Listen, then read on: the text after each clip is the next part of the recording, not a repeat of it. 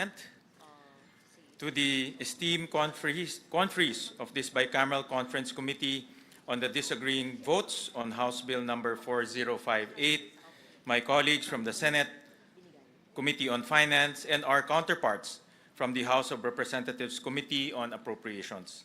It is my distinct honor to welcome you to this Bicameral Conference Committee meeting. Every year, Congress convenes as a single body to finalize at BICAM its most important legislation, discussing the varying perspectives of each member and reconciling their fiscal priorities to craft a national budget that is coherent, transparent, and responsive to the needs of the Filipino people. This year finds us in extraordinary times. The 2026 national budget is being deliberated upon as the nation grapples with the corruption revealed in the flood control scandal. Public trust in our government institution has been shaken. And so it is imperative that we do everything we can to repair our social contract with the people we have sworn to serve. In response to this call, each chamber has demonstrated its serious and consensuous commitment to meet the people's demand for transparency. The Senate, in fulfillment of Senate Concurrent Resolution number 4, has made publicly accessible documents relating to the national budget all in digital format through a centralized Senate Budget Transparency Portal. And today, for the first time in history, the Bicameral Conference Committee meeting on the 2026 national budget is live streamed. This is a recognition that the Filipino people are the ultimate stakeholders of every peso contained within every national budget. And as such, they have the right to know exactly where their taxes go. As we go to the BICAM proper, this meeting will seek to operationalize a procedure governing the initiation and passage of all appropriations bills pursuant to Article 6, Section 24 of the 1987 Constitution. This provision mandates that all appropriation, revenue, or tariff bills authorizing increase of public debt, bills of local application, and private bills shall originate exclusively in the House of Representatives. The same provision expressly empowers the Senate to propose or concur with amendments. This BICAM will be a parallel execution of this procedure by presenting the 2026 General Appropriations Bill as passed by the House of Representatives on third reading and deliberating on the proposed amendments of the Senate as passed on third reading to decide on the disagreeing appropriations. It is my deepest hope and prayer that through us, your conferees, each chamber will be able to fulfill its constitutional role. Hindi lamang upang mapanatili ang integridad ng sistema ng legislatura, kundi upang matiyak na ang pambansang budget na ito ang kalooban at kapangyarihan ng sambayanang Pilipino ang mananaig. Sa ating pagpupulong sa araw na ito, pagtibayin pa natin ang prinsipyong nagbigay buhay sa ating republika at sa ligang batas. Ang paniniwala na lahat hindi pagkakaunawaan ay nabibigyan ng liwanag sa pamamagitan ng mahinahong diskusyon, bukas na pag-uusap at pagkakaisa. I know that as we review the varying fiscal and development priorities, we will be guided by the values of fairness, service, and justice. Pakinggan natin ang bawat pananaw ng may paggalang sa isa't isa. Alalahanin natin na ang budget na ating ipapasa ay huhubog sa buhay ng milyong-milyong mga Pilipino na sa susunod na taon. Panatilihin nating malawak ang ating pananaw lampas sa mga suliranin ng kasalukuyan tungo sa isang mapayapa at masaganang kinabukasan para sa ating mga kababayan. Siguraduhin natin na ang pambansang budget para sa taong 2026 ay magsisilbing daan sa pag-angat ng buhay ng bawat Pilipino. Ipakita natin sa kanila na hindi lang katang-isip ang isang gobyernong matino, bukas at kumikilos ng tama.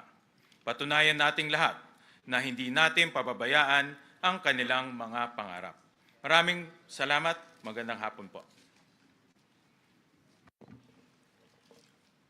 Mr. Chair, with your permission, I will also deliver a brief opening remark on the part of the conferees of the House of Representatives. Honorable members of the House and Senate panels, distinguished colleagues in public service, members of the media who are with us here in PICC, and to our countrymen closely watching this historic day, good afternoon. We are here today not only to address the disagreeing provisions of fiscal year 2026 General Appropriations Bill, or House Bill number 4508, but also to continue a series of structural reforms that place transparency, accountability, and public participation at the center of our budget process. We started by abolishing the small committee and establishing the first ever Budget Amendments Review Subcommittee, or the BARC. The BARC's over 20 hours of deliberations on institutional amendments were live streamed, and all amendments approved were shown line by line. Moreover, all committee hearings and plenary deliberations were live streamed. We enhanced engagement with civil society organizations and conducted the first ever People's Budget Review.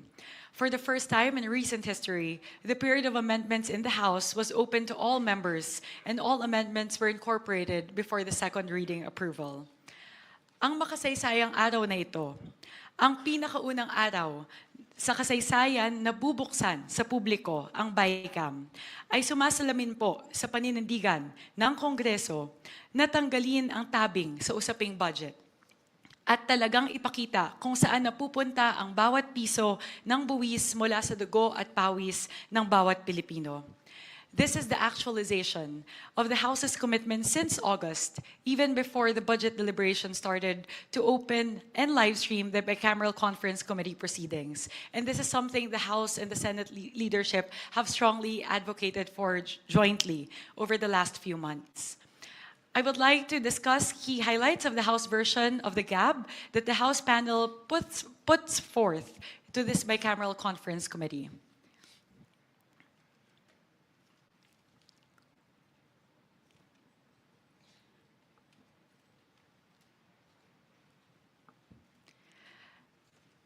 The 255 billion pesos from the removal of flood control projects under DPWH were reallocated mainly to the three key sectors identified by President Ferdinand Marcos Jr.: education, health, and agriculture. Specifically, 201.1 billion out of the 255 billion pesos, or 79%, went to the following: 56.6 billion towards education, 90.7 billion towards health, and 53.7 billion towards agriculture. The budget for fiscal year 2026 will contain the highest budget education in history.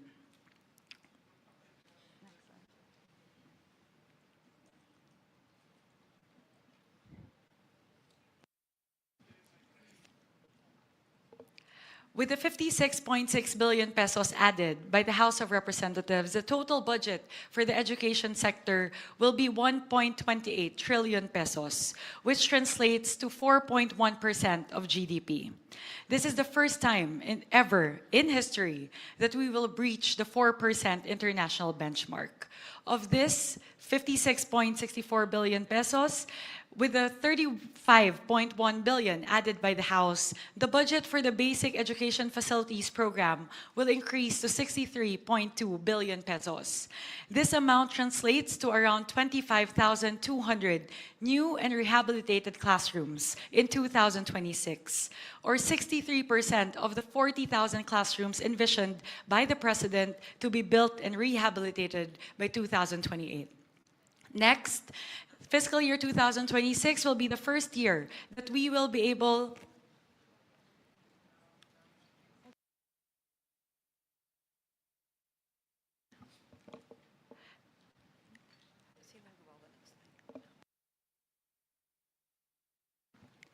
Next, this is the first ever year that we will be able to fully fund the implementation of UACTE since it was passed into law in 2017. With the 4.48 billion pesos added by the House and the House special provision enabling the use of the 7.82 billion pesos from the Higher Education Development Fund, we will be able to fully fund the 12.3 billion peso deficiency to 113 SUCs in fiscal year 2026. This is something that the SUCs have been clamoring for the past 6 years. With a total funding of 52.2 billion pesos for UACTE, CHED-TES, CHED-TDP, TES the STEP, and TES the TWSP, we will be able to provide scholarships to 2.49 million learners. Next, under the health cluster, with the 90 billion pesos added by the House, the total health sector budget increased to 411.2 billion pesos. With the 60 billion pesos added by the House, the total subsidy for PhilHealth increases to 113 billion pesos, geared towards the improvement of benefits. With the 25 billion added by the House, the total for MAIFIP increases to 49.2 billion pesos to actualize the directive of President Ferdinand Marcos Jr. to provide zero balance billing for indigent patients in government hospitals. Next, under the agriculture cluster, with the 53.8 billion pesos added by the House, the total agriculture sector budget increased to 292.9 billion pesos. Of this, 10 billion pesos is provided for the presidential assistance for farmers and fisherfolk, expected to benefit 1.43 million farmers and fisherfolk. With the 35.5 billion pesos added by the House, a total of 74.5 billion pesos will be provided towards the construction and rehabilitation of farm-to-market roads and irrigation infrastructure. Moreover, 30 billion pesos is provided under RCEF towards the provision of farm mechanization and other inputs. The House also added 1 billion pesos for crop insurance, 2.4 billion pesos for the construction of deep water ports, and 200 million pesos for the implementation of the new Agrarian Emancipation Act. Lahat po ito ay para tulungan ang ating mga bayaning magsasaka na bumaba ang kanilang mga gastusin at mapataas ang kanilang ani at kita. To our colleagues in the Senate, our House panel looks forward to working with you in this Bicameral Conference Committee in crafting a final version of the budget for fiscal year 2026 that truly is responsive to the needs of the Filipino people in our country. I am very hopeful because as we look at the two versions, we both have the same priority areas, which is education, health, and agriculture. Sa atin pong mga kababayan, tinanggal na po ng inyong Kongreso ang tabing sa usaping budget. Ginawa po ng inyong Kongreso ang lahat para siguraduhin na ang budget ay transparent, malinis at may sapat na safeguards para siguraduhin hindi ito maaaring maabuso. Pinapangako po ng inyong Kongreso na ang budget para sa taong 2026 ay mararamdaman ng bawat Pilipino, na ito ay tunay na tumutugon sa pangangailangan ng ating mga kababayan at ng ating bansa, na ito ay isang budget na inyong mapagkakatiwalaan. Maraming salamat po para sa Diyos at Bayan. Maraming salamat, Chairperson Mika, at natutuwa ho ako at kami dahil yung tema ng budget ng Senado ay halos kalintulad na rin o tingin ko parehong-pareho na rin sa tema rin ng budget ng House of Representatives. Kami rin po, binigyan ho namin ng malaking atensyon ang sektor ng edukasyon, malaking atensyon ang sektor ng public health at agriculture. At makikita ho natin mamaya sa mga detalye na itong tatlong sektor na ito ay nabibigyan ngayon ng malaking pahalaga para maramdaman ng ating mga kababayan ang tunay na serbisyo ng gobyerno. At ito talaga ang nakikita kong kailangan ng kailangan, mga basic necessities, basic services para po sa ating mga kababayan. Tama po yun, Mr. Chair. Yun po yung isa namin na nakita na talagang maganda at alam ko, I'm also very confident that will be able to craft a version of the budget na talaga pong sumasalamin sa gusto pong mangyari ng ating mga kasamahan pareho po sa Kongreso at sa Senado. Dahil alam ko naman po, yun na rin po yung sinabi sa atin ng ating Pangulong Ferdinand Marcos Jr. noong SONA na sana mabigyan ng prioridad ang human capital development patungkol po sa edukasyon, agrikultura at kalusugan. Kaya makikita naman po natin pareho sa version ng House of Representatives at na Senado na ang pinakamalaki, ang bulto po na ang pondo ng ating gobyerno ay atin pong ilalaan para po sa tatlong mahahalagang sektor na ito. So, mamaya po, hihimayin po natin yan, Senwin. Alam po natin yan na hihimayin po natin lahat ng mga items patungkol po sa edukasyon, agrikultura at kalusugan. Salamat. In fact, I would like to ask kung meron pong gusto magbigay ng opening statement. We recognize Senator Kiko Pangilinan. Yes, maraming salamat, Mr. Chairman. Mr. Chairman, this is not so much an opening statement as a matter of putting on record that a statement was forwarded to us by the Roundtable for Inclusive Development, RFID, and the People's Budget Coalition, signed by Bishop of Caloocan, Pablo Virgilio Cardinal David, Ramon Del Rosario of the Roundtable for Inclusive Development, Kenneth Abante, co-convener of People's Budget Coalition, and Bendanya Hyacinth Nacario Bendanya, coordinator of the People's Budget Coalition. May we request the chairman of the Senate panel to provide all members of the Bicameral Conference Committee a copy of their statement, and that hopefully we will be guided and perhaps an initial response, because I forwarded this statement to the chairman of the Senate panel the other day. Maybe an initial response before we go into the actual proceedings and the debates, Mr. President, Mr. Chairman. Yeah, thank you, Senator Kiko Pangilinan. Yes, indeed, you forwarded to the committee a letter from the RFID group and the People's Budget Coalition.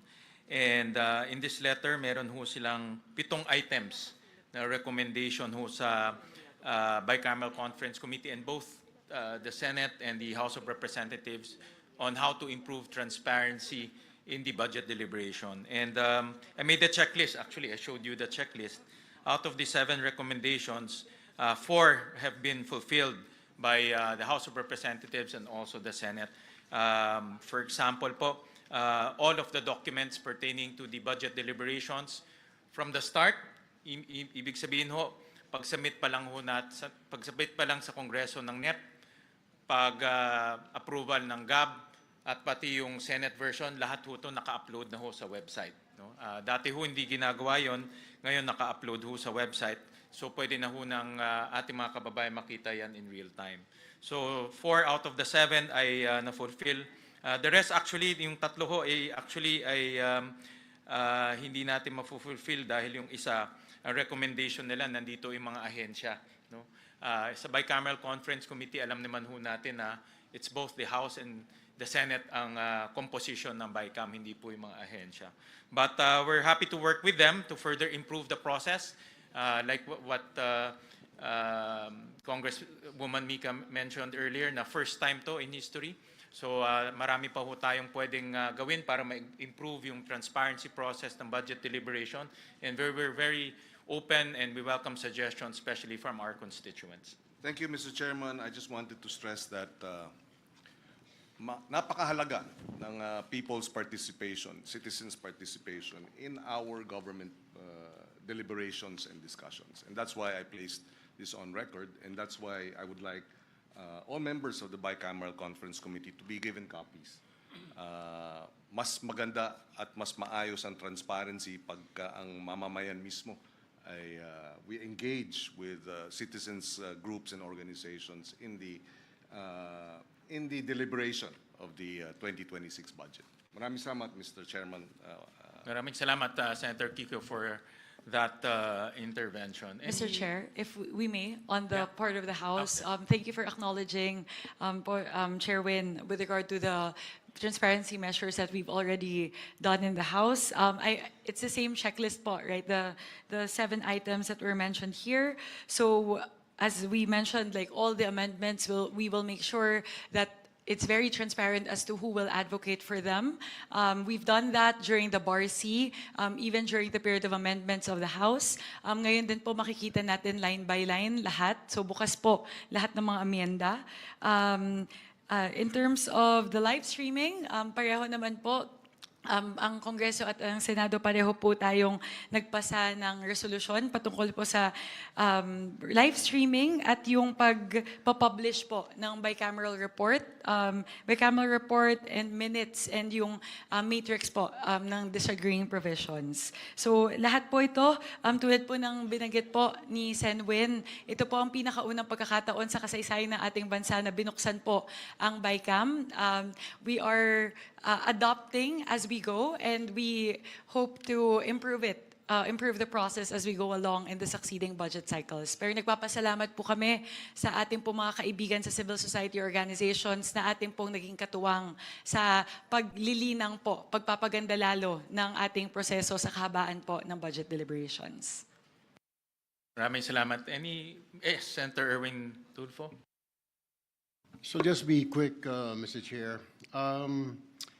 This representation firmly believes that our collective focus must be education and health. And I believe this is the first time the twin foundations of long-term national development, these are not optional expenditures, Mr. Chair.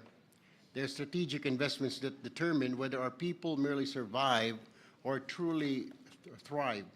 In education, for example, we are confronted with learning poverty, overcrowded classrooms, underpaid teachers, and a generation struggling to recover from years of disruption.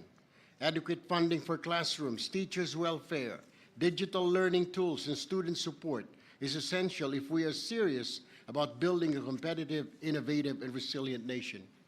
In health, the lessons of recent years remain painfully clear, Mr. Chair.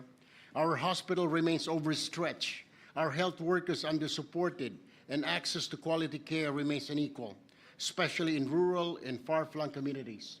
Strengthening primary care, public hospitals, disease prevention, and mental health service must be at the core of this budget if we are to protect both lives and livelihoods.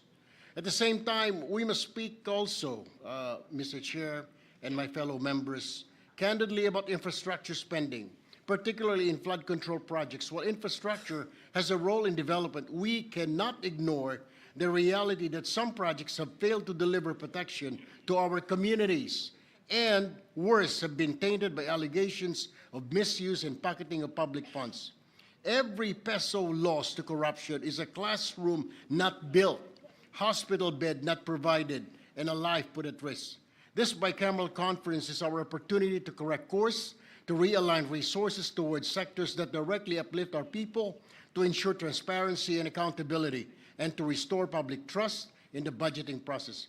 Let us be guided, dear colleagues, not by political convenience, but by conscience. Let us craft a 2026 national budget that places the Filipino learner and the Filipino patient at the center, and that proves this Congress is capable of choosing people over pork and progress over plunder. Thank you, Mr. Chair, and I look forward to a principled and productive deliberation. Maraming salamat, Senator Erwin, for those reminders. Any conferee who want to give Senator Amy Marcos? Yes, maraming salamat sa dalawang chair natin. At maliwanagan lang sana ang minorya. Pagkat wala po akong nakikitang budget ng DPWH at kung talagang transparency ang habol natin, bakit wala rito ang pinagmulan ng pagpopoot at kawalang kampiyansa ng taong bayan sa atin? Dapat mag-umpisa ang usapin dito sa Public Works. Pero wala sa anumang papel, sa 9-page summary, o dito man sa binigay sa atin kahapon lamang na reconciliation of disagreeing provisions. Bakit po walang budget yung DPWH? Ang schedule po ng DPWH ay bukas po. Paano natin malalaman at maihahambing ang iba't ibang mga department kung may kulang? At bakit DPWH lang ang nawawala sa talakayan? Actually, may mga ibang mga items po ho na bukas po itatalakay, katulad po ng mga special purpose funds, and program appropriations. So tomorrow Yung po ay program ano, po nandito. tomorrow po ang tomorrow ho yung pag-uusapan. Pero narito na. Andito naman yung unprogrammed at hinanap ko talaga. Arito naman yung unprogrammed. Dito sa page 31 ng page 32 na kumpleto. Kaya pinagtatakahan ko bakit yung DPWH wala po. At kung tatalakayin bukas, maaari bang ibigay sa amin ng mas maaga pagkat yung committee report, kung maalala ko, ay mahigit kumulang 1,000 at 500 pahina. Noted po. We'll provide her honor the documents ahead of time. Kailan kaya matatapos yung DPWH budget? Kasi yun talaga ang inaasahan ng taong bayan. Rest assured po na ipro-provide po sa Her Honor at sa lahat po ng conferees, hindi lang po sa Senate but also sa House of Representatives po.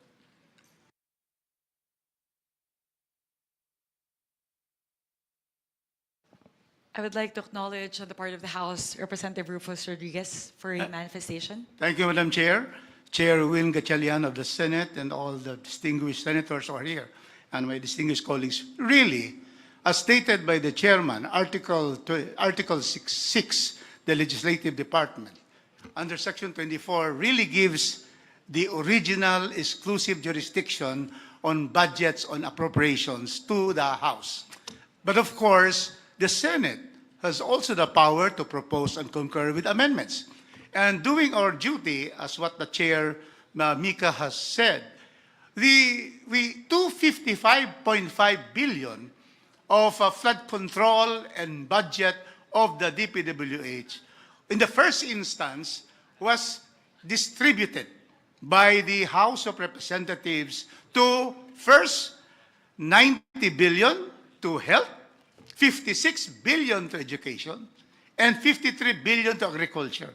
Practically 211 billion of the 255.5. So that is to follow the presidential directive that we have to focus, as stated by former Congressman of Senator Erwin here, Tulfo, that education, health, and also agriculture will be given priority. So therefore, we have taken the lead, and we are very happy that the Senate has likewise studied the budget and has also made proposals to further enhance our support for education, health, and agriculture. Thank you very much, Madam Chair and Mr. Chairman. Mr. Chair, both chairs, please. Yes, with all due respect, and I am compelled to disagree without being disagreeable.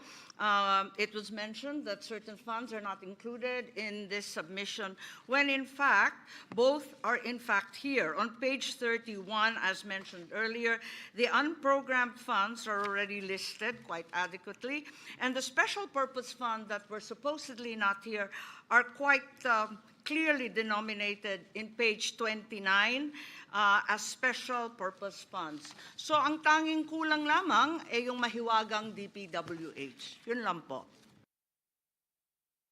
Bukas po, hindi ho lahat ng mga items ho dito matatapos ho natin.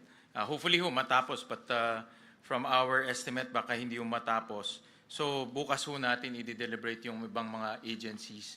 Kasama po special purpose funds, kasama na rin po yung mga ibang mga ahensya. Yes, maraming salamat po. Sana bigyan kami ng konting panahon para mabasa ng maigi at mapag-aralan yung lalo na yung DPWH. Maraming salamat po.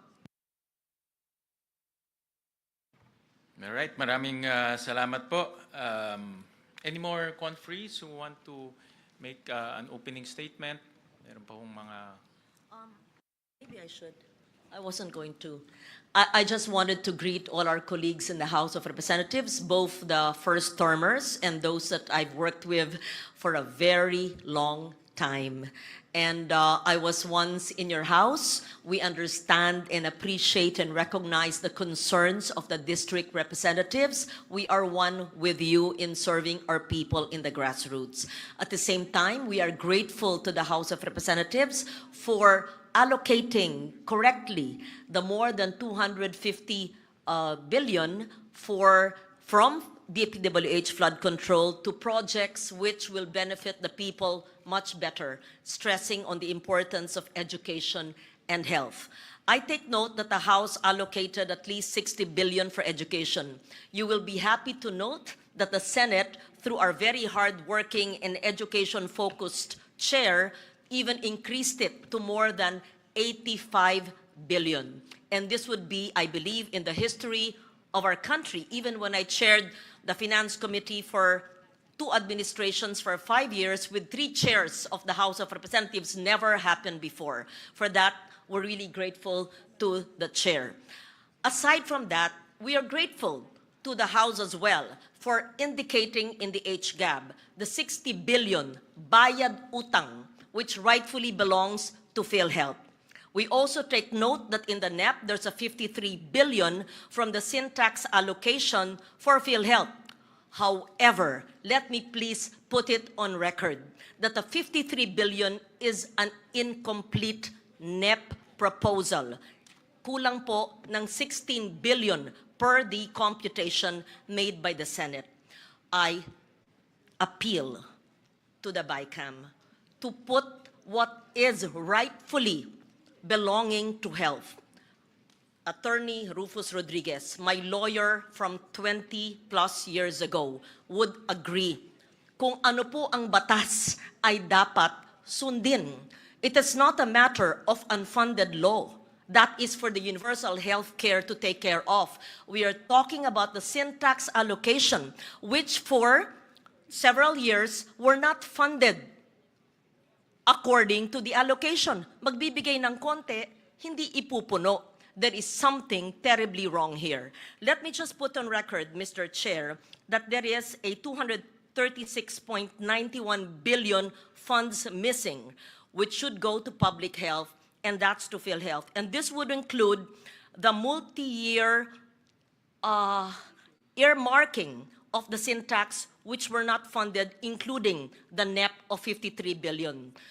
We also take note that the 2025 GAA did not have the sin tax allocation, which miraculously disappeared in the GAA. We, both houses of Congress, owe that to the Filipino people. Having said that, I will discuss this further when the Health Department is brought on the floor. But let me state our appreciation for restoring in the HGAB the bayad utang when the DOF took out the PhilHealth 60 billion and returned it. Let me just state also later when we discuss the PhilHealth and the health budget that it was returned in the HGAB, and Congress was the one that enumerated the possible utilization of the funds.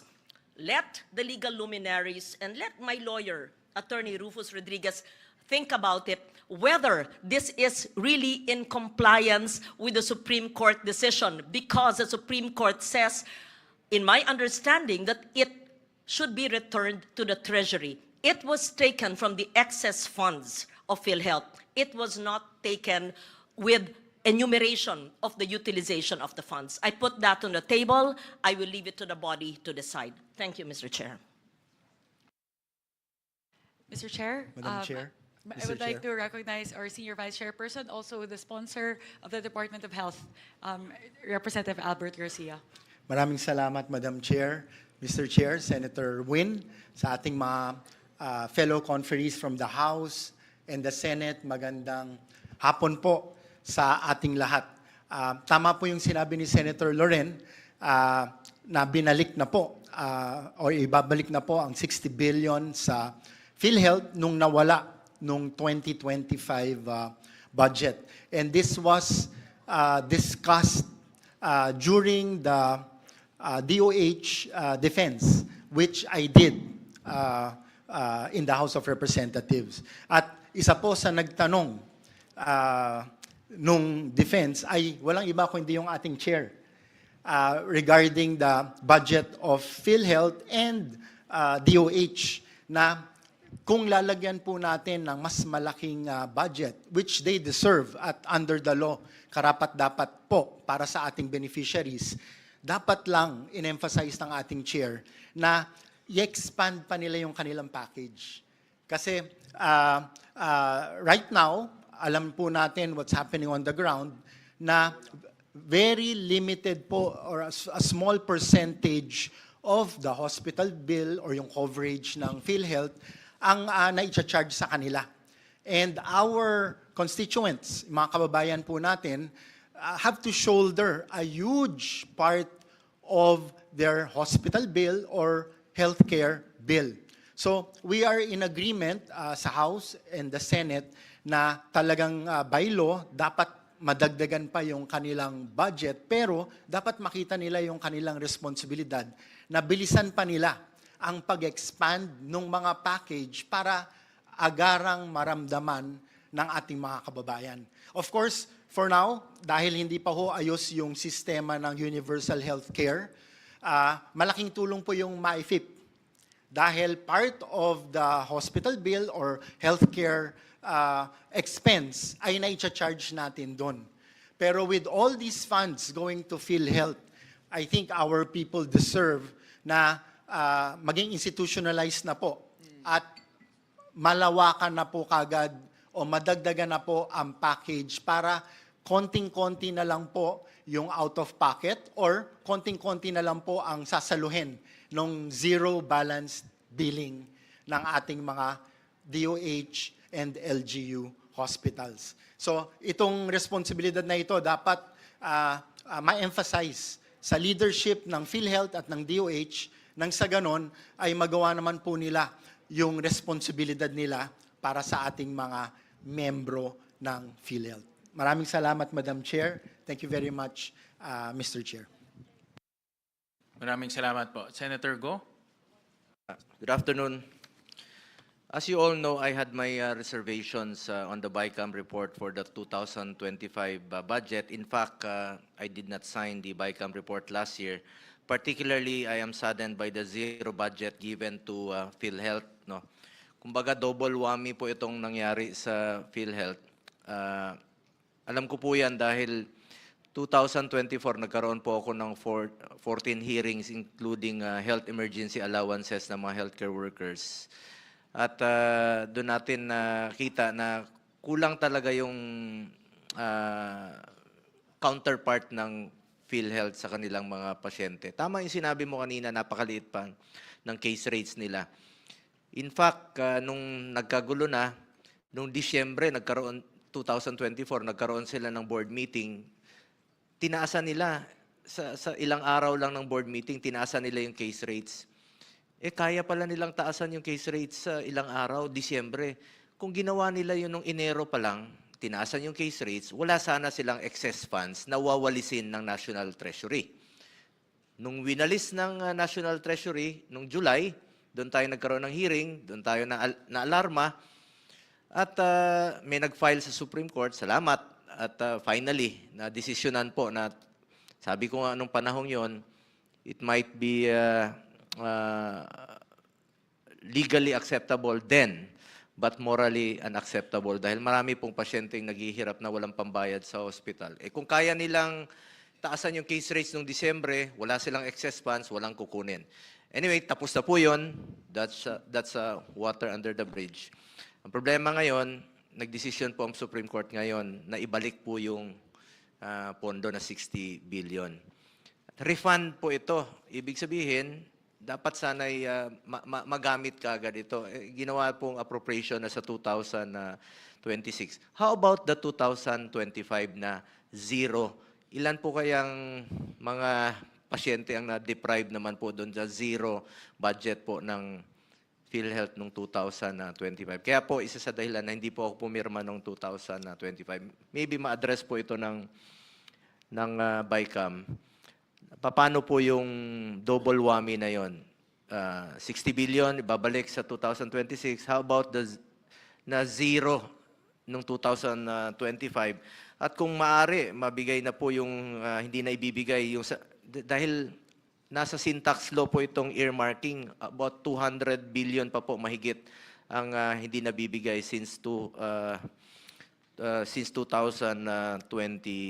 Ilang pasyente po ang matutulungan nito, ilang buhay po ang masasalbar sa pondong ito na alam naman natin nung 2024 nung kinuha po 'yon yung 60 billion medyo nahalo-halo na kung saan ginamit. May nagsabi na ginamit po sa health emergency allowances, but the truth is it was pinulled po siya tas ginamit po sa iba't ibang kaya isa po ito sa dahilan na hindi talaga ako pumirma nung 2025 dahil sakit na zero mo yung PhilHealth. Pinaglaban nga natin na wag kunin yung excess funds ng PhilHealth. Hindi naman excess yun eh.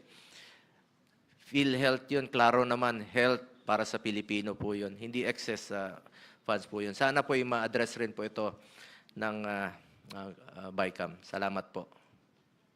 Madam Chair, if I may. I would like to recognize our minority leader, the Honorable Marcelino Libanan. Thank you, Madam Chair.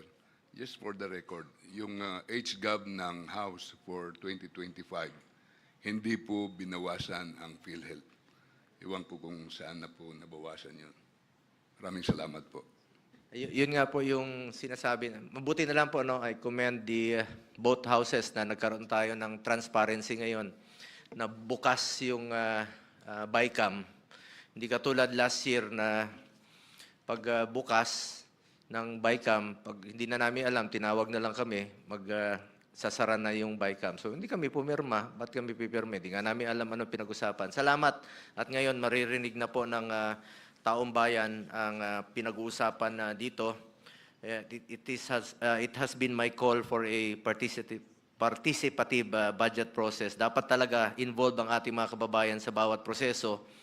Pera po ng taong bayan ang pinag-uusapan dito, kaya dapat alam nila yung anong prosesong ginagawa. This is in line with Section 28, Article 2 of the 1987 Constitution, which declares that the state adopts and implements a policy of full public disclosure of all its transactions involving public interest. Napakahalaga po yan at Section 7, Article 3 of the Constitution provides that the right of the people to information on matters of public concern shall be recognized. Salamat po. Meron na tayong ino-observe na natin this year po yan. Last year, wala po. Tama po si Congressman Libanan. Sir, tama po kayo na last year may pondo. Paglabas sa Bicam na zero na po. Yun po ang ating ikinalulungkot dahil hindi po kami nakaparticipate po sa Bicam. Nag-opening hanggang pagsasara. Hindi po ako pumirma noon sa Bicam, for the record. Salamat po. All right. Any more opening statements? Kung wala naman po, pursuant to Article 6, Section 24 of the 1987 Constitution, which provides that all appropriations, revenue, or tax bills authorizing an increase of public debt, bills of local application, and private bills shall originate exclusively in the House of Representatives, but the Senate may propose or concur with amendments.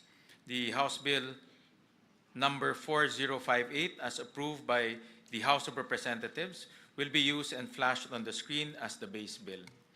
Consistent with our observed practice and in accordance with this constitutional provision, the Senate made its amendments directly to the House bill.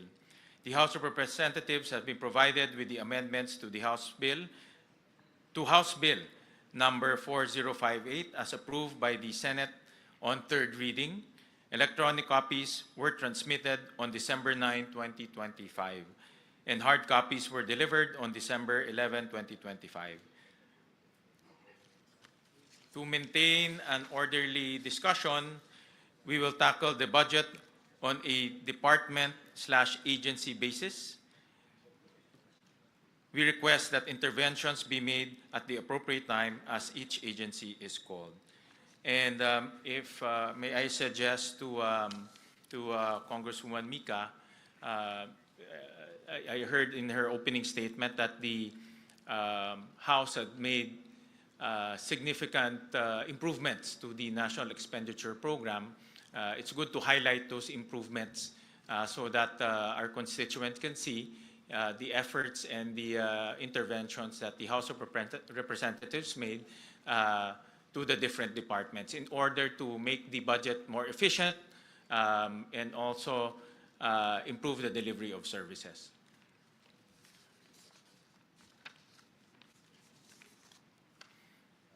So,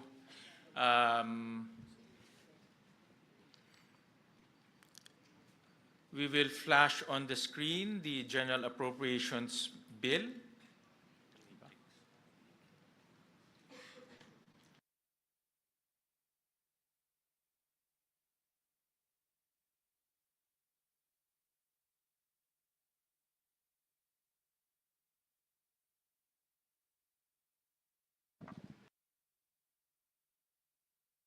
This is the General Appropriations Bill. And if I may suggest, Kong Mika, suggestion po to na para po ma-discuss natin ng maayos itong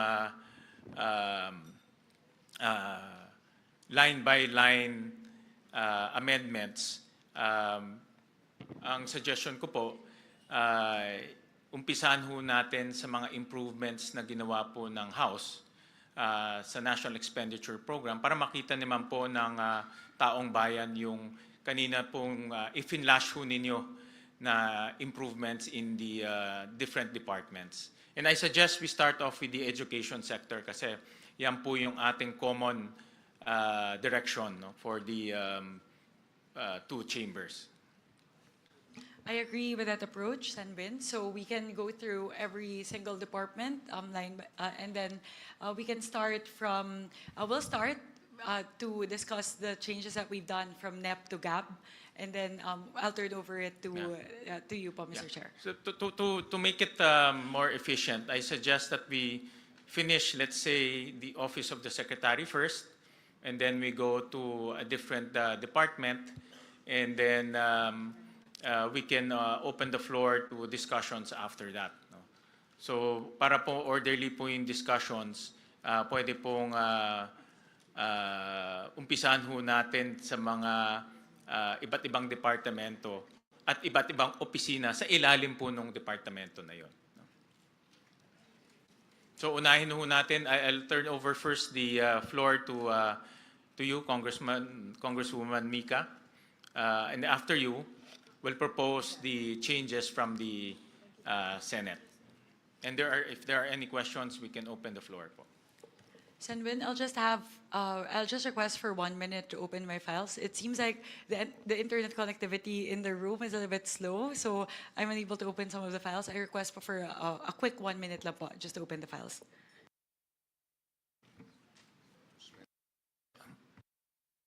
One minute suspension.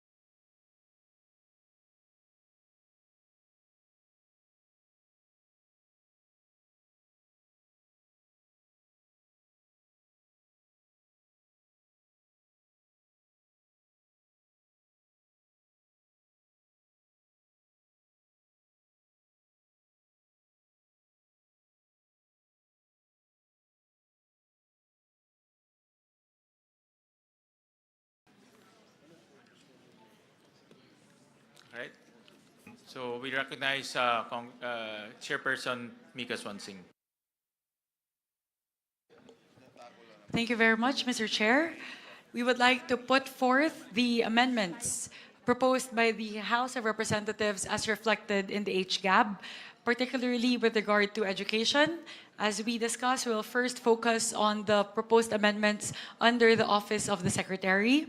In total, under the budget of DepEd, we are increasing the budget of the Department of Education from the current 874.5 billion pesos in the National Expenditure Program to 914.1 billion pesos. That is a total increase of 39.6 billion pesos to the Department of Education.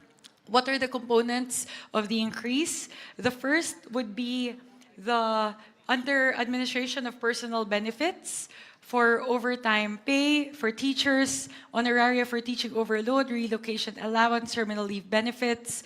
We increased it from the current 5.5 billion pesos in the NEP by 579.5 million pesos to a total of 6.11 billion pesos in the NEP, in the HGAB.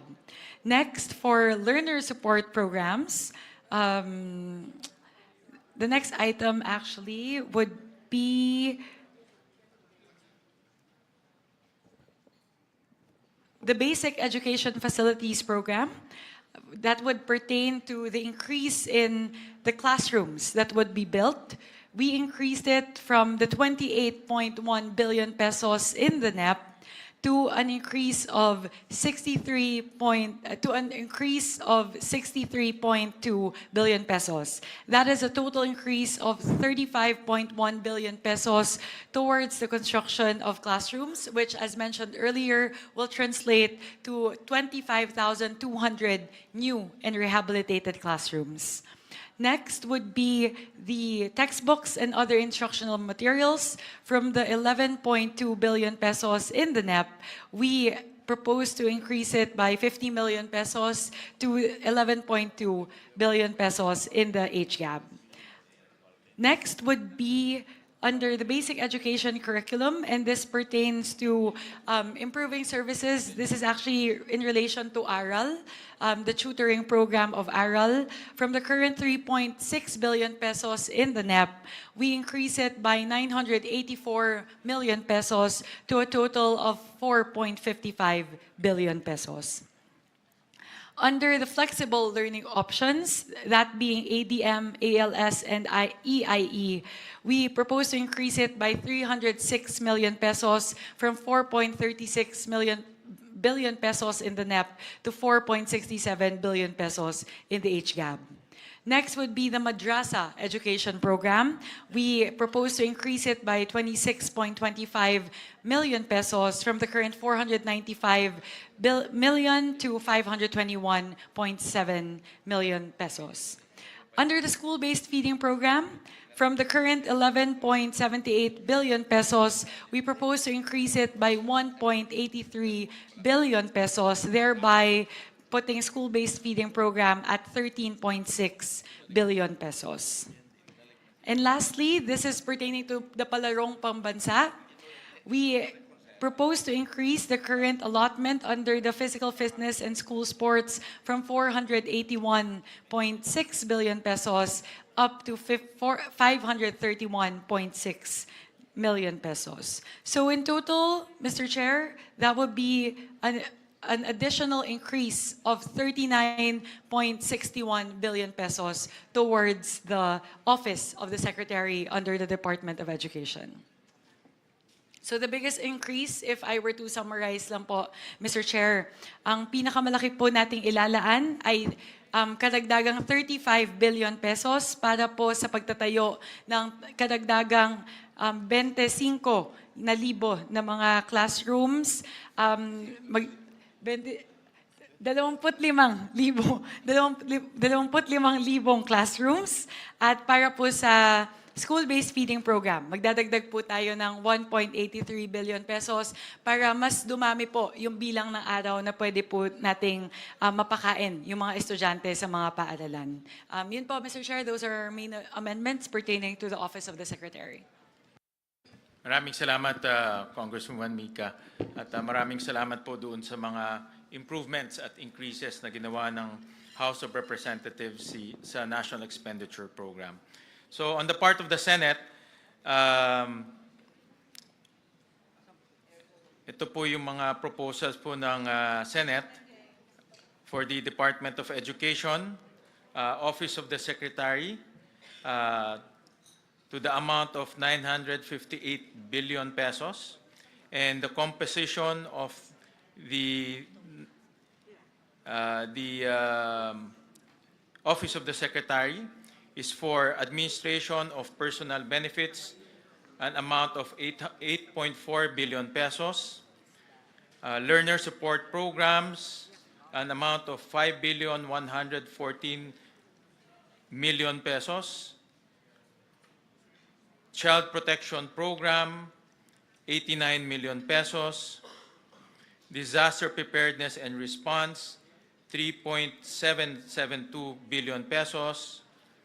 Policy Research Program, 2.343 billion pesos. Basic Education Curriculum, 5.674 billion pesos.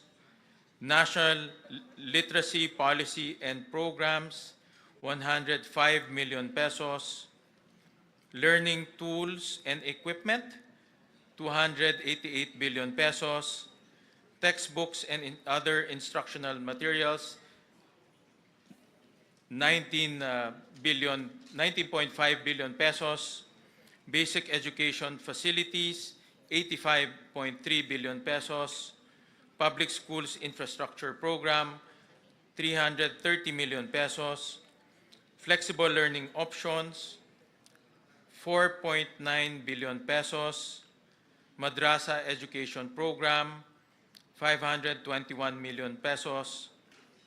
School-based feeding program, 25.6 billion pesos. Ito po, in-increase po ng Senado para po ma-increase yung number of days from 120 days to 200 days for kindergarten and grade 1.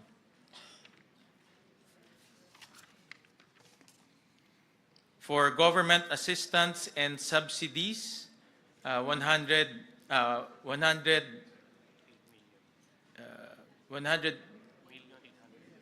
million 800 for School Innovation and Improvement Fund to all DepEd schools, 2.289 billion pesos.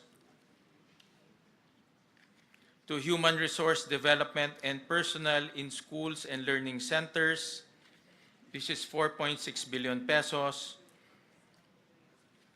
Projects for learning, upgrade, support, and decentralization,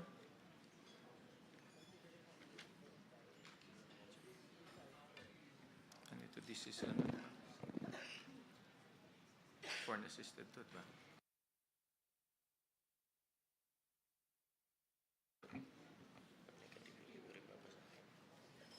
Ito no change ba ito?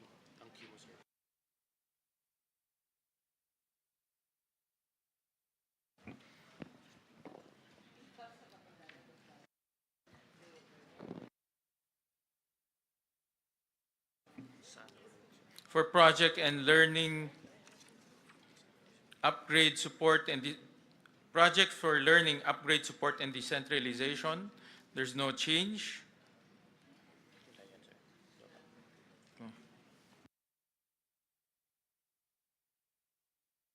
For physical fitness and school sports, ito po yung palarong pambansa, 739 million pesos. For operations of schools for elementary, kindergarten to grade 6, 358 million pesos. For operations of schools, junior high school, grade 7 to 10, 100 97 million pesos, billion pesos for operations of school, senior high school, grades 11 to 12, 69 billion pesos. And then we realigned the last mile schools to the basic education facilities. So those are the proposals of the Senate. Thank you very Any much, comments? Mr. Chair. Yeah. We'd like to open the floor for comments from the body. Both proposals have been put forth. Maybe a request for any comments from the conferees. Mr. Chair, Madam Chair. Go ahead, I Senator. was just Erwin. wondering, saan po dito nakasama, kasi sa mga classrooms po natin yung mga electric fan, mukhang wala po dito. Saan po ba dito sa item na ito, mga upuan ng mga sira-sira? Because nung last election, Mr. Chair, dito lang sa Quezon City, 50 yung estudyante, yung electric fan na dalawa lang, sara pa yung 4. Napakainit, so mga estudyante hindi nakakapag-focus. Will that fall under basic education facilities, Mr. Chair? Tama po. Nasa loob po siya ng basic education facilities. I thought this is only for mga new classrooms. Kasama na rin po dyan yung mga accessories for classrooms. So, such as electric fans and then yung mga ika nga exhaust fans, Exhaust fans, desk, chairs. desk, ilaw, kasama na rin po dyan. Thank you, Mr. Chair. Opo. Nasa special provision ho siya ng BEF, Mr. President. Any comments? Any questions? Any motion? Hintay ba? Yes. By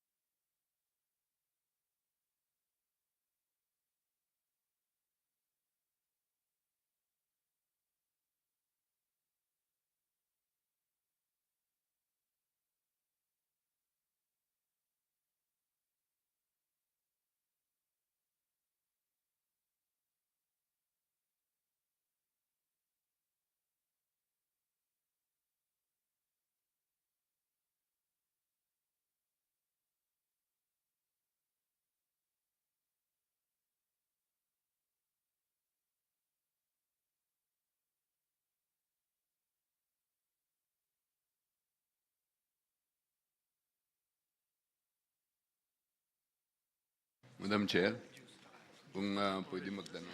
yes, Representative Libanan. In line with the question of Senator Erwin, maraming schools po natin na nangangailangan ng TV sets at saka Wi-Fi na facility. Saan po dito? Dito rin po ba sa basic education facilities? That is a different line item po. Under DepEd, there is a different digitalization component in the budget. So meron po doon na ICT, specifically for the provision of Wi-Fi to the different schools all throughout the country. So meron din pong pondo para doon. Thank you po. Ang sinasabi po ninyo, sorry Mr. Chair, Madam Chair, yung digitalization project na nasa NEP, iba pa yung ITC na sinasabi mo. I'll pull out po, Kasi Senator. nahihirapan ako dito sa format po, Mr. Chair, Senator Gatchalian po. Kung maari, in the interest of true transparency, I think it's basic that we include the NEP or the President budget of 2026. It's most confusing to merely see the Congress and the Senate versions. Also, we should be allowed to compare it to the GAA of 2025 para maliwanag ang kwenta. Kasi hindi maliwanag po ang kwenta rito. Ang pagkaalam ko, hindi nakasulat dito, pero dun sa NEC, 16.48 billion, tama po ba yung digitalization na tinatanong ni Congressman Libanan, ni Nonoy? Particularly po, doon sa internet subscription services, 5.8, tama po yun, at a total of 16 billion pesos. Info and communications technology or laptops amounting Yes. to 8.9. At yan ay hindi dinagdagan o binawasan ng Kongreso at ng Senado. As is lang, maintain lang yung NEP. Tama po ba? Tama po yun. Okay. Kung maari lang sa ating mga chair, hinihingi ko lang na sana ilagay yung GAA 2025 na maintindihan natin yung NEP 2026 dahil konting paggalang sa sinumite ng ating Pangulo. At eto nga, yung basic education facilities, medyo ito ang mabigat ang galawan, ano? Kasi nakita natin dito sa GAA 2025, 28.1 billion noong 2025. Tapos, nung NEP, 28.056 ang linagay ng Pangulo at ng DBM, pagkat alam din natin na 22 lang ang classroom na ipatayo. At ang disbursement rate nila ay bagsak na bagsak sa 23%. Ngunit dinagdagan ng Kongreso ng 63 billion mahigit at lumobo pa sa Senado ng 85 billion. Hindi ako tumututol sa pagdagdag ng classroom. Ang tinatanong ko lang, tama ba itong ginagawa natin? Hindi nagagastos, dagdag tayo ng dagdag, bilyon-bilyon, nag-umpisa sa 28, di magastos, 23% lang ang accomplishment. Lumobo sa 63 at lumaki panlalo sa 85. Tanong lang po. Opo, go ahead. Actually, Senator Amy, ang backlog ho natin sa classrooms is about 165,000. At kailangan ho tayo mag-allocate ng about 400 billion pesos para lang makahabol. So ito ho ay hindi pa nga ho tayo nakakahabol ho dito. Ito ay para lang ma-decongest ho natin yung mga highly urbanized areas. Ang magiging method at mekanismo ng Department of Education ay papasok po sila sa number 1, PPP, number 2, counterparting with the LGUs, number 3, counterparting with the CSOs, number 4, counterparting with NGOs. So, ang kanilang strategy is sabay-sabay gagawa ngayon ng classrooms. So, ito po ay napag-usapan naman during the hearing, during the budget deliberation, at base po sa calculation ng DepEd, kaya naman ho nilang i-implement ho ito, basta sabay-sabay ho nilang i-implement. Yes, thank you very much, Mr. Chair. Ang akin lamang, kapag ganito kababa ang disbursement rate, klaro na hindi budget ang issue. Walang kakayahan ng DepEd magpatayo ng ganyang kadami at ang public works man. Sabihin na nga natin na iba-iba ang gagawin ng PPP, ng NGO, CSO at iba't iba pang tropa, LGU. Ang tanong ko po, wala namang maliwanag na plano. Kasi ang totoo, nagawa na po natin to. Hindi naman sa pagmamalaki, pero yung massive school building program po ng dekada 70, alalay po ako noon ng ama ko at nakita natin na new technology sa building ng prefab nung panahon na yon. Sa ngayon, wala naman tayong sinasaad na modular or ibang prefab na technology or smart technology na napakarami ng foam concrete at kung ano-ano pa. Wala naman nababanggit na ganon. At dyan tayo makakamura, alam natin yan. Ikalawa, wala namang prioritization, yung color-coded po ng DepEd. Kabisado po natin yan, galing tayo sa LGU, hindi naman ganun kaliwanag. Pagkatapos, wala namang kaakibat ito na programa para sa ating teachers. Hanggang ngayon, alam naman natin, teacher natin, ang baba-baba ng sahod. So, marami pong dahilan at ang paglalagay ng napakalaking budget, baka hindi ito ang tanging sagot lamang. Yun lang po, observation lamang. Ano ang absorption rate na totoo ng DepEd? Apakababa, nasa 23%. Actually, maraming salamat, Senator Amy, sa inyong mga komento. At actually, ang nangyari ho kasi, merong special provision na ibinibigay lang exclusively sa DPWH ang construction. No? So, for 2 years, almost 5 years, no? DPWH lang po ang nagko-construct ng classroom, farm-to-market roads, hospitals, yung health centers. So ngayon, under this budget, i-allow na ho natin ang mga iba't ibang ehensya na pumasok po sa counterparting with LGUs.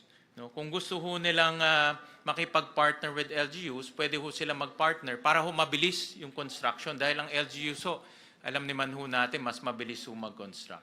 Before I continue, let me recognize the presence of Senator Mark Villar, one of our conferees. Mr. Chair.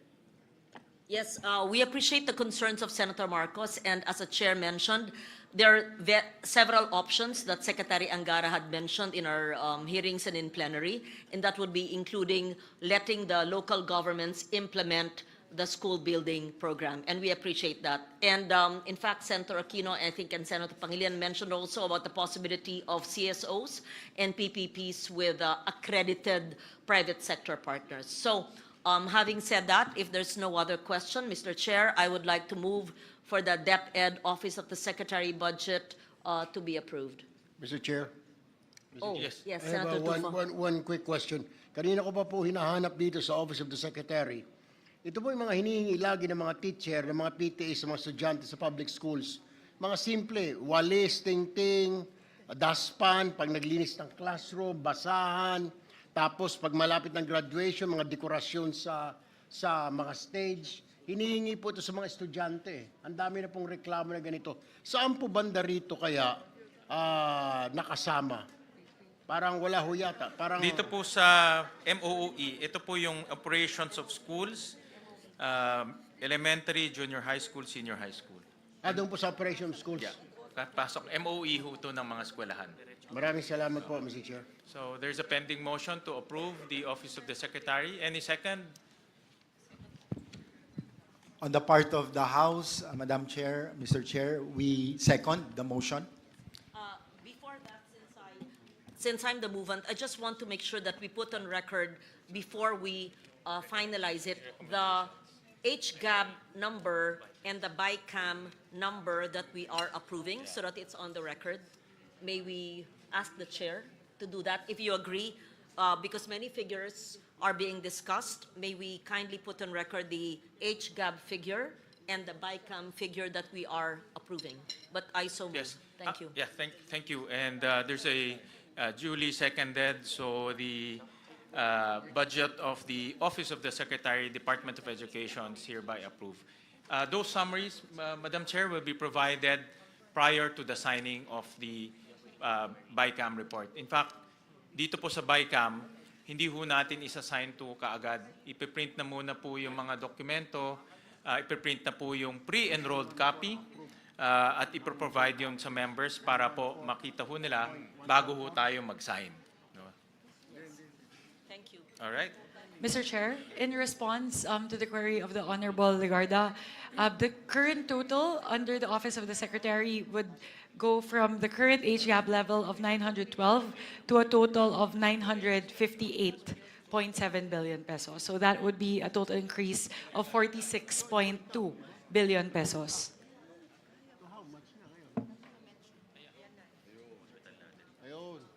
May I ask for 1 minute suspension, please? 1 minute suspension.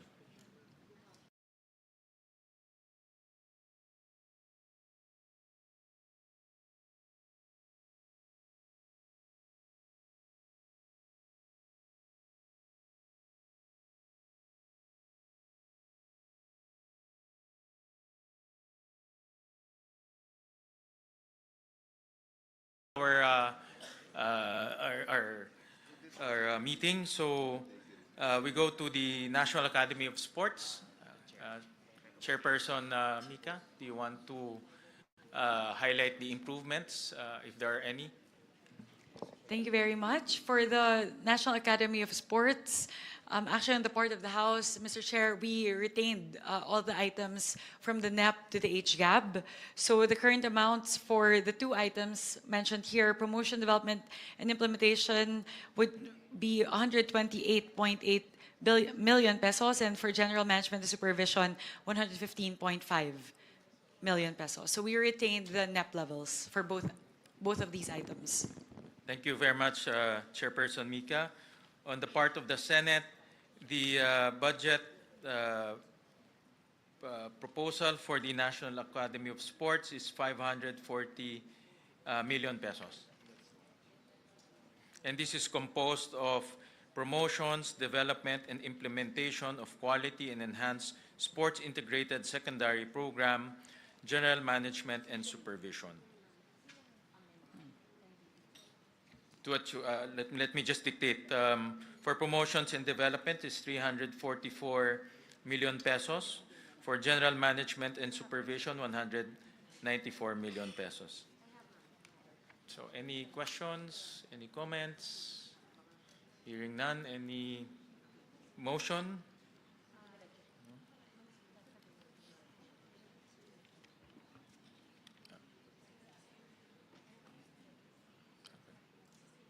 Yeah.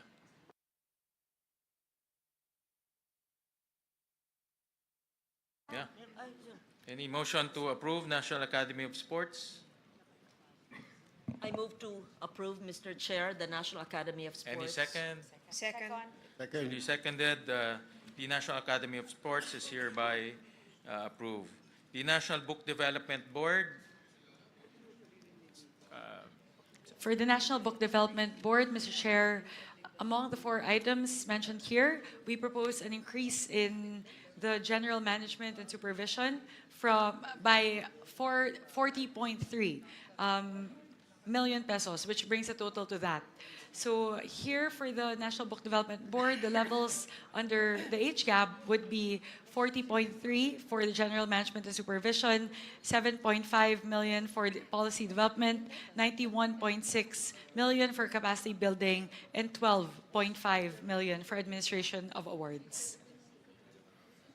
on the part of the Senate, we propose a 202 million pesos for the National Book Development Board, composed of general management and supervision, policy to a tune of 57 million, policy development, research, information system and management, and information campaign, 10.5 million pesos, capacity building and trade promotions incentives, 118 million pesos, administrative of awards, grant and incentives, 15 million pesos.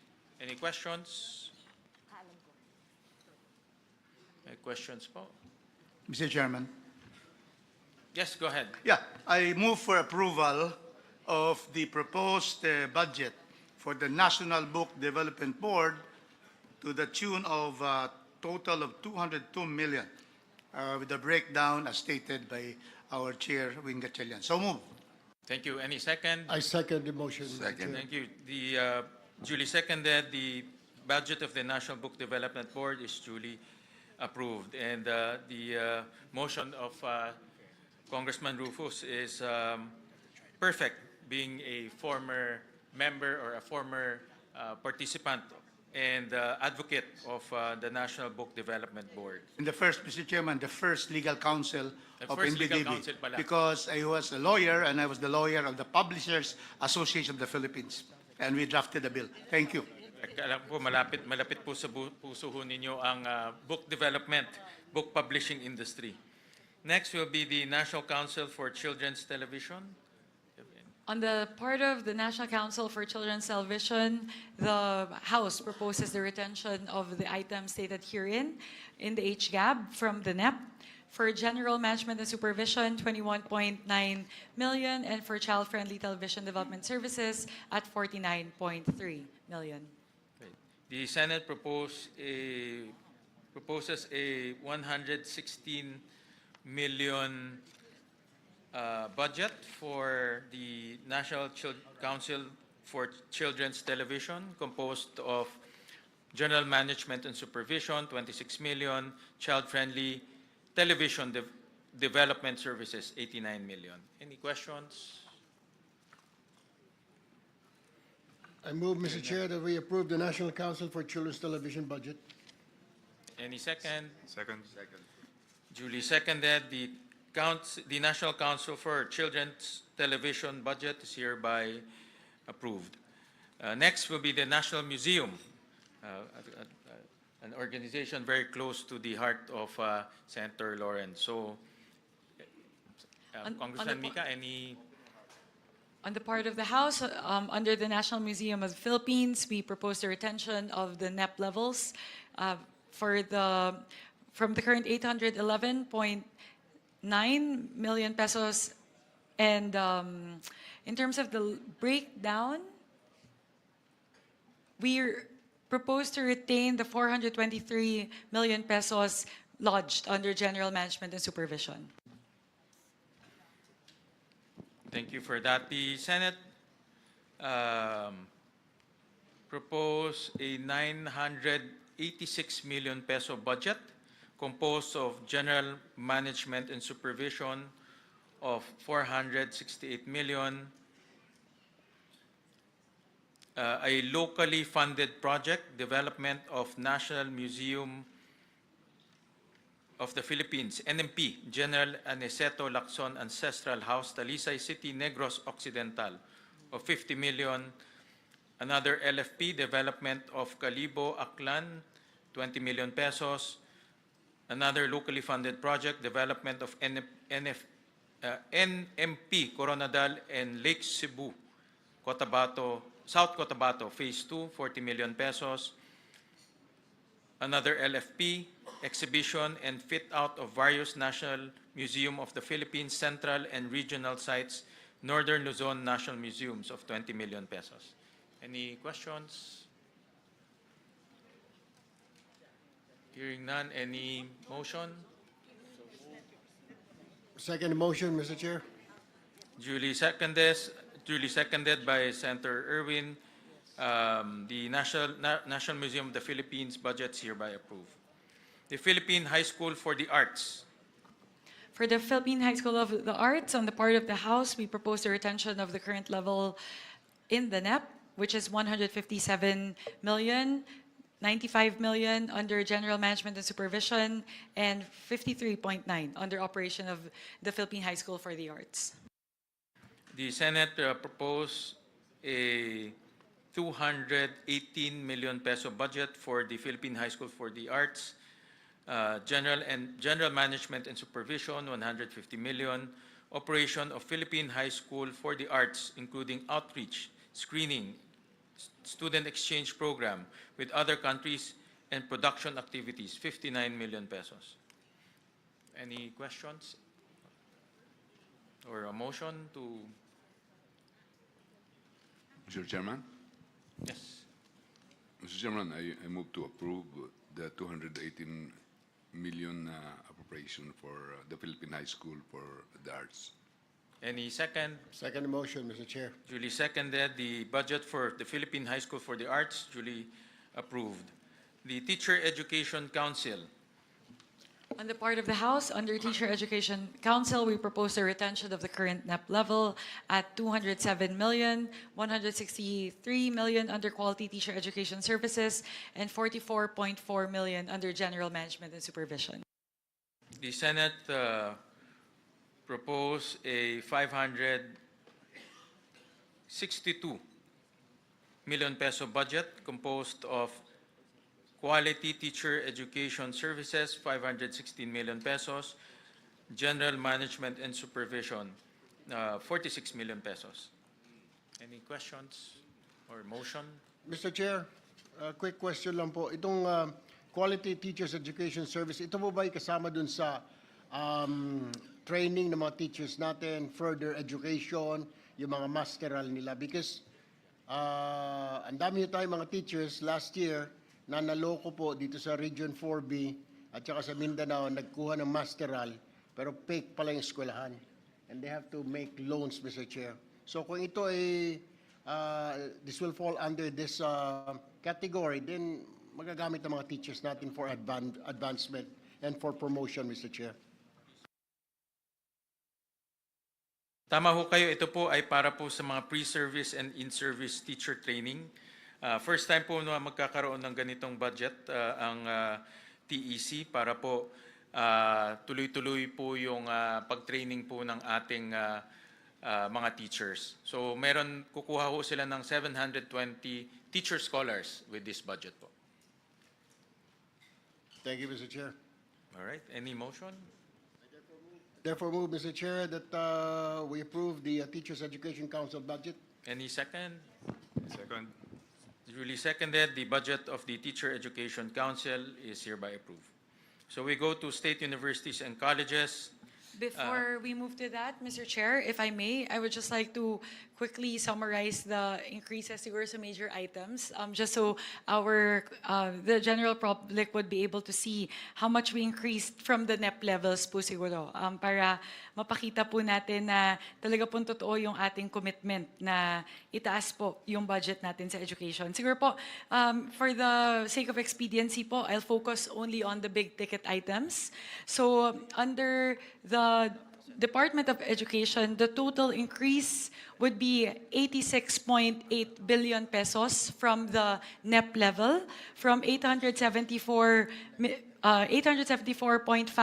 billion pesos in the NEP to a final number of 961.3 million. Siguro po yung pinakamalaki na lang po siguro na increases under the Basic Education Facilities Program, that would be a total increase of 57.3 billion pesos. So halos siguro po mahina na po na 35,000 classrooms po yung ating maipapagawa para po sa taong 2026. Maganda po yun kung maaalala po natin, ang binanggit po ng ating Pangulo nung kanyang SONA ay 40,000 pesos po yung target na maipatayo na classrooms by 2026. So dahil po sa atin pong inilaan na pondo para sa Basic Education Facilities Program para sa 2026. Halos kaya na po natin yung punan. Konti na lang po, matatamaan na po natin yung target natin na supposedly sa 2028 pa. Sunod po, under the textbooks and other instructional materials, we are increasing it by 8.3 billion pesos from the NEP level of 11.1 to the final number of 19.5. So malaki po yung papel na gagampanan nito para po mapunan na yung kakulangan po sa mga libro at mga kagamitan sa ating po mga paaralan. Pagdating po sa school-based feeding program, mula po atin pong magdadagdag po tayo ng 13.9 billion pesos mula po sa 11.7 billion sa NEP, paakyat po sa 25.7 billion pesos. I think, Mr. Chair, correct me if I'm wrong, that represents an increase from 120 days to 180 days para po sa ating mga estudyante. So ano po, maganda po yun kasi halos lahat na po ng araw na pumapasok sila, meron na pong feeding program para po sa kanila. Siguro, Mr. Chair, there are a lot of other items, but I'd just like to highlight the biggest increase, and that would be in terms of classrooms, in terms of textbooks, at saka pagdating po sa school-based feeding program. Mahalaga din po na ating po ipaalam sa ating mga kababayan na kahit ano pong programa sa Department of Education, hindi po tayo bumaba mula po sa NEP. Lahat po ng mga programa, itinaas po natin mula po sa level ng NEP. Kaya yun po, Mr. Chair, I just wanted to manifest that para po maipakita po natin na talagang totoo po yung sinasabi ng parehong Kongreso at ng Senado na talaga pong binibigyan po natin ng napakalaking prioridad ang edukasyon para sa budget sa 2026. Thank you, Mr. Chair. Yes, Mr. Chairperson, just to add, kaya natin dinagdagan from 120 days, actually to 200 days, dahil yun ang concern, 200. 200, no? 200, di ba? 200, oh. Dahil ang concern ng ating mga teachers ay bumabalik sa malnutrition at wasting pag hindi kumpleto yung number of days na yung feeding program. Therefore, nasasayang lang yung ginagastos dahil hindi pagkatapos matapos yung 120 days, bumabalik yung wasting. That's why it's 200. And therefore, hopefully, from here, moving forward, sana sa susunod ng mga budget, maging universal na, hindi lamang doon sa mga malnourished, severely malnourished at wasting ng mga bata, kung hindi maging universal na itong free meals program para sa ating primary and up to junior high. But of course, that's a aspiration moving forward. But this is a welcome first step. Madam Chair, Yes, Representative Brian Ramsuan. I just would like to manifest na during the BARC hearing natin dun sa House, you suggested the increase of budget, especially dun sa mga kitchen facilities ng mga schools para dun sa feeding program.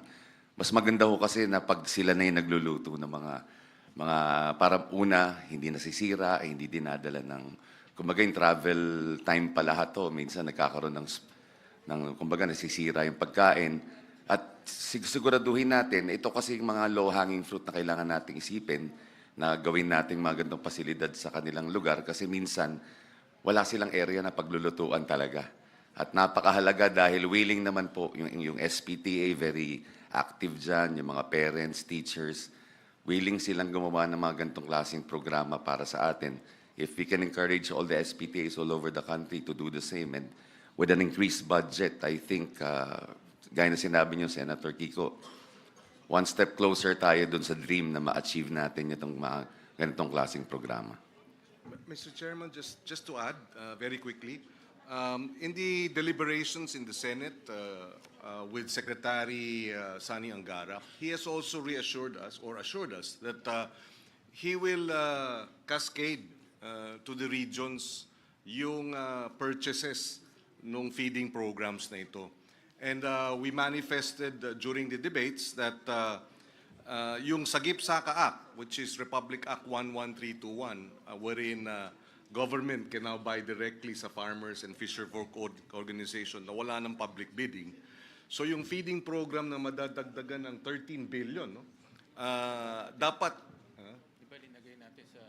yes, yung milk feeding program, plus yung actual feeding program sa ating primary schools, dapat a significant portion of the budget should be allocated for purchases directly sa mga local farming and fishing communities para sariwa ang pagkain at nakakatulong pa sa ating mga local producers, ang ating mga magsasaka, mangingisda, and therefore the local economy will also benefit. Maraming salamat, Senator Kiko. So we go to SUCs and state universities and colleges. We start with the University of the Philippines, the University of the Philippines System. Mr. Chair, I just wanted to ask about this because there are 113 SUCs. If we go through each one line by line, that would be at least 1,000, like 500 line items that we have to go through. So my recommendation po, Mr. Chair, if I may, since there are substantial changes in the UP system, we can take that up separately. But as to the rest of the SUCs, perhaps we can tackle it by region. Kasi po medyo 113 SUCs po ito.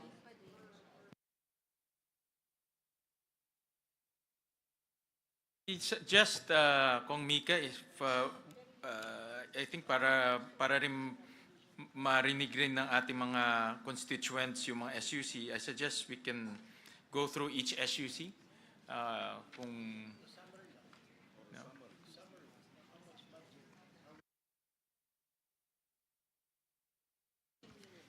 No, we're just, Mr. Chair, my suggestion is we'll just mention the total amount of budget for each SUC.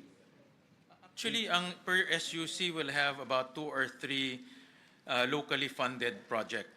So I think it's manageable if you, ako ang tingin ko, But Management. just based off the quick estimate of Sen. Lauren, that would be 2 hours just on the discussion of the SUCs if we go line by line. But if we take the suggestion of Sen. Erwin po, we'll do, if we can do just the totals for the SUCs instead of going through every single line item under each SUC. If I that's- suggest we can go, the House can go through one pass with all SUCs, and then we go one pass with all SUCs, instead of Okay. approving it one SUC per Yes. SUC. Kung mapagod yung chair, pwede si Kong Christine, pwede si Kong Maricar, pwedeng si Attorney Rufus, o yun, sige, per region. No, pwede nga, then we just approve Yes, it after. yes, Para yes. tuloy-tuloy If there are din any nabasa. questions, then we Sige. can ask, we can take questions after the SUCs. Babasahin lang. Sige po. Let's do that. So we'll do one quick pass on all the SUCs. First would be the University of the Philippines system. We propose to add an additional 1 billion pesos for Project NOAA. And this one po actually, while it's lodged under the UP system, so I'll ask for permission just to elaborate on this point a little bit because it's very important for both houses. For Project NOAA, while the funding is lodged within the UP system, we actually increased the funding for Project NOAA for the benefit of the whole country and all the agencies, primarily the DPWH. Ang hinihingi po natin sa Project NOAA, kapag binigay na po natin yung pondo na to, is for them to work more closely with the DPWH in terms of refining the way that flood control projects are designed and monitored.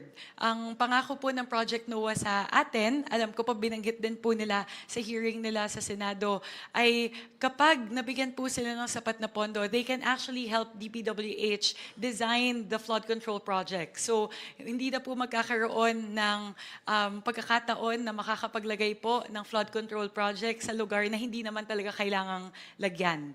They will be able to simulate a particular area and pinpoint exactly up to the coordinates level where a flood control structure should be placed. Aside from that po, they will be able to simulate the height that is required to actually mitigate the flooding in that area. So yun po yung pinakahinihingi natin sa Project NOAA na sana po sa pamamagitan ng 1 bilyong piso na ating pong ibibigay sa kanila sa susunod na taon po, sa taong 2027, mas maganda na po yung pagdisenyo ng mga flood control at flood mitigation systems.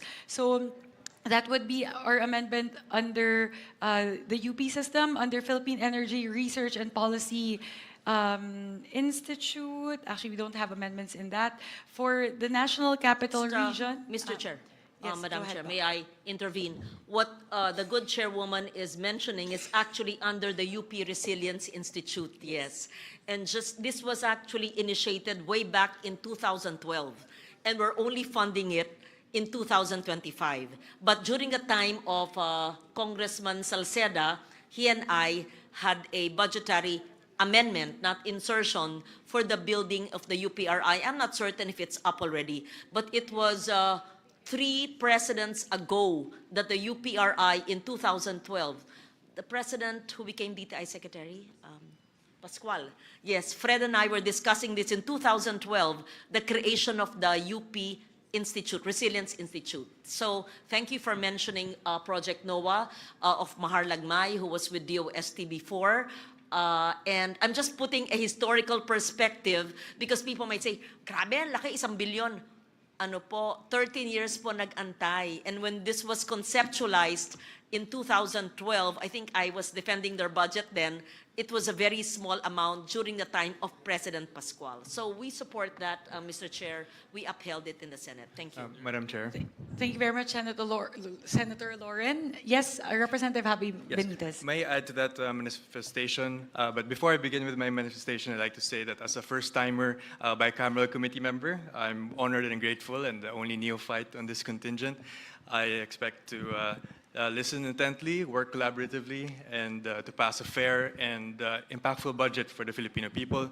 What I do want to share that it was House Bill number 2577 that I filed in Congress for the 20th Congress, supporting the National Resilience Institute to make it a national, the UP Resilience Institute in the UP system to become a National Resilience Institute. And I do want to share and to add that the UP RI, which was powered by Project NOAA, has made accurate and real-time, high-quality hazard maps. No, and it has been used by a lot of local government units. And ever since nangyayari po sa atin yung mga climate disasters po sa atin, there's been, since it was updated in 2023, the website has had 35 million searches online. And during peak times, 2.6 million searches a day. Now, so it's very important that we can identify for flood mitigation efforts. And so, albeit this is seemingly large, 1 billion, but they need to update the hazard maps for the entire country, and last that has been updated was 2012. So I commend the Chair, Chair Mika, and of course the BARC as well as the Senate for putting the 1 billion to Project NOAA. Thank you.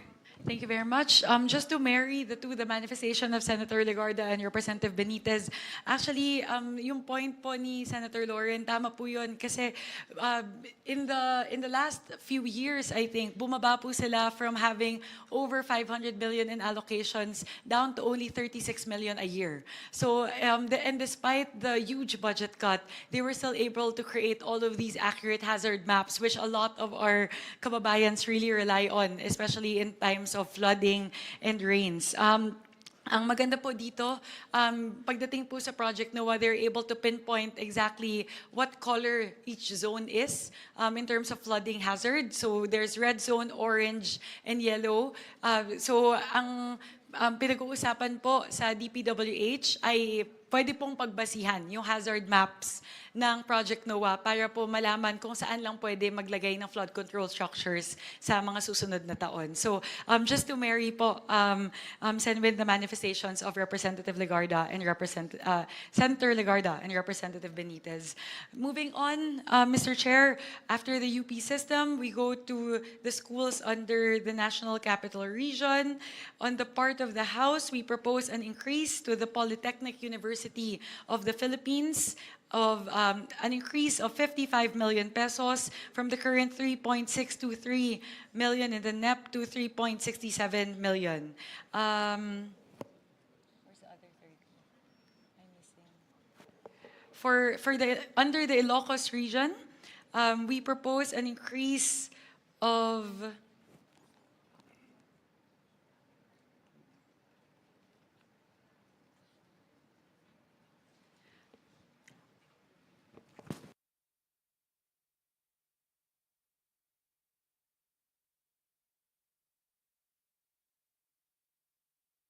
my apologies, Mr. Chair, let me go straight to the Cordillera Administrative Region.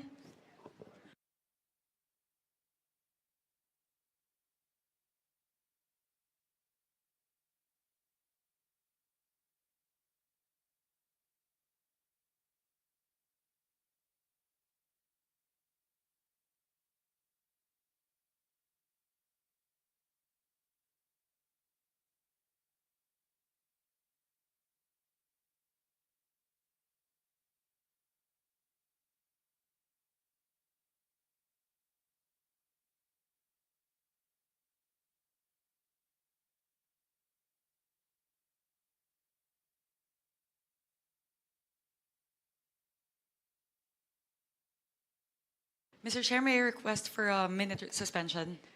Session suspended.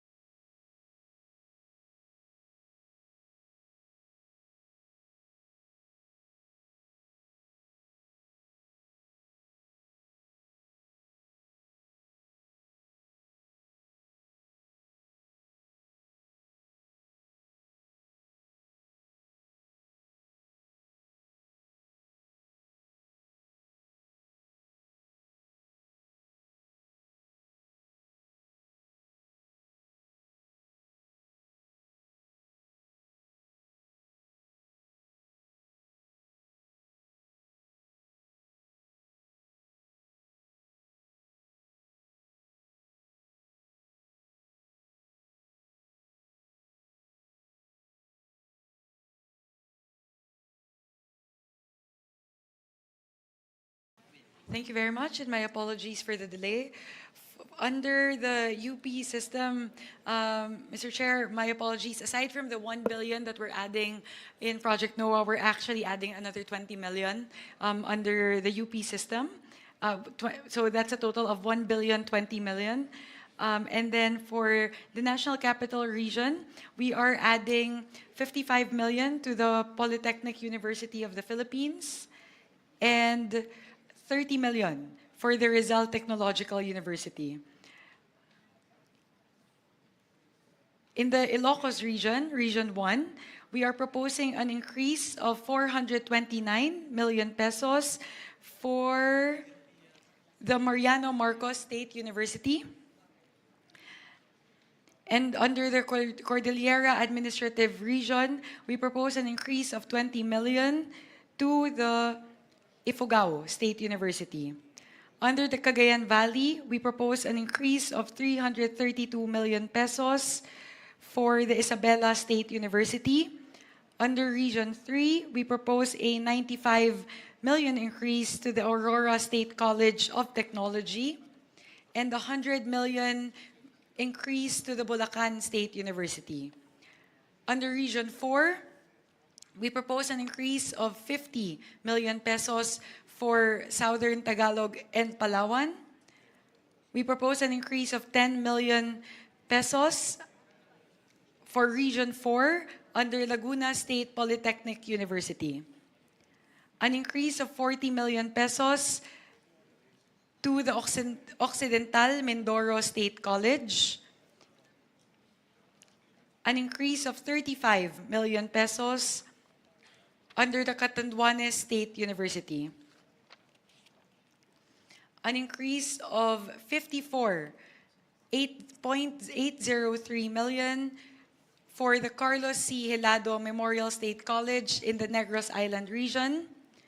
An increase of 80 million pesos under Region 7, Cebu Technological University. In the region of Eastern Visayas, we propose an increase of 70 million pesos for Eastern Samar State University, 125 million pesos for Biliran Province State University or the Naval State University, an increase of 40 million pesos for the Samar State University, 30 million pesos for the Southern Leyte State University, 100 million pesos for the University of Eastern Philippines, and 150 million pesos for the Visayas State University. In Soxargen, Region 12, we propose an increase of 30 million pesos for the South Cotabato State College, an increase of 14 million pesos in the Bangsamoro Autonomous Region for the Mindanao State University. So, Mr. Chair, those are all of our proposed increases for state universities and colleges, totaling 2.859 billion pesos.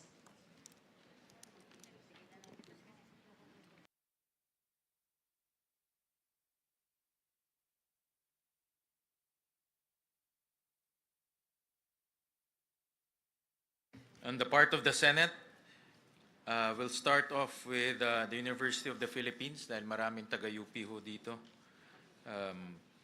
Itong Senator Kiko yata taga-UP. Senator Lauren din. So we'll start off with UP. For the University of the Philippines system, locally funded projects, renovation of PAS, Mendoza Hall, UP Manila, 30 million pesos. A locally funded project, treatment of X-linked dystonia Parkinson's, also known as Lubag syndrome, UPPGH, 15 million. I think this is your intervention, the Parkinson's Parkinson's project. It's a very unique, it's a rare disease only found in the island of Panay in Region 6. Yun ang request ni Dr. Gap Legaspi. Yeah. This is under PGH or UP? PGH. PGH, no? Because PGH. PGH is under UP. Yes. Okay. Thank you. Locally funded projects, digitalization of oral narratives, UP Visayas, 12 million pesos.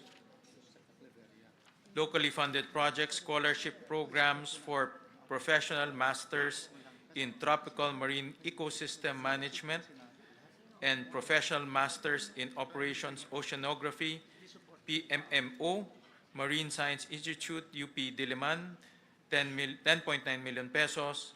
Locally funded projects, development and implementation of the Philippine Secondary Leavers Assessment 2026 to 2027, 200 million pesos. Hospital Services Program,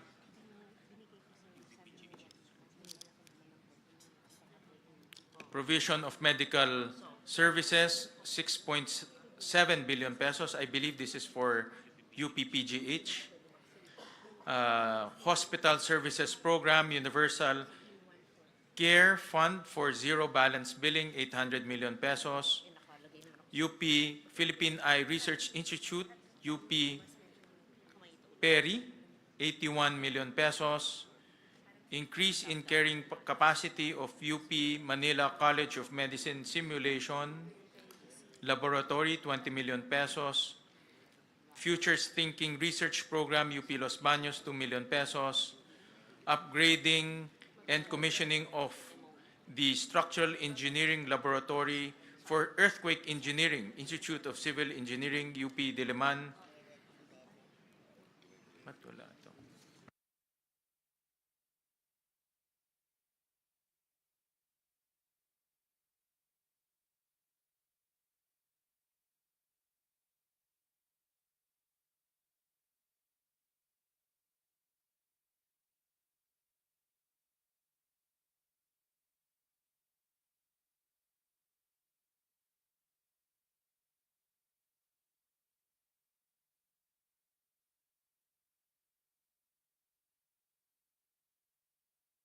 Sorry, the completion and commissioning of the wind tunnel facility for typhoon studies, Institute of Civil Engineering, UP Diliman, 250 million pesos. Establishments of Governance Reform, Innovation and Transformation Laboratory, GRIT Labs, UP National College of Public Administration and Governance, UP Diliman, 30 million pesos. Student Athletes Training and Competition Assistance Program, 30 million pesos. Implementation of the National Vision Screening Program, UP Manila, 10 million pesos. Integrated Mentoring and Mental Wellness Program, UP College of Medicine, Manila, 5 million pesos.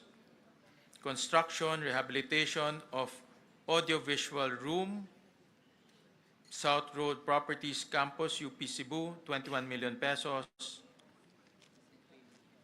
Construction, completion of dormitory for graduate students, UP Los Baños, 21.4 million pesos.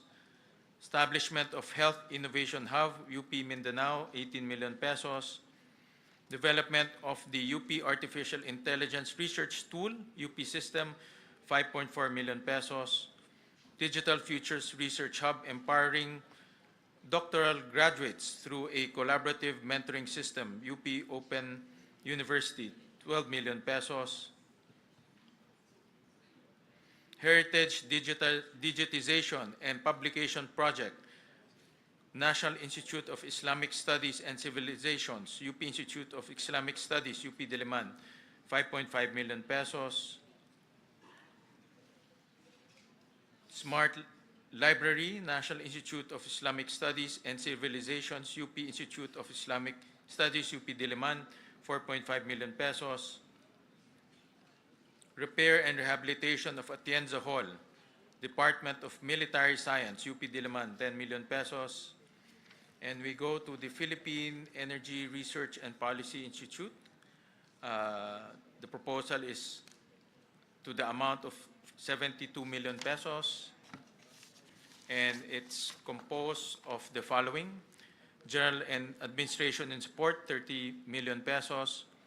Research and Development and Policy Utilization Program, provision of research services and policy development, 23 million pesos. Operation Technical Advisory Extension Program, provision of extension services, 18.7 million pesos.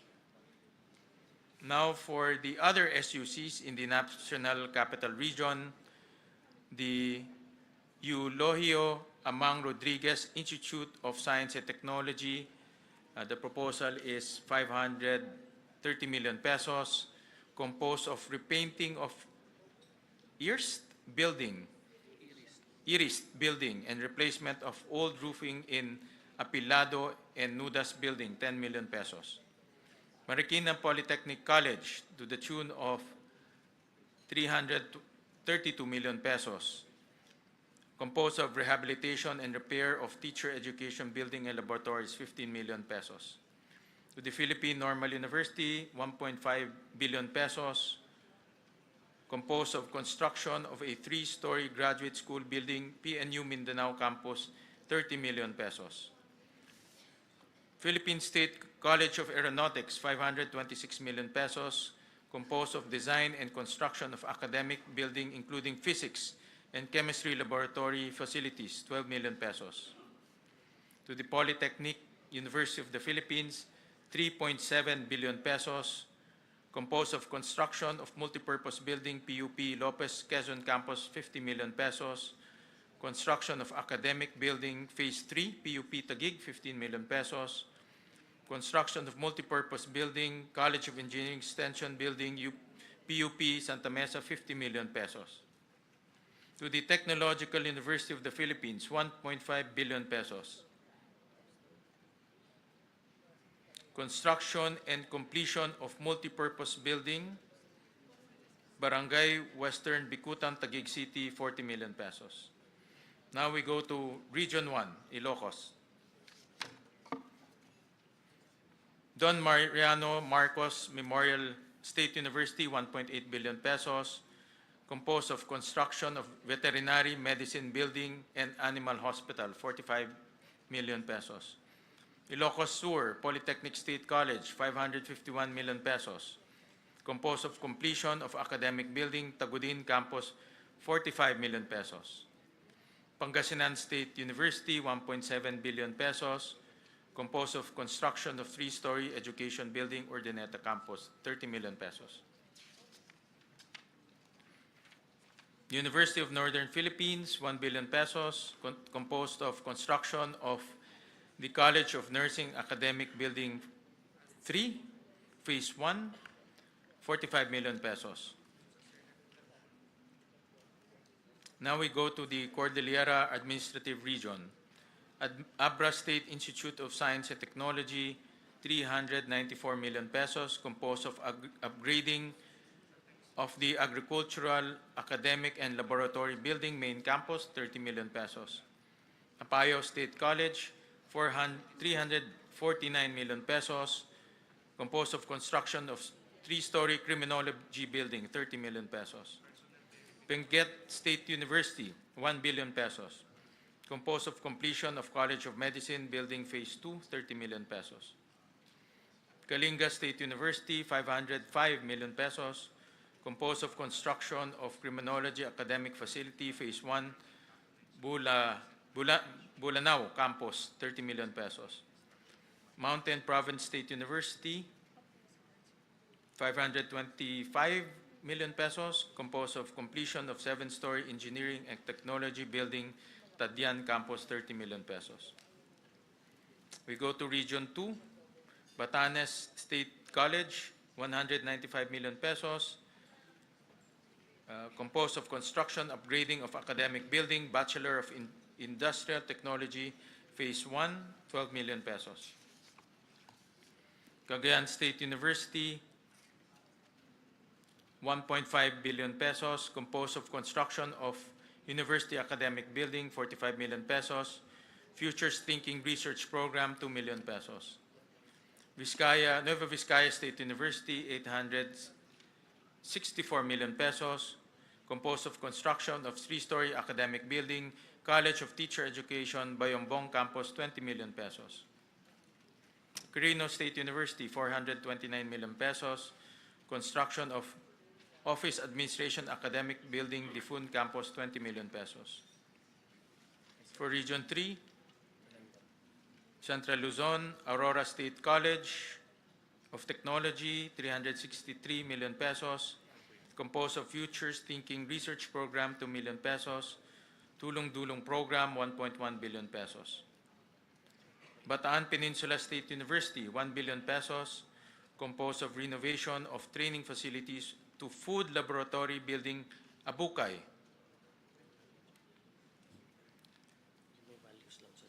Sorry, that's, I read the wrong item. Rehabilitation of and extension of 2-story academic building, Balanga, Bataan, 35 million pesos. Tulong Dulong Program, 1.1 billion pesos.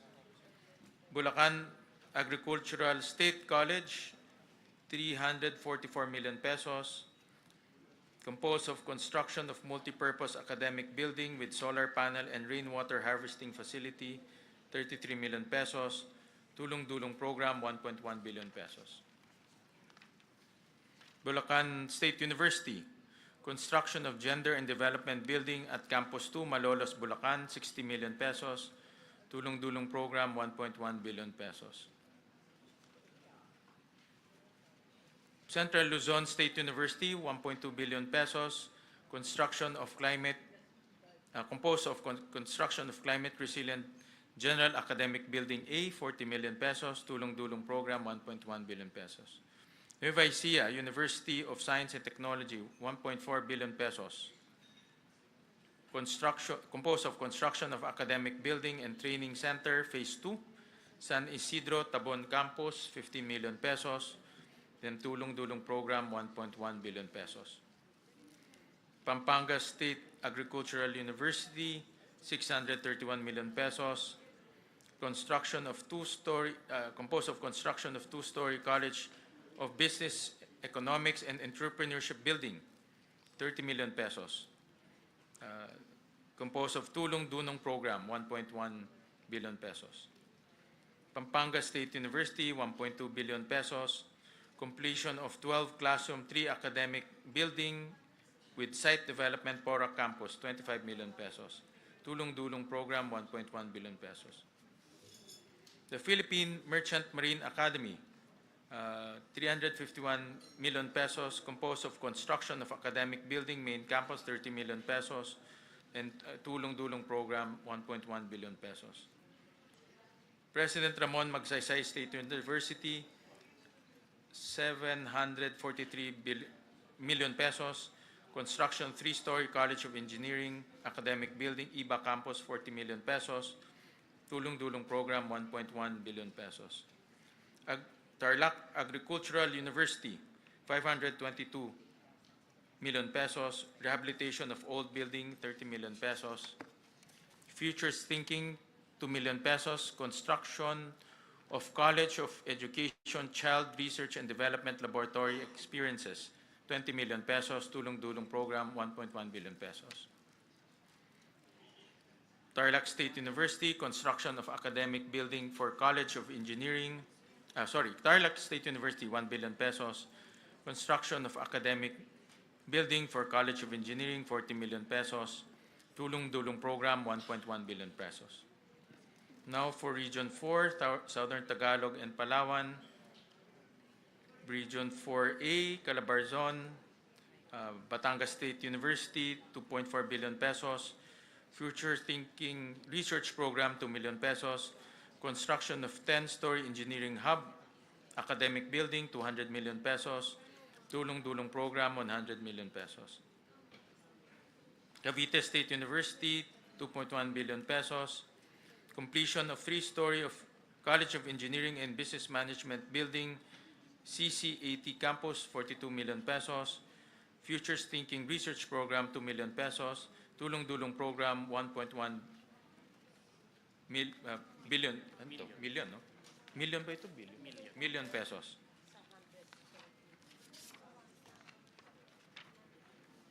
Laguna State Polytechnic College, 1.1 billion pesos. Construction of 4-story, 24-classroom academic building, 36 million pesos. Replacement of gymnasium roofing system, including sea-purin repairs and insulation, 6 million pesos. Tulong-dulong program, 1.1 million pesos. Southern Luzon State University, 761 million pesos. Tulong-dulong program, 1.1 billion pesos. 1.1 million.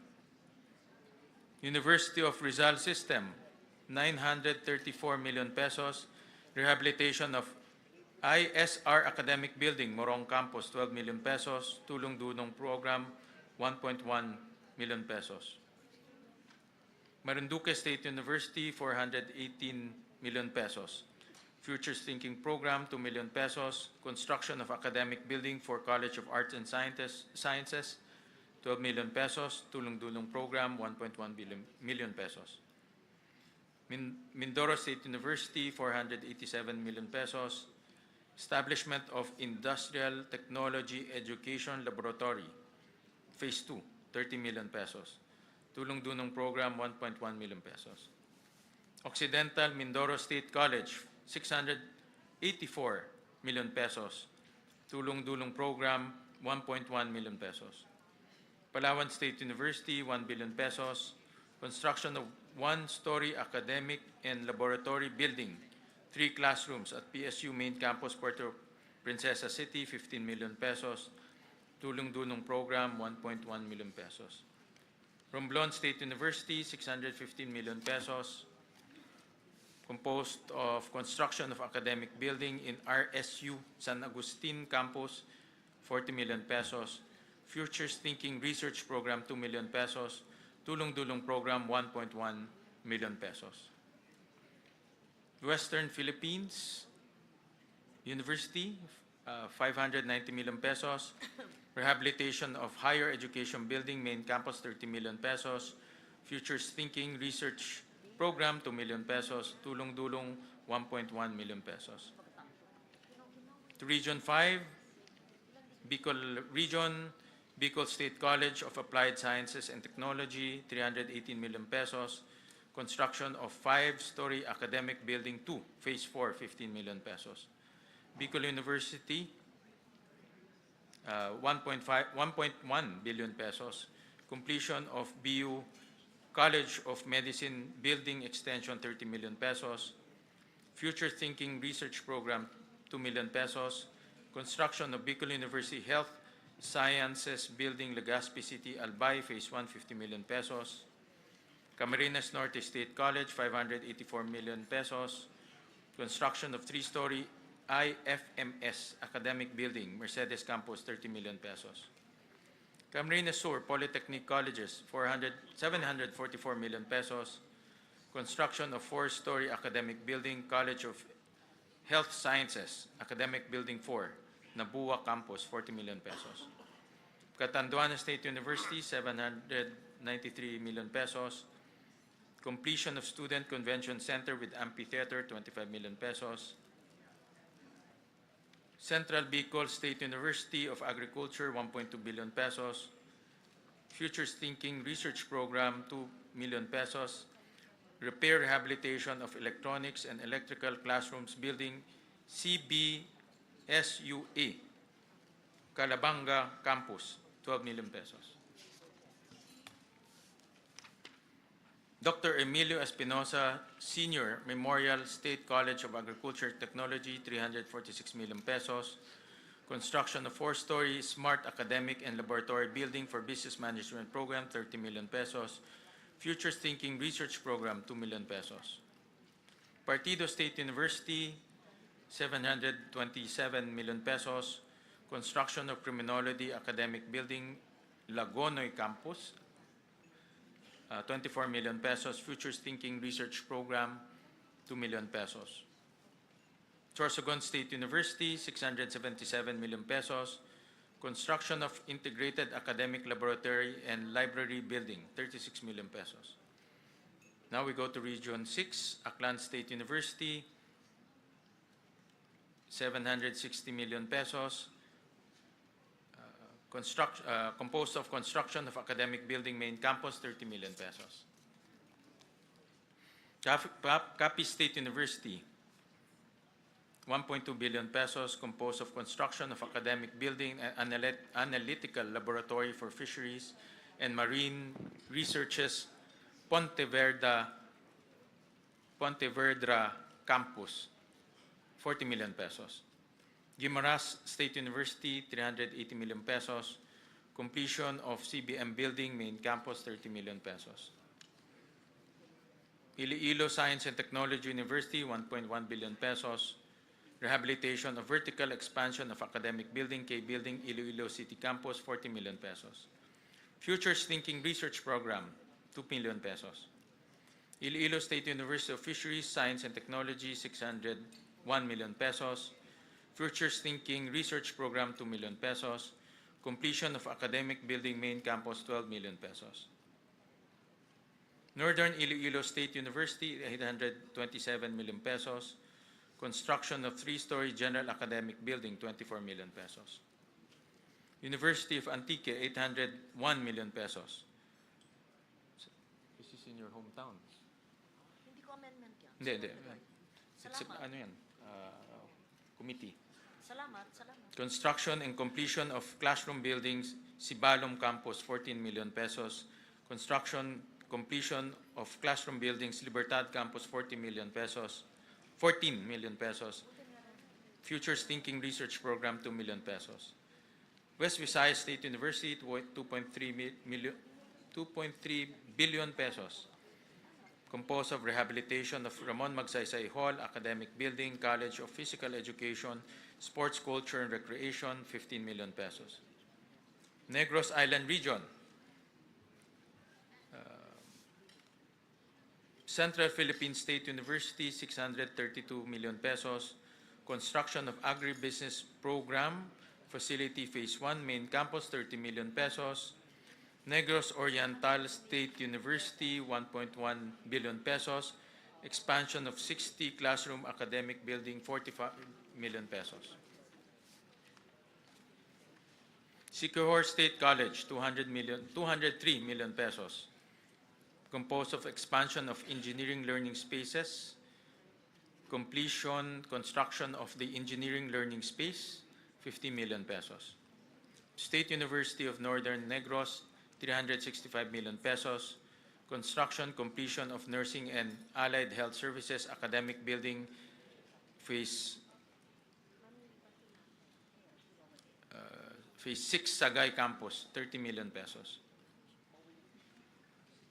We go to Region 7, Central Visayas, Bohol Island State University, 1 billion pesos. Composed of construction of 6-story academic building, College of Technology, Main Campus, Dawis Extension, 45 million pesos. Cebu Normal University, 644 million pesos. Composed of construction of 8-story academic building, Phase 2, Balamban Campus, 30 million pesos. Biliran Province State University, we go to Region 8, Eastern Visayas. Biliran Province State University, 832 million pesos. Futures Thinking Research Program, 2 million pesos. Eastern Samar State University, 927 million pesos. Construction of 2-story College of Medicine dormitory building, 25 million pesos. Eastern Visayas State University, 996 million pesos. Construction of 4-story College of Arts and Sciences Extension, Main Campus, 40 million pesos. Leyte Normal University, 618 million pesos. Construction of academic building, LNU San Isidro Campus, 30 million pesos. Northwest Samar State University, 680 million pesos. Construction of nursing building, Phase 1, 30 million pesos. And then another Futures Thinking research program, 2 million pesos. Palompon Institute of Technology, 460 million pesos. Construction of engineering building, Phase 2, 30 million pesos. We go to Region 9, Zamboanga Peninsula, Basilan State College, 315 million pesos. Composed of Futures Thinking Program, 2 million pesos. Construction of academic building, including Animal Science Laboratory, 12 million pesos. Srila State College, 640 million pesos. 604 million pesos. Composed of construction of academic building with laboratories and library. Biswangan Lakewood Campus, 30 million pesos. Construction of academic building, main campus, 30 million pesos. Construction of student center building, Caridad Tumingag Campus, 34 million pesos. Jose Rizal Memorial State University, 938 million pesos. Composed of construction of 2-story, 10-classroom building with facilities, School of Engineering, 18 million pesos. Repair, rehabilitation of track and field oval, main campus, 20 million pesos. Western Mindanao State University, 1.3 billion pesos. Construction of 3-story College of Agriculture academic building, San Ramon Campus, 30 million pesos. Zamboanga Peninsula Polytechnic State University, 719 million pesos. Construction of Technology Building Phase 1, College of Engineering and Technology, 18 million pesos. Zamboanga State College, Marine Sciences and Technology, 342 million pesos. Construction of Academic Building 2, Phase 1, 18 million pesos. We go to Region 10, Northern Mindanao.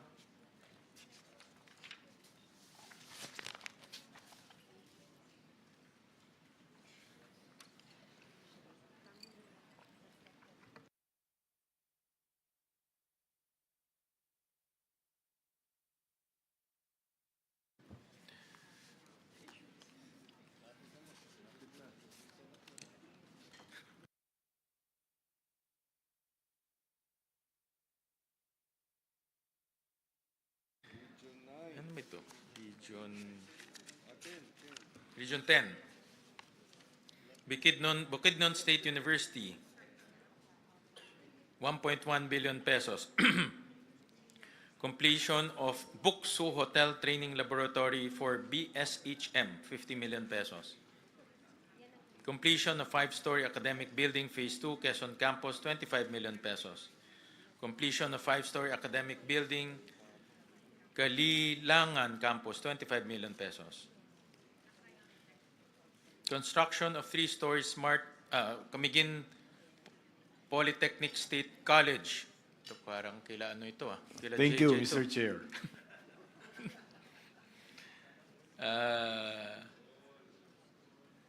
Nawala tuloy ako, Jay. 286 million pesos. That includes construction of 3-story Smart Institute of Technology building, main campus, 30 million pesos. Central Mindanao University, 1.1 billion pesos. Construction of academic building, College of Education, 45 million pesos. Construction of covered court, main campus, 10 million pesos. MSU Iligan Institute of Technology, 1.6 billion pesos. Composed of repair of various academic building structures, 12 million pesos. Northern Bukidnon State College, 295 million pesos. Composed of completion and equipping of 4-story IT building Phase 4, 25 million pesos. Northern Mindanao State College of Science and Technology, 500 million pesos. Construction of Agriculture and Environmental Science building, 50 million pesos. University of Science and Technology of Southern Philippines, 1.7 billion pesos. Establishment of 3-story Smart Computing Academic Building, Phase 1, Orqueta Campus, 42 million pesos. University of Science and Technology, Southern Philippines, Cagayan de Oro Campus. Ano ba ito? Mayroon, I think that was in part of the, ano ito?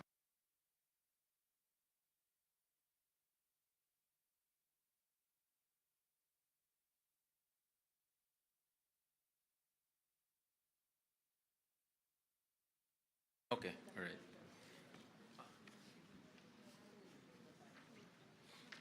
Okay, we go to Region 11. Mr. Chairman, Yeah. with your permission, Yes. before we leave Region 10, we'd like to appeal to the Senate, because if you will see Region 10, all the schools have capital outlay. But then my university in my city and my province, if you can see here, it's all blank. Zero. So almost all our university, state colleges and universities, you gave capital outlay.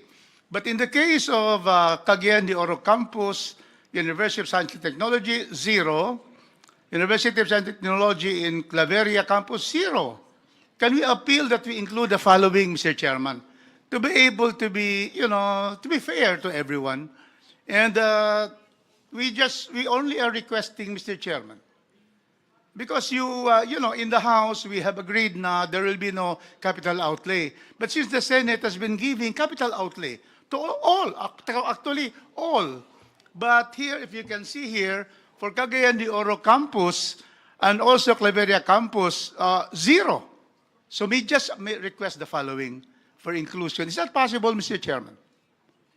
Mr. President, we were advised by the DBM that the operating unit is the University of Science and Technology Southern Philippines. Yes. So we were advised that the allocation will be in that university, Mr. President. But if you can I see think here, they there have is different no... campuses, if I'm not Yeah, mistaken. there are two campuses, and there is no capital outlay. That is why, if you can see here, all the other universities in northern Mindanao, Region 10, they have what you have given them, their buildings and their laboratories and academic buildings. But then, nasiro kami dito, Mr. Chairman.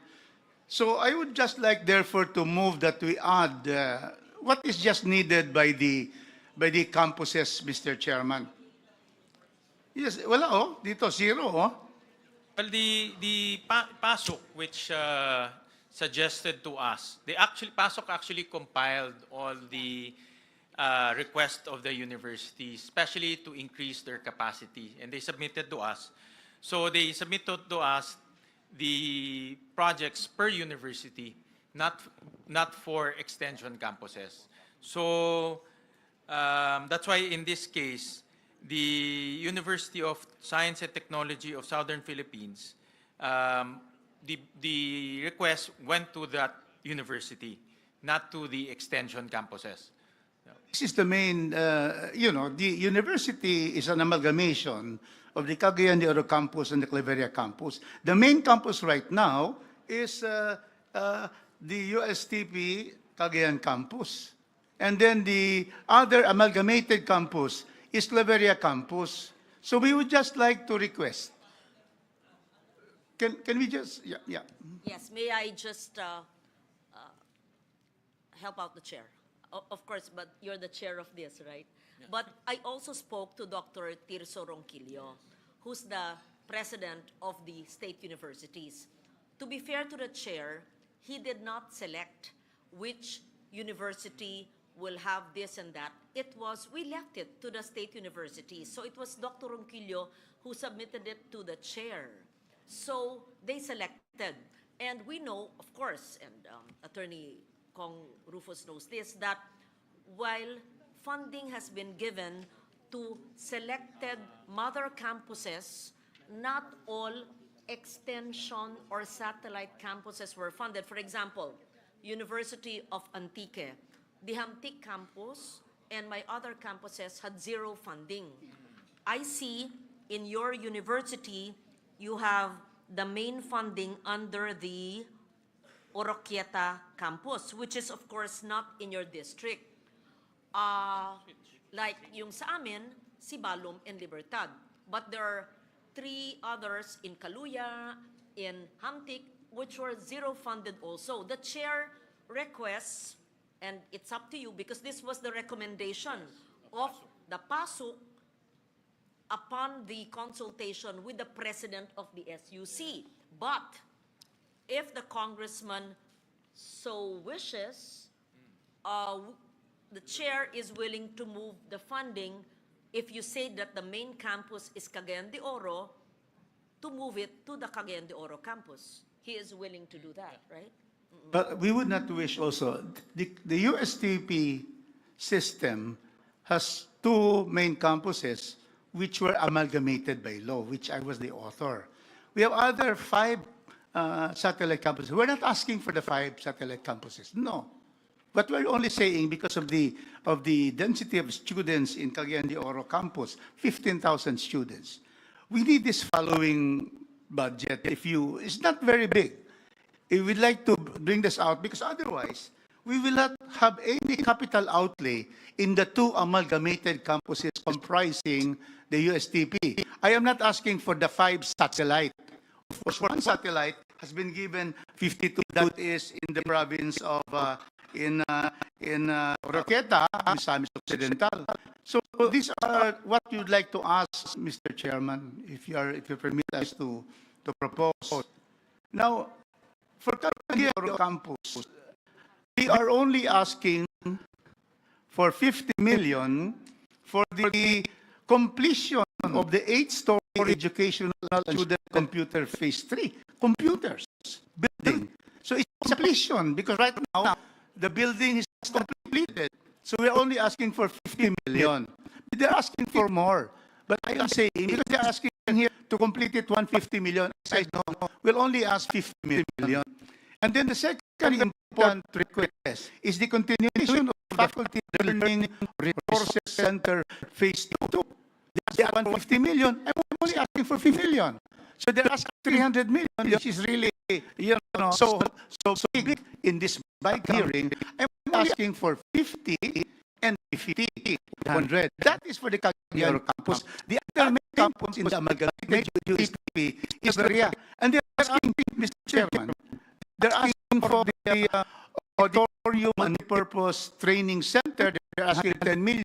I'm only asking for 50 million for area. A total of 150 million. Otherwise, we can see here all from region 1 to region 16. All of them receive capital outlay. But then my university, and I sit there at the USP, the board of trustees, I was designated by Chairman Asidre. Mr. Chairman, it will be difficult for not to be able to answer to you because you have 17 capital out to everyone. And then dito lang kami lang in this page and the pages, ang zero dito, ito lang dalawang campuses na ito. So that was what we'd like to ask, Mr. Chairman, that you be able to at least be able to give Cagayan de Oro. It is the seat of in Region 10. This is the seat of education. Can we have that, Mr. Chairman? May I request for a minute suspension, Chairperson Mika? Meeting suspended.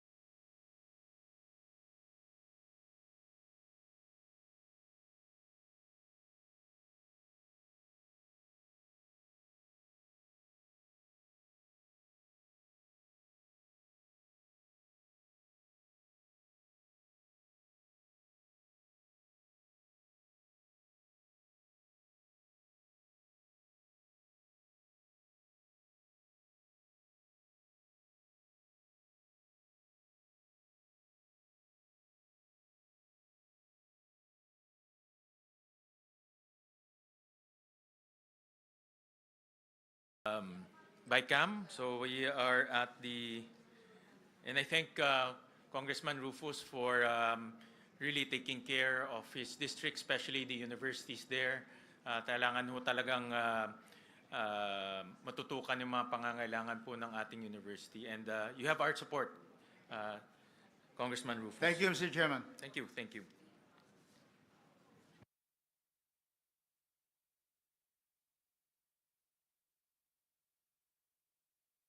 All right. Parang nag-round trip to the Philippines na ho tayo.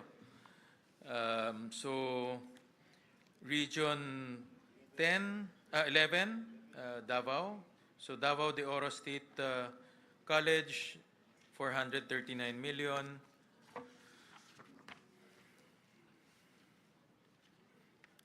That includes construction of 5-story, 30 classroom administrative academic building.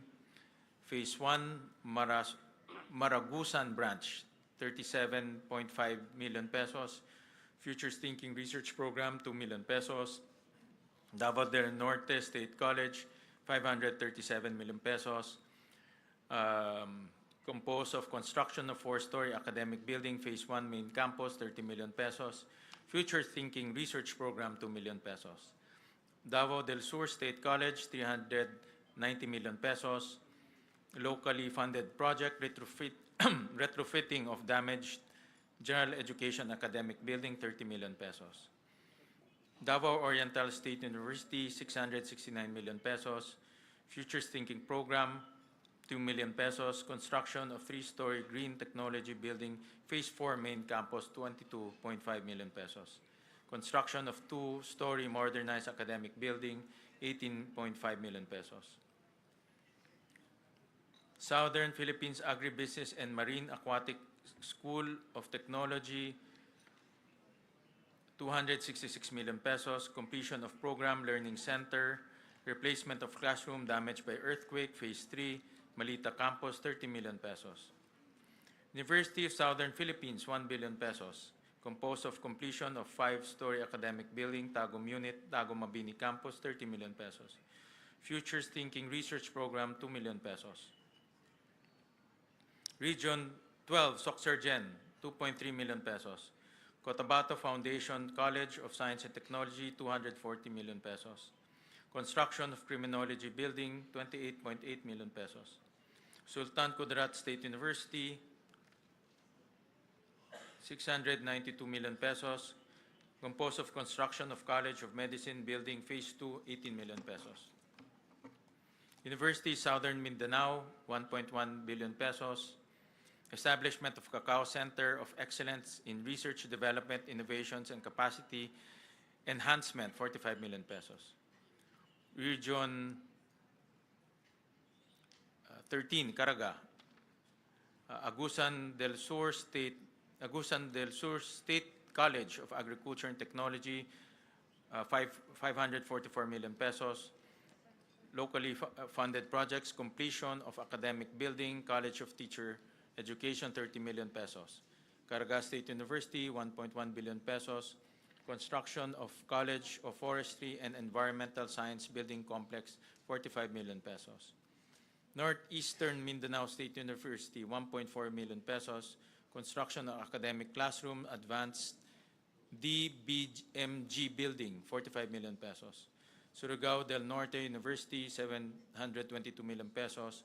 Construction of Academic Building, College of Engineering, 30 million pesos. The Bangsamoro Autonomous Region in Muslim Mindanao. Adyong Memorial State College, 165 million pesos. Construction of Academic and Administrative Building, 18.5 million pesos. Cotabato State University, 407 million pesos. Construction of 5-story College and Art Science Building, 30 million pesos. Mindanao State University, 6.2 billion pesos. Improvement and upgrading of Academic Building, College of Engineering and Computing Sciences, MSU Maguindanao, 72 million pesos. Construction of Academic Facility for Peace, Culture, and Arts, MSU General Santos, 35 million pesos. MSU Tawi-Tawi College of Technology and Oceanography, 1 billion pesos. Repair of academic structures, 30 million pesos. Futures Thinking Program, 2 million pesos. Sulu State College, 476 million pesos. Construction of completion of 4-story academic building, 28.5 million pesos. Futures Thinking, 2 million pesos. Construction, completion of information communication technology building, 42 million pesos. Tawi-Tawi Regional Agricultural College, 279 million pesos. Construction of academic building, Tarawakan Campus, 24 million pesos. May, ano ito? Nakalimutan ko. I think I missed one university, Tarlac State University. Ito ba yan? This one? Yes. Center for Peace, Center for Peace, Indigenous Peoples, Resources, and Development, CPIRD, 700,000. So any questions? I think that completes the SUCs. So any question, comments, motions? Mr. Chair, Sir Chair. Yeah. ikaw na mag- Madam Chair. Madam Chair.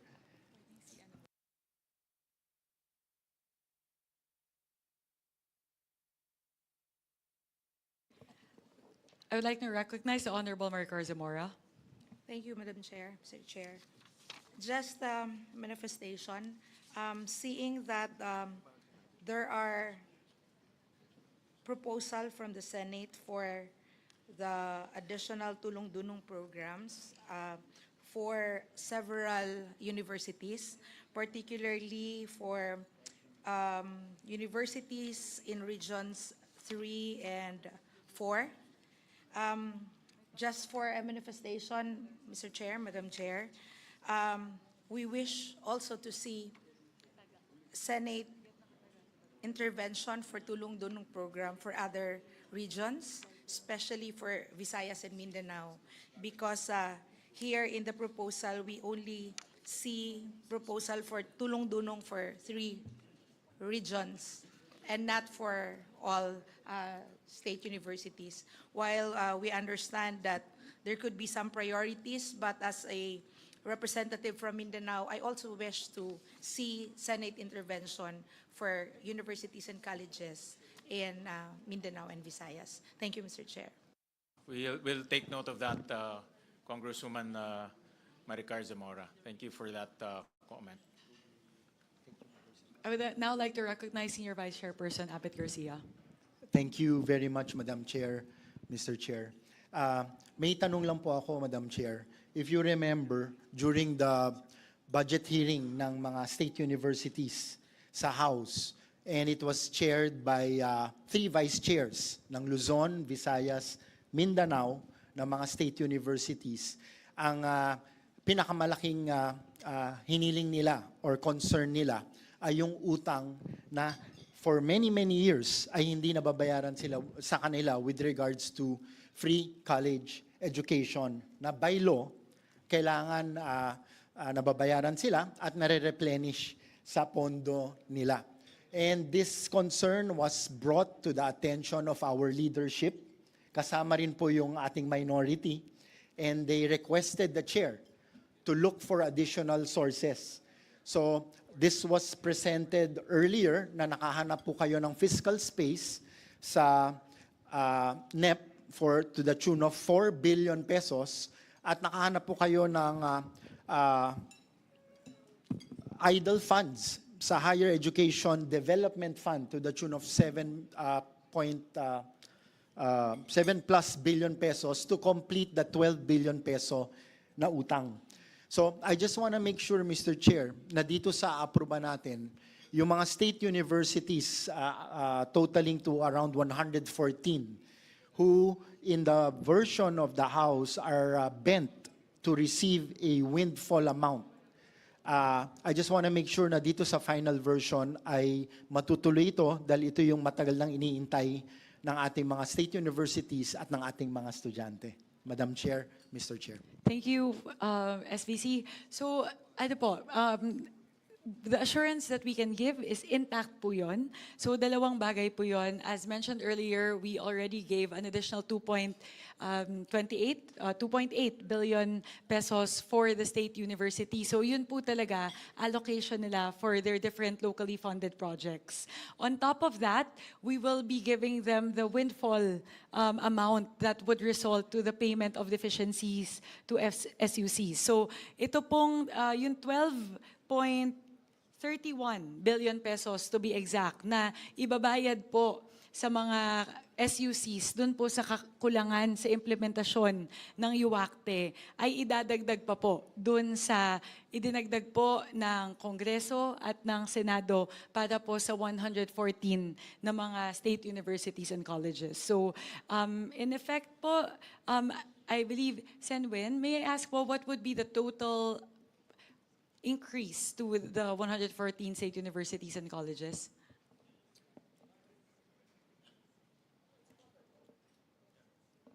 Mr. Chair, may I? Yes, go ahead. Because this, Go ahead po. remember, it was Yeah. a non-working, May bagyo. stormy day when we met with all the state universities and colleges presidents in Manila Polo Club, the chair and myself, and the hearing was canceled in the Senate, and we still met with them with Dr. Tirso Ronquillo. And they brought up the subject matter of what Congressman, my dear friend Abet Garcia mentioned, and of course, we told them that no matter what, we will ensure that in the GAA and in forthcoming years, the budget for the free quality tertiary education would be based on the current enrollment, not on a computed number which was wrong. I don't want to blame an agency of government.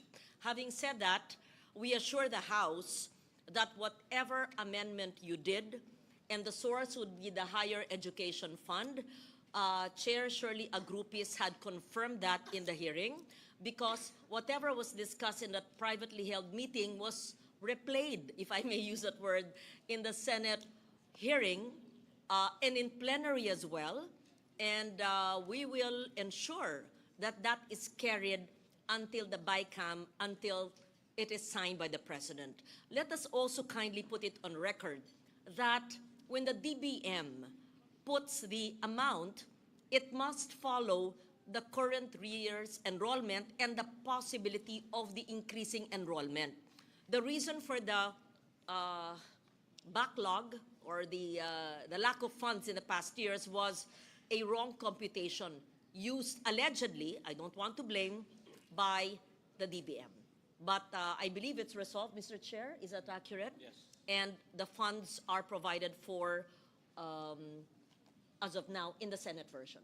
Yes. Yes. Thank you for raising that, Congressman Garcia. I recall in your hearing in the House, yes, that was discussed as well. Yes. Thank you. Yes, Senator Loren. Thank you, Mr. Chair. Actually, Thank that's you, a Madam Chair. long-time problem. I think that problem has been plaguing the SUCs for many years. And finally, both the House and the Senate has finally resolved this by allocating 4 billion from the GAA or from the budget and another 8 billion from the Higher Education Development Fund. So tapos na ho yung problema na yun. Yes. But kailangan ma-resolve yung formula ko or else babalik ulit yung problema Yes, next year. Correct. Thank you, Chair, for raising that. Let it be said that every year, hindi dapat ginagamot ng BICAM o ng Kongreso o ng Senado ang kakulangan. Kaya nga dapat tama na yung komputasyon para sa NEP pa lang tama na. Kasi batas ito. This is similar to the PhilHealth issue. Bakit tinimbang ngunit kulang? Bakit 53 ba bilang sa NEP ng 2026, dapat plus 16B kung tama yung computation. So ganun din sa free college education. Dapat tama ang computation ayon sa mga enrollees sa susunod na taon para hindi gagamutin na naman, hahabulin sa GAB o sa GAA. Yeah, so I'm glad we are of the same mind and we share that advocacy, all of us in this hall today, so we make sure that the NEP next 2027 will be correctly computed. Thank you for raising that. I'll just add to that. So we actually put in two special provisions pertaining to this. The first would be to ensure that the HEDF will be committed by CHED towards this purpose. Because in the previous years, we found out that apparently the HEDF has been accumulating for the last 27 years, untouched. Nakita po namin na meron pong laman na 12 billion pesos sa HEDF na higit 2 dekada na natutulog. So when we were able to see that, we created a special provision as reflected in the HGAB to make sure, essentially to force CHED to commit and DBM also to commit to releasing the 7.82 billion pesos for the purpose of paying the deficiency to SUC. So talaga pong we made sure that the special provision is so specific that DBM and CHED will really have to comply. We even put in the amount so they would no longer be able to flex out of the situation. The second one po, to the point of Senator Lauren, in terms of the computation, essentially the shortfall every single year emanated from the fact that there's a discrepancy in terms of the estimated number of enrollees as reflected in the NEP and the actual number of enrollees. Lumaki po ng lumaki yung gap every year. So we put in another special provision in the HGAB, and this is something that we would have to reconcile as well, wherein we essentially mandated PASOK, CHED, and the DBM that during the budget call, they already need to do that alignment. And there would be a deadline for SUCs to submit their projected enrollees for the following year. So just to say, we're doing this, we're doing a two-pronged approach. First is that we will pay the current deficiency to SUCs amounting to 12.31 billion. Para po yung kakulangan for the last 5 years, okay na yon, done na po, settled na. But the second approach, and I would think the more important facet of this solution, is to make sure this deficiency no longer happens again in the future. So that's why, aside from making sure that the 12.31 billion pesos is funded, we have these two special provisions as well to safeguard against any shortcomings in terms of actualizing this provision. Pero yun po, rest assured that the payment of deficiency to SUCs is secured despite all of the additions to the different SUCs. Okay, maraming salamat, Madam Chair, Mr. Chair, and Senator Loren. Just a last note on that. Thank you for that, Chair Mika and Kong Abet. Alam niyo, sinabi ng mga SUCs, dahil sila nag-aabono para punuin yung batas na ginawa natin, nawawalan sila ng pondo sa mga regular programs sa kabataan. So ang nawala talaga yung mga benepisyo ng mga bata. Ang dami nilang kinancel na ongoing programs nila just to fill in the billions that were missing for the past year. So this is really a very good step that both houses are doing, that we're filling it up. And again, dapat tama na sa NEP 2027. So thank you for bringing it up. Mr. Chair, Madam Chair. Yes, Representative Pepito Alvarez. Kung wala na ibang issue, I move for the omnibus approval of all budget of the issues in all regions. So move, Mr. Chair. Thank you. Duly seconded by our colleagues. The budget, yes. Just very quickly for the information of not just our colleagues, but those who are viewing us live stream through live streaming. May we just place on record the Tulong Dunong program, because it was repeated over and over for, I think, 28 or 18 SUCs would have it. What is the program? How do we ensure that that it is availed of? Who do they go to? Because there is a Tulong Dunong in the state universities, and then a Tulong Dunong with the CHED. In fact, with CHED, it's about a little over 2 billion. So how does this work? Just for the record, Mr. Chairman. So since this is downloaded directly to the state universities will implement that scholarship program in particular. So iba po yung sa CHED, iba po yung sa mga state universities. So that's how you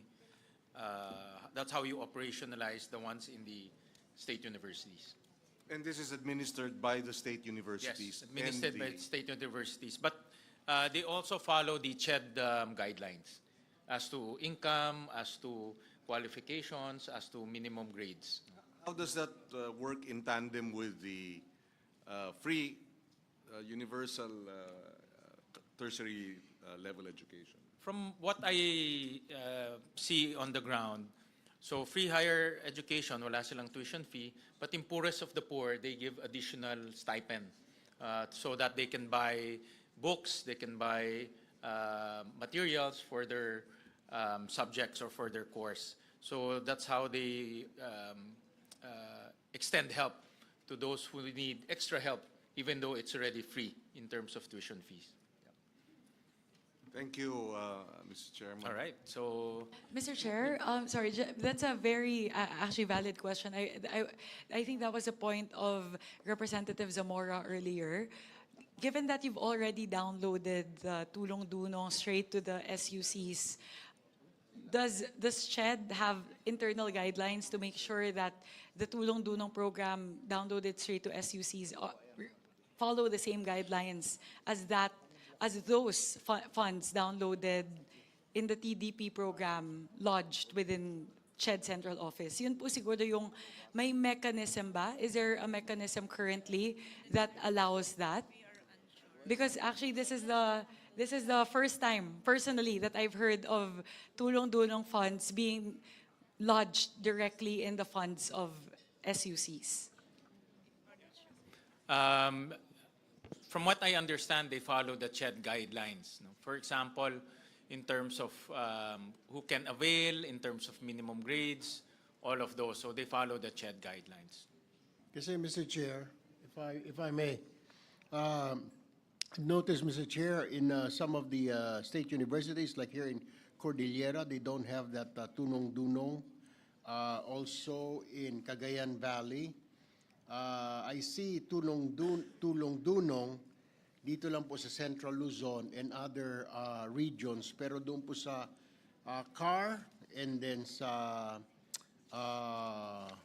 Ilocos region, maging dito po sa NCR, wala po tayong Tulong Dunong. So parang may mga lugar na may Tulong Dunong, pero may mga state universities na wala naman po. It depends on kung meron pong mga requests from the state universities. So kung meron silang mga requests, nagpapadala ho sila ng mga request letters sa Senate at doon naman po rin-rationalize kung sino po ang makakatanggap. And also, Mr. Chair, siguro we have to inform the school itself, the management, to inform the students. Kasi may mga students po, Mr. Chair, na hindi nila alam na merong there's such thing as a scholarship or funding for their board and lodging, etc. May mga estudyante pong hindi alam. So, kailangan talaga siguro yung information dissemination within the school campus na meron pong available na tulong-dulong mula sa pamahalaan. Thank you for that. Actually, there's a pending motion. I'll rule on that first. So, Chairman, my Yeah. apologies. I am on the phone with Chairperson Shirley Agrupis right now. So let me just quickly clarify this point. Perhaps because it's stated as a different line item. So if we approve it as such, then perhaps if the decision of CHED is that it has to be lodged under CHED Central Office, we may be approving something that's not implementable. So if I may po, Chairman Shirley Agrupis po is on the phone with me. May I request po for a minute suspension? Suspend.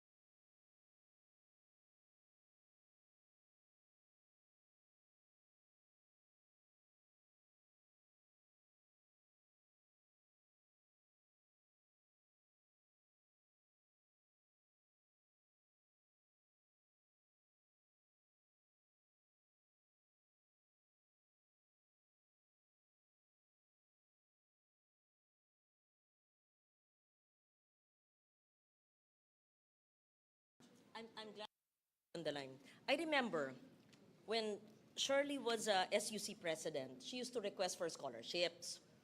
And she said, she told me at the time, pag diretso raw ang pondo sa SUC, mas mabilis mag-facilitate sa estudyante.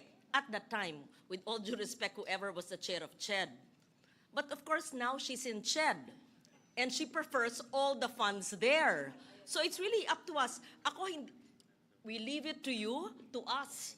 Anong mas maganda?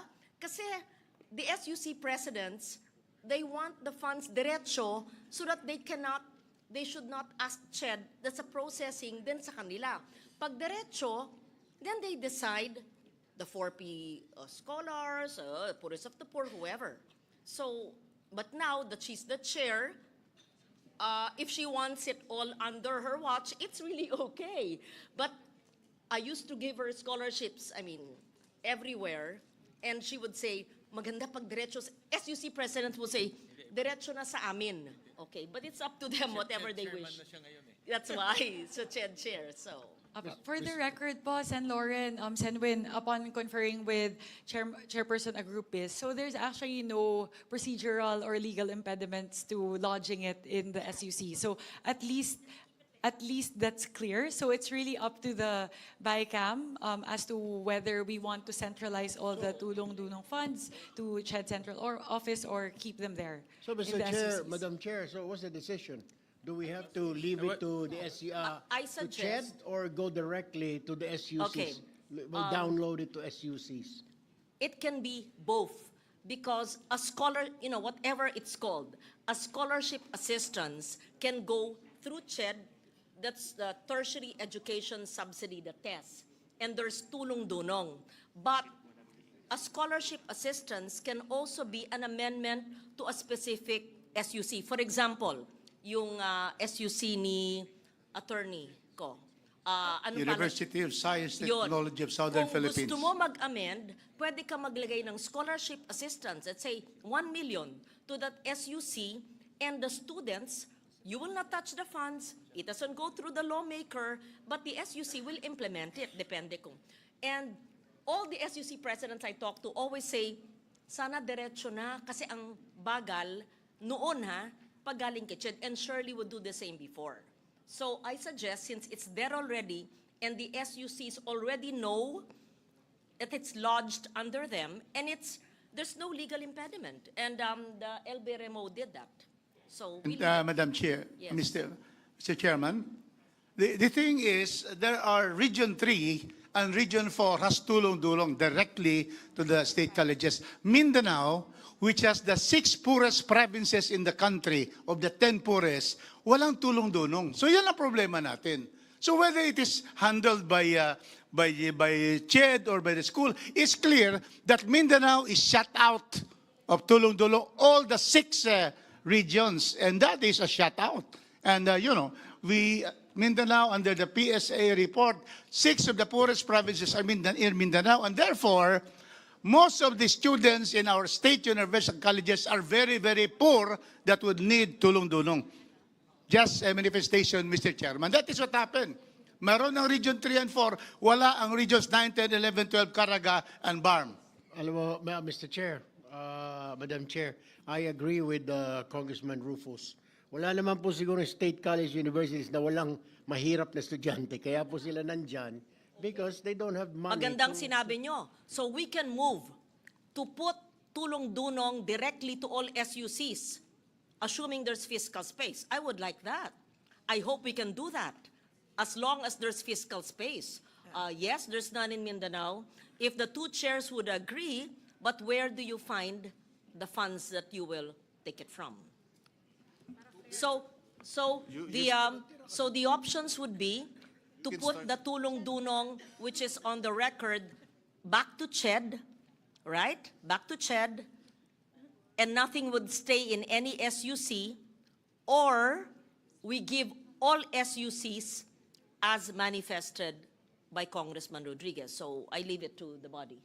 Mr. Chairman, well, with the permission of the Chairman, as it is, CHED has 2 billion of the tulong-dunong, and therefore maybe a special provision to provide that such amounts should be allocated to state universities where the tulong-dunong budget or is not available or something like that, Mr. President. Or we can start, pero maliit yung 2 billion. Yeah, I think we can, Mr. Chair, Madam Chair, I think we can start doing that. Spread out this 2 billion or kahit na mga 2.5, magtira ka na lang sa CHED na mga 200 million or 500 million, then 2.2 will go to the state universities and colleges. It will be easier and quicker for the students to ask for assistance rather than magre-request pang SUC sa CHED and then babalik pa. It will take some time. Baka tapos na yung klase, tsaka palang dumarating yung tulong-duno. The only, I'm okay with both options. The only impediment I'm seeing in the other option, which is to lodge it into the different SUCs, is that we relied on the information from Chairperson Agrupis as to the estimate of how much tulong-dunong they would need for the following year. And I don't know how granular her data is. Does she already know how much each of the SUCs would need? I think that's the only impediment that I'm seeing, given the time constraint also that the BICAM would need to come up with a report, and then we would need to have it ready as soon as possible. So given that, just looking at the time constraint, on having to put together the BICAM report at the soonest possible time, the option I'm leaning towards is to centralize all tulong-dunong to CHED central office. So I think there's a meeting of the minds to centralize it. So there's a pending motion to approve it. May I have, will you amend the motion? The tulong-dunong in the universities that were mentioned will now be under the CHED tulong-dunong. Yes, I move. All right. Second the motion. That's the case. The budget of the SUCs, including the University of the Philippines, is now approved, and the tulong-dulong program that were mentioned in each universities will be transferred to the CHED. Mr. Chairman? All right. Yes, just say, I did the math. I was listening to the amounts that were allocated earlier. 1 million, 2 million per SUC, no? But if my math is correct, if it's 2 billion and there are 113 state universities, that's about 17 million each.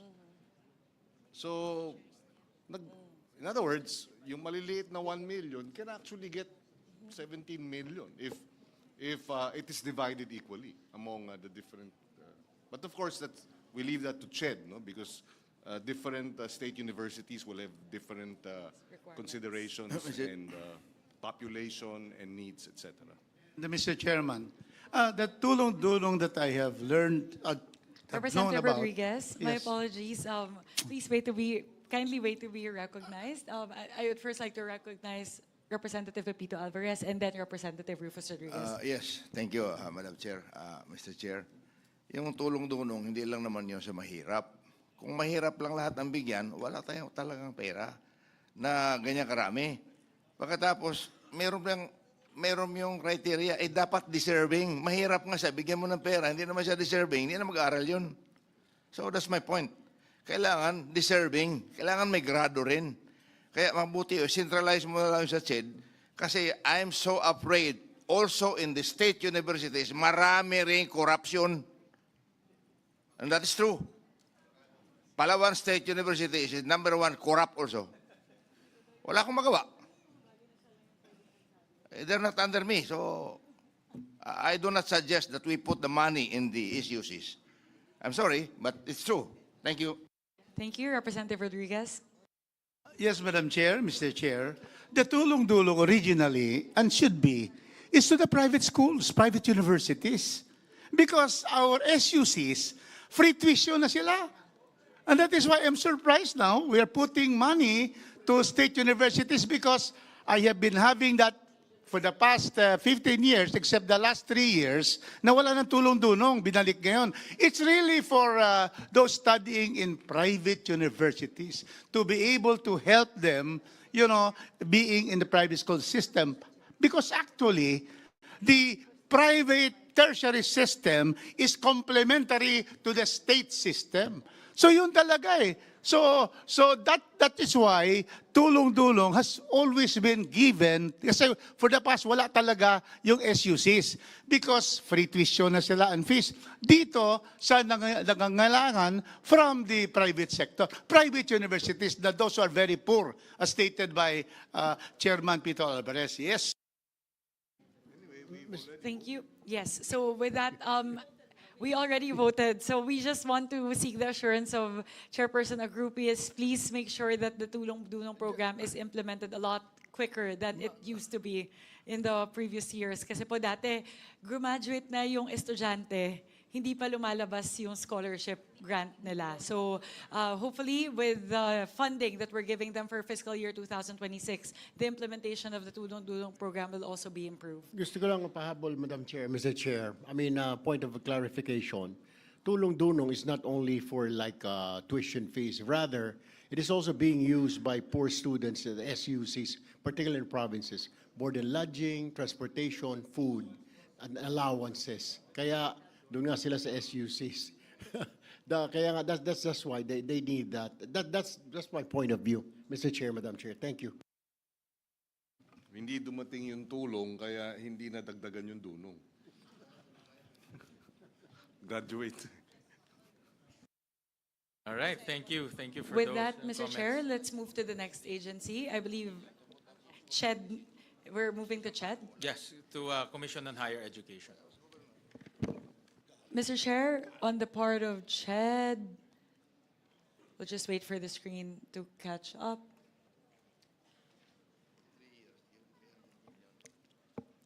For CHED,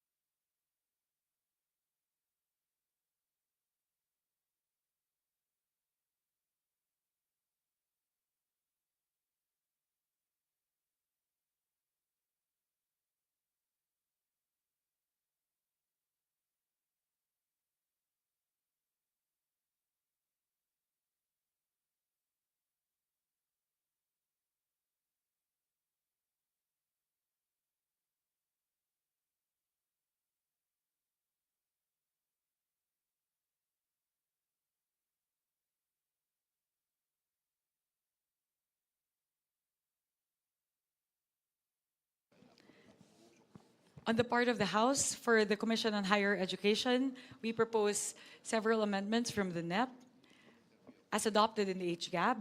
So as an increase to the UACTE, or the Universal Access to Quality Tertiary Education Act, we added 2.98 billion pesos. On top of that, we are also, as mentioned earlier, proposing for 4.5 billion pesos to be allocated also under UACTE for the payment of deficiency to SUCs.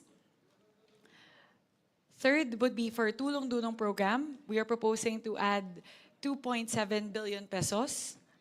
And for increased subsidy for training and research for SUCs, we are proposing an increase of 228 million. So from the NEP levels for UACTE, the increase in tests and UACTE payment of deficiency to SUCs combined, that would be a total increase of 7.5 billion pesos for UACTE, from 27.4 billion pesos in the NEP to 34.9 billion pesos in the HGAB. And again, for Tulong Dunong program, that would be an increase of 2.7 billion pesos. That's it for the part of the House. Thank you. Chairperson Mika. On the part of the Senate, for for Commission on Higher Education, 74.3 billion pesos. For universal access to quality tertiary education, 40 billion pesos. For Tulong Dunong program, the Senate subsumed this under the universal access to quality tertiary education. For locally funded project, improvement, enhancement of ICT infrastructure for digitally empowered CHED, central and regional offices through strengthened office productivity and higher education information system, 100 million pesos. For repair and refurbishment works for the CHED 5 offices, 150 million pesos. For seed fund for development of medical schools in SUCs, 440 million pesos. Implementation of English Laboratory Phase 1, 50 million pesos. For financial support for related learning experience requirements in Allied Health Sciences Program, 500 million pesos. For medical scholarships and return service program, 1 billion pesos.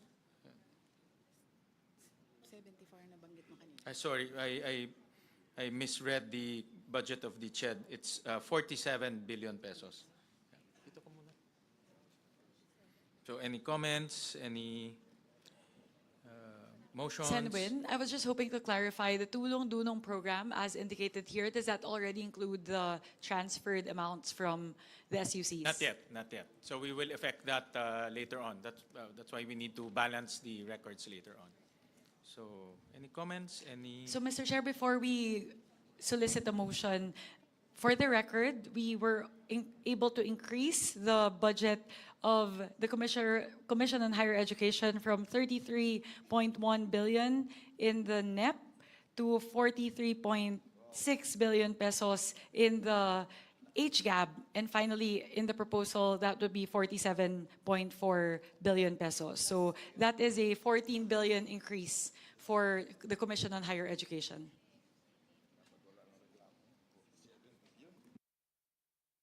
Any motion, any questions? I move that the budget for the Commission on Higher Education be approved, Mr. Chair. Any second? Duly seconded. The budget for the Commission on Higher Education is hereby approved. We go to TESDA, Technical Education and Skills Development Authority.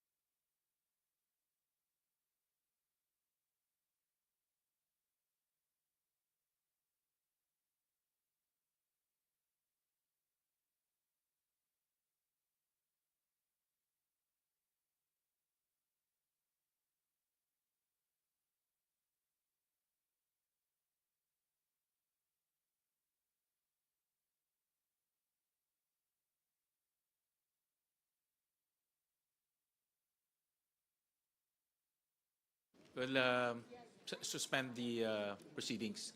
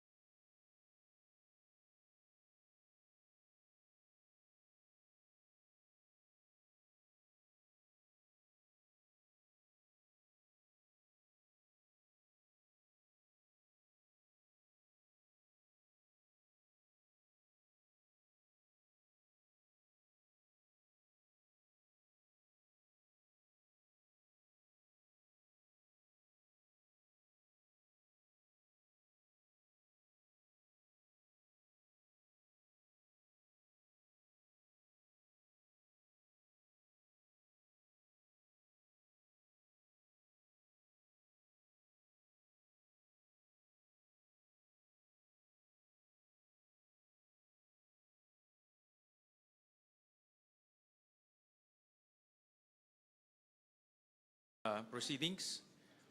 Thank you, Senwin, and to the Bicam conferees for indulging the few minutes. I called Sec Kiko Benitez just to clear something about the special provision indicated under TWSP. So before I get to that, so I'll first note the amounts that we added for under the Technical Education and Skills Development Authority from for step. We propose to add 2.09 billion pesos, bringing it from 12.6 billion in the NEP to 14.7 billion in the HGAB. Subsequently, for the TWSP, we propose to add 1.54 billion pesos to change it from 5.3 billion pesos in the NEP up to 6.8 billion pesos in the HGAB. So, Senwin, just wanted to clarify on one point because one of the disagreeing points between the HGAB and the Senate version pertaining to the special provision of TWSP is that upon the request of Secretary Kiko Benitez, the amount as indicated in the TWSP would have to be broken down into different courses with amounts specified for each type of course. We conferred with Sec Kiko Benitez kasi po medyo nawawalan po ng flexibility if the amounts are indicated specifically for each of the different courses. So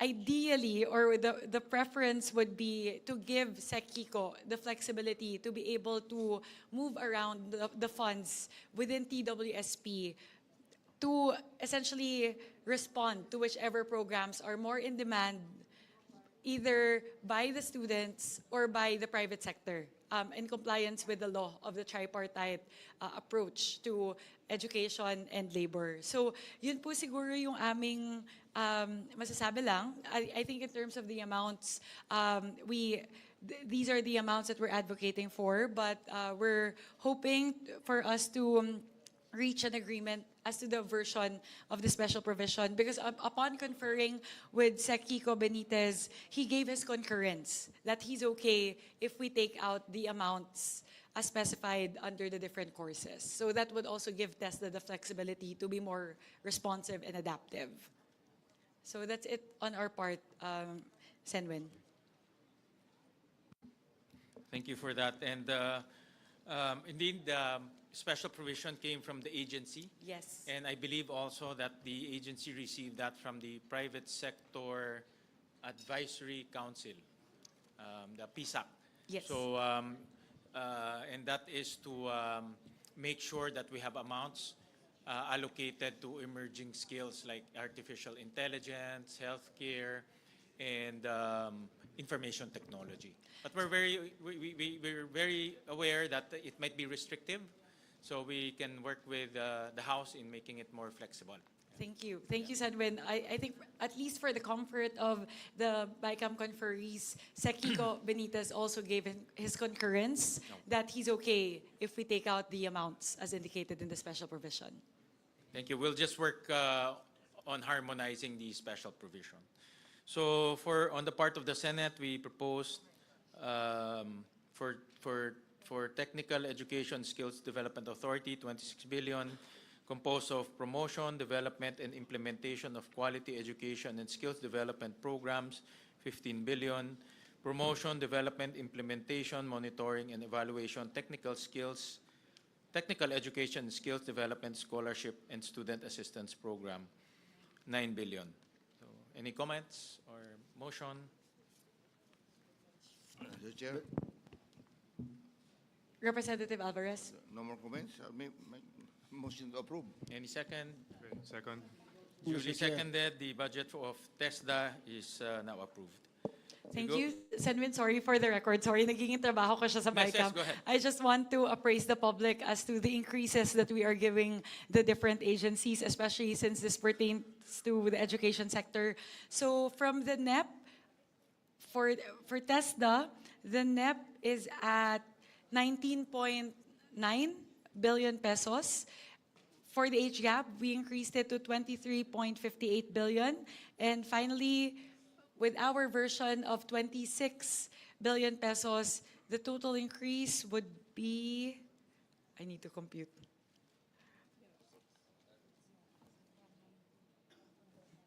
From the NEP, that would be a 6 billion pesos increase from the NEP. So we are giving 6 billion additional to TESDA. Thank you. Thank you for that. We now go to the Department of Science and Technology, Philippine Science High School System, or alma mater.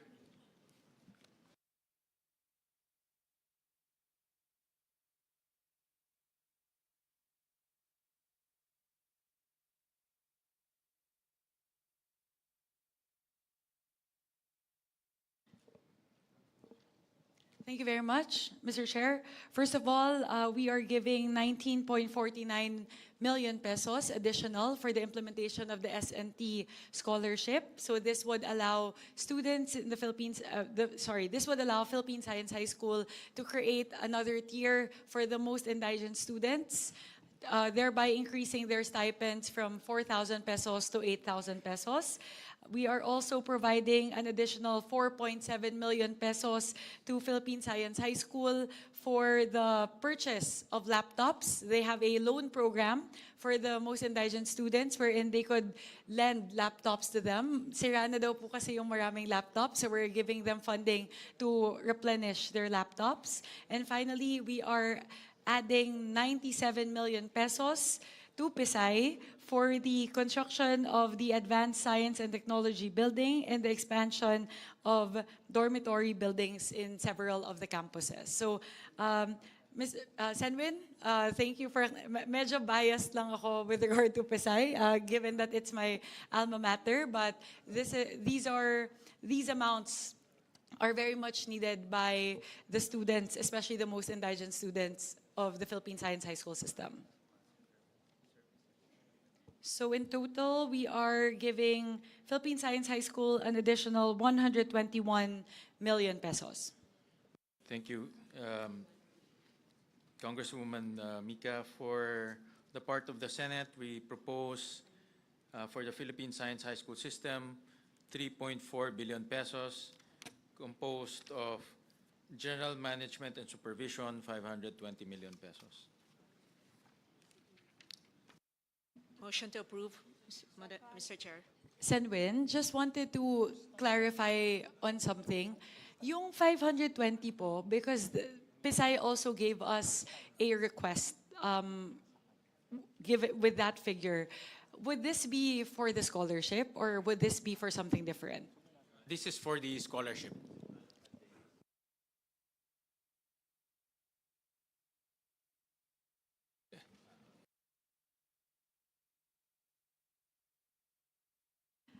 I think this is something that the BICAM po can discuss because there are two versions of the scholarship, the scheme that we can take a look at, and the price difference is around 400 million pesos. So perhaps this is something that we should scrutinize. Yung original proposal po kasi ng PSI was to, currently po kasi there's a socialized subsidy program for PSI, wherein the highest income students get 500 pesos, the most indigent students get 4,000 pesos each. So, yung original proposal po kasi ng PSI is to essentially condense this socialized scheme into only two. So instead of 500 to 4,000, maging 4,000 or 8,000 pesos na lang po. So something that we would want to take a look in the new proposal, the new scheme from PSI, ang mangyayari po, even the highest income students would also get 4,000 pesos. So in the other scheme, which I proposed to Philippine Science High School, we would still maintain the socialized scheme, 500 to 4,000, but this time, the most indigent students would now be able to get 8,000 pesos. So parang we're essentially just adding one new tier in the socialized scheme. So yun po siguro yung price difference, cost difference rather, nung dalawang proposals po. I understand from their proposal is, you're right, from 4 schemes, they'll make it into 2 schemes. And It's been, I think, quite a while since they. Yeah, when was the last time? The last time they increased it, I mean, I think you should know, no, much better than I do. But the last time they increased the stipend is or scholarship is 10 years ago. So they requested from us to increase it, and then also reduce it from 4 tiers to 2 tiers. And the budget that they requested is Additional 430. for 13 million. Yeah. Additional request of 413 million.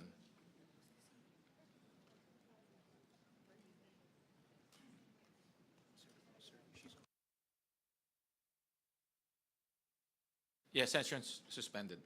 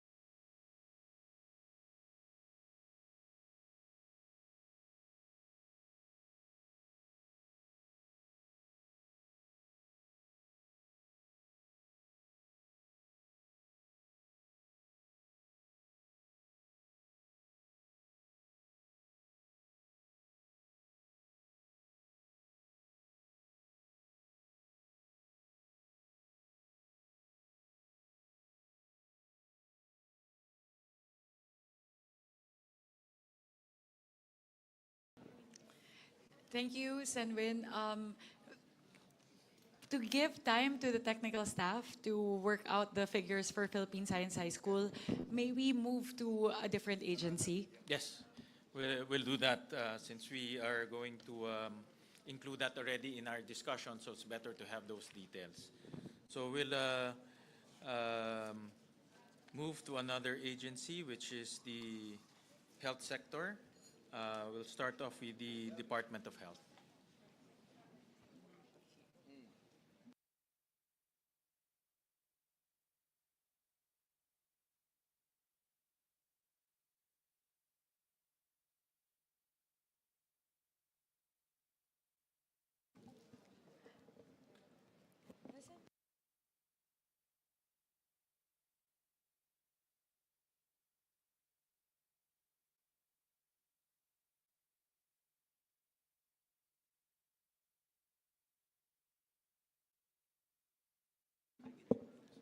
On the part of the House, under the Department of Health, we would like to propose an increase of 2.4 million pesos for HFEP, a billion pesos. I'll disaggregate this po.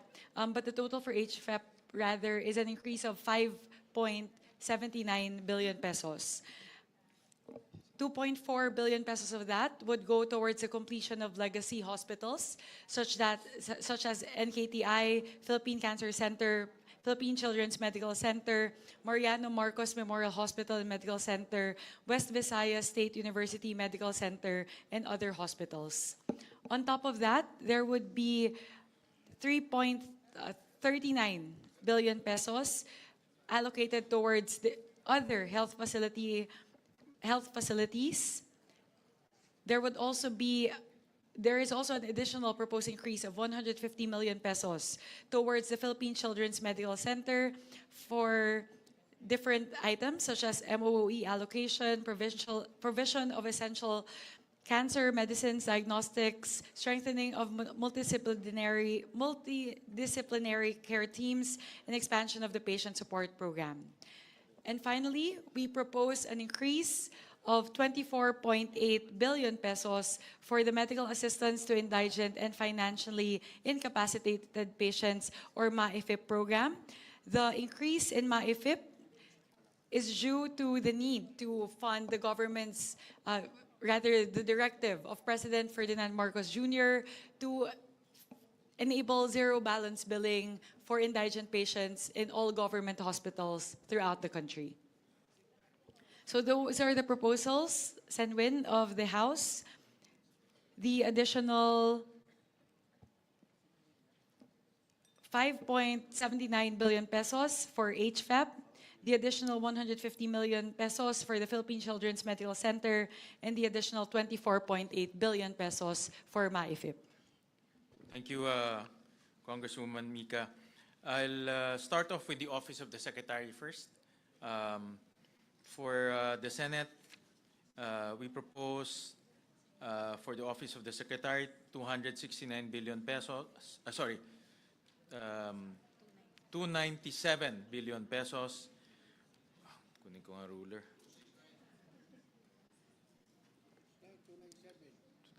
Sorry, sir, wala kasing ruler.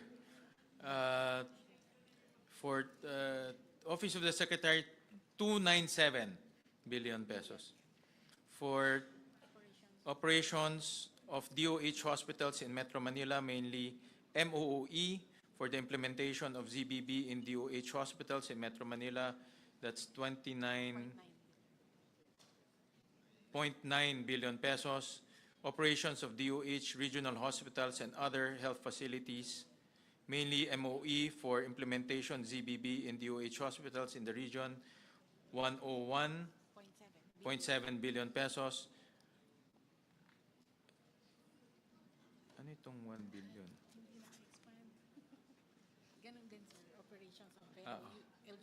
LGU, no? Sorry, hindi ho kasi naka-expand dito. Operations of LGU hospitals and other health facilities, mainly MOE, for the implementation of ZBB in LGU hospitals in the region, 1 billion pesos.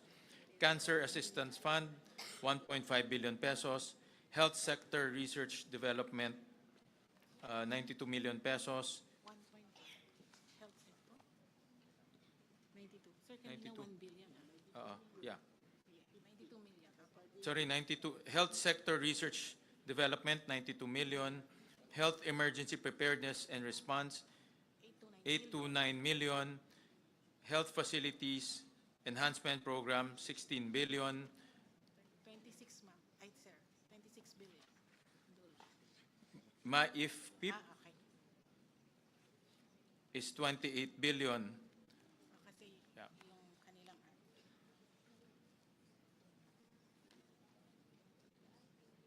Any comments, motions?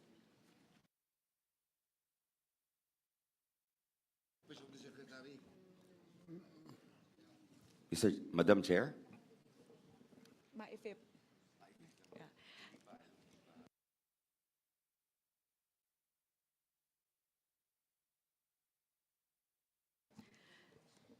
Senwin and to the members of the Senate contingent to the BICAM, if we may appeal for the adoption of the additional 24.96 billion pesos for the MAIFIP program, thereby increasing the amount to 49.2 billion pesos, that would be a huge help or actually that would be the enabling factor to implement the zero balance billing in all government hospitals all throughout the country. So without this, we believe without this amount, without the additional 2.97 billion towards MAIFIP, we will not be able to operationalize the directive of President Ferdinand Marcos Jr.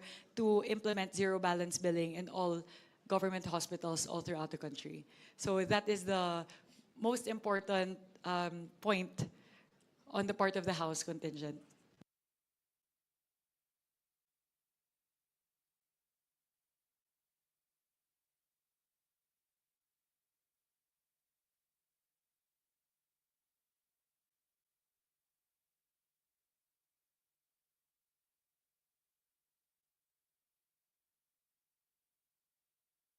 One minute suspension, Mr. President.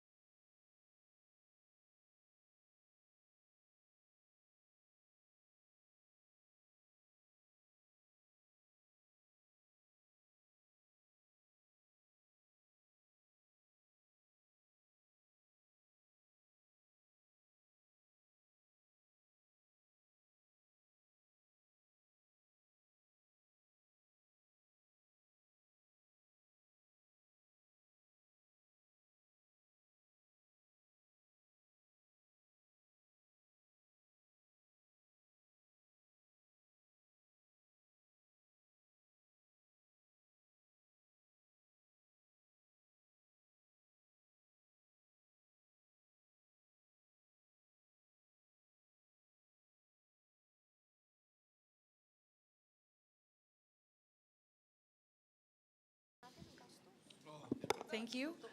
May I now recognize Deputy Speaker Christine Singson Mihan. Yes, just a manifestation from the House regarding our request to retain the amount for the MAIPIF on the age gap. So number one reason, it ensures immediate access to life-saving healthcare. MAIP provides direct financial support for hospitalization, diagnostic surgeries, medicines, and emergency care para po sa indigent and vulnerable patients. Increasing or retaining funds ensures that life-threatening cases are not delayed due to inability to pay. Number two, it protects low-income families from catastrophic health expenses. Many Filipino families fall into debt or poverty because of sudden medical bills. MAIP absorbs a significant portion of these costs, preventing financial collapse and preserving household stability. Addresses high demand for public hospital services. Public hospitals continue to experience rising patient volumes due to economic pressures and limited access to private care. Adequate MAIP funding ensures hospitals can respond to this growing demand without compromising service delivery. Number four, strengthens universal healthcare implementation. MAIP fills critical gaps where insurance coverage, example, PhilHealth, is insufficient or unavailable. Maintaining strong MAIP funding supports UHC by ensuring no patient is denied care due to cost. 5, reduces administrative burden on hospitals. With sufficient MAIP resources, hospitals can streamline patient processing, minimize unpaid bills, and improve overall operations. Minsan kasi yung hospital ginagamit na yung sarili nilang funds kung kulang yung MAIP funding nila. This allows facilities to allocate resources to service improvements rather than debt management. Number 6, supports the most vulnerable sectors. Beneficiaries often include senior citizens, PWDs, solo parents, minimum wage earners, and unemployed patients. Sustaining MAIP ensures these groups have reliable, equitable access to essential medical treatment. Number 7, strengthens public health emergency response. MAIP funding becomes especially critical during disease outbreaks, disasters, and public health crises. Increased funding allows DH facilities to respond quickly without resource constraints. Number 8, promotes healthy equity across regions. Many isolated and disadvantaged areas rely heavily on government-funded medical assistance. Retained or increased MAIP funding prevents further widening of health disparities between rural and urban populations. Number 9, prevents service interruptions in DOH hospitals. Inadequate MAIP budgets could lead to delayed treatments, supply shortages, or limitations on who can receive assistance. Stable funding ensures continuous uninterrupted patient care. And number 10, delivers high social and economic return on investment. Healthy individuals are more productive, less dependent on long-term government aid, and able to contribute to the economy. Investing in medical assistance yields long-term benefits that far outweigh the program's costs. And I think some of my colleagues wants to share some experiences with their MAIP funding of their district, their constituents. Representative Pepito Alvarez. Yeah, Mr. Chair, Madam Chair, I may have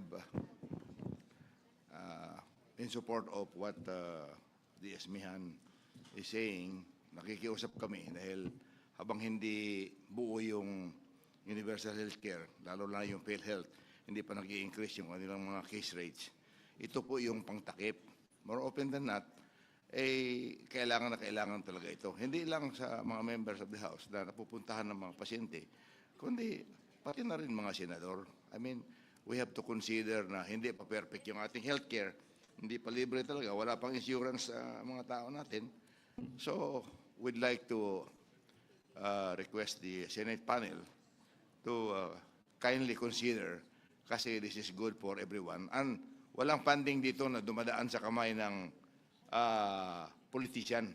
Diretso ito from the DOH regional office. Diretso binabayad ito sa mga hospitals when the bills are forwarded to them. So, Mr. Chair, Madam Chair, I'd like to request to have this approved. Thank you. Madam Chair. Mr. Chair. Madam Chair. First, Minority Leader Marcelino Lebanan, then Representative Mark Zamora.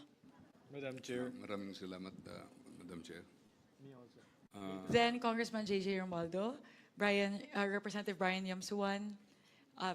Those four. Thank you. Kami po ay, in behalf of Four Peace Party List, nakikiusap po kami na i-reconsider po itong maipip natin na 49 billion dahil napakalaking tulong po ito sa ating mga taong bayan, lalo na yung mga mahihirap. Ito po yung inaasahan ng napakarami po sa atin. At sa amin pong experience ay na-mention na ni Deputy Speaker Singson yung mga reasons, kaya nakikiusap po kami sa House panel na matulungan ng ating mga kababayan sa pamamaraan ng maipip na pag sila'y nagkakasakit. Maraming salamat po, Madam Chair. Thank you. Next, Representative Mark Zamora. Thank you, Madam Chair. I just would like to share one best practice that we observe in the province, where RHUs that are already categorized as primary healthcare facilities are already qualified RHUs to receive MAIP. And once these RHUs were being downloaded with MAIP, it actually helps local government unit earn from MAIP. So parang kung ano yung kulang ng RHU in terms of personnel, doon nila nakukuha sa income nila sa MAIP. So it's actually not limited to hospitals alone, but it actually supports the rural health units. So parang ito yung nagiging tulong din ng national government for RHUs, LGUs to earn and provide whatever the LGU can complement. So I'm with the group in appealing from the our Senate counterpart to retain this proposed budget for MAIP. Ang laki po talaga ng tulong, hindi lang sa pasyente, pati na sa local government units na kulang ng panggastos sa RHUs. Thank you. Next, Representative J.J. Romualdo. Thank you, Madam Chair. Your Honors, good evening. This representation would like to appeal to the honorable members of the Bicam, especially on the Senate, considering that we are staying in an island province, Your Honors. It's really hard, bringing all the patients to the mainland, especially on serious special cases. MAIF really is the catalyst or makatulong talaga pagdating doon, lalo na pag serious cases na hindi magampanan namin sa hospital. All our requests, our appeals are very valid, but on our part, being staying in island provinces, just like any other island provinces, bringing into the mainland to the regional hospitals or private hospitals, ang hirap po. Kung mababawasan po yung MAIF. So therefore, we appeal, Your Honors, for our MAIFs. Thank you, Representative Brian Yamsuan. Thank you po at I'm in support of all of my colleagues in the House of Representatives to ask for your help to approve this MAIF program because it's talagang essential ho siya. Malaking tulong ho and sa akin lang, one good experience sa amin, yung ating mga nakatira sa mission area, especially sa amin sa 2nd District ng Parañaque, napakiusapan ko yung 3 ospital na malalaki doon, yung Parañaque Doctors, yung Medical Center Parañaque and UniHealth, na pumapayag na sila na gamitin yung MAIP namin para yung mga kababayan natin hindi lang nakasentro doon sa mga district hospitals.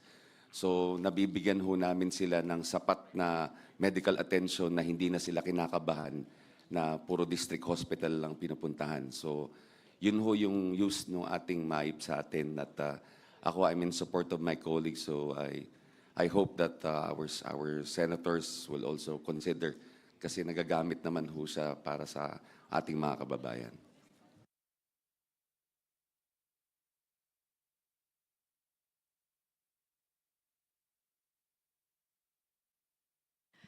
If I may po, I believe this was something that stood out to me during the interpellations in the Senate.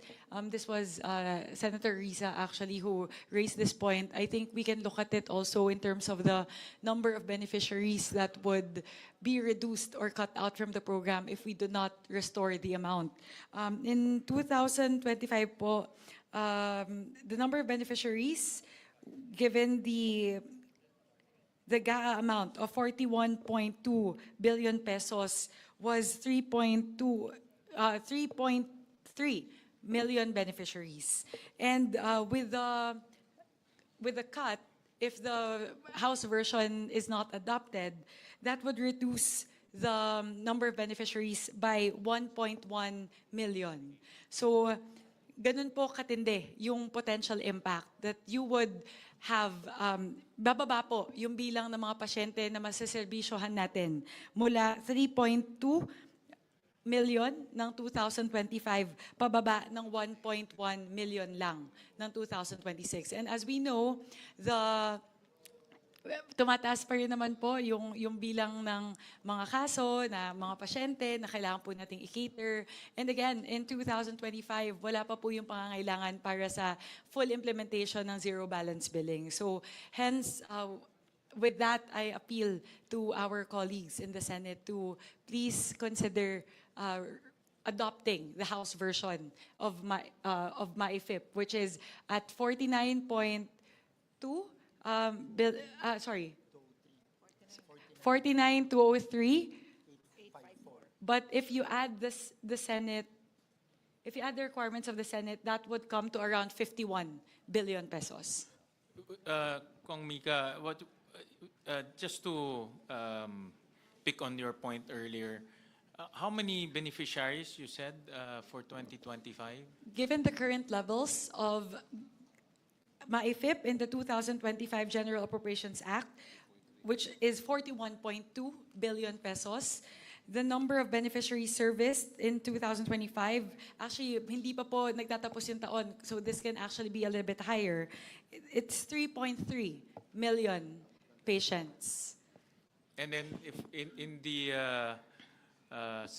Senate version, the one we approved, how many patients is that equivalent? In the Senate version, if we don't adopt the additional 20, Because you said the 2025 is how much already? 41.2. 41. Yes. So So ngayon with kasi Senate is 29. 29. So Tama, yung 28. Yeah. so with the 28, that would be kukunti yung pasyente. yes po, 1.1 million patients po yung mawawalan.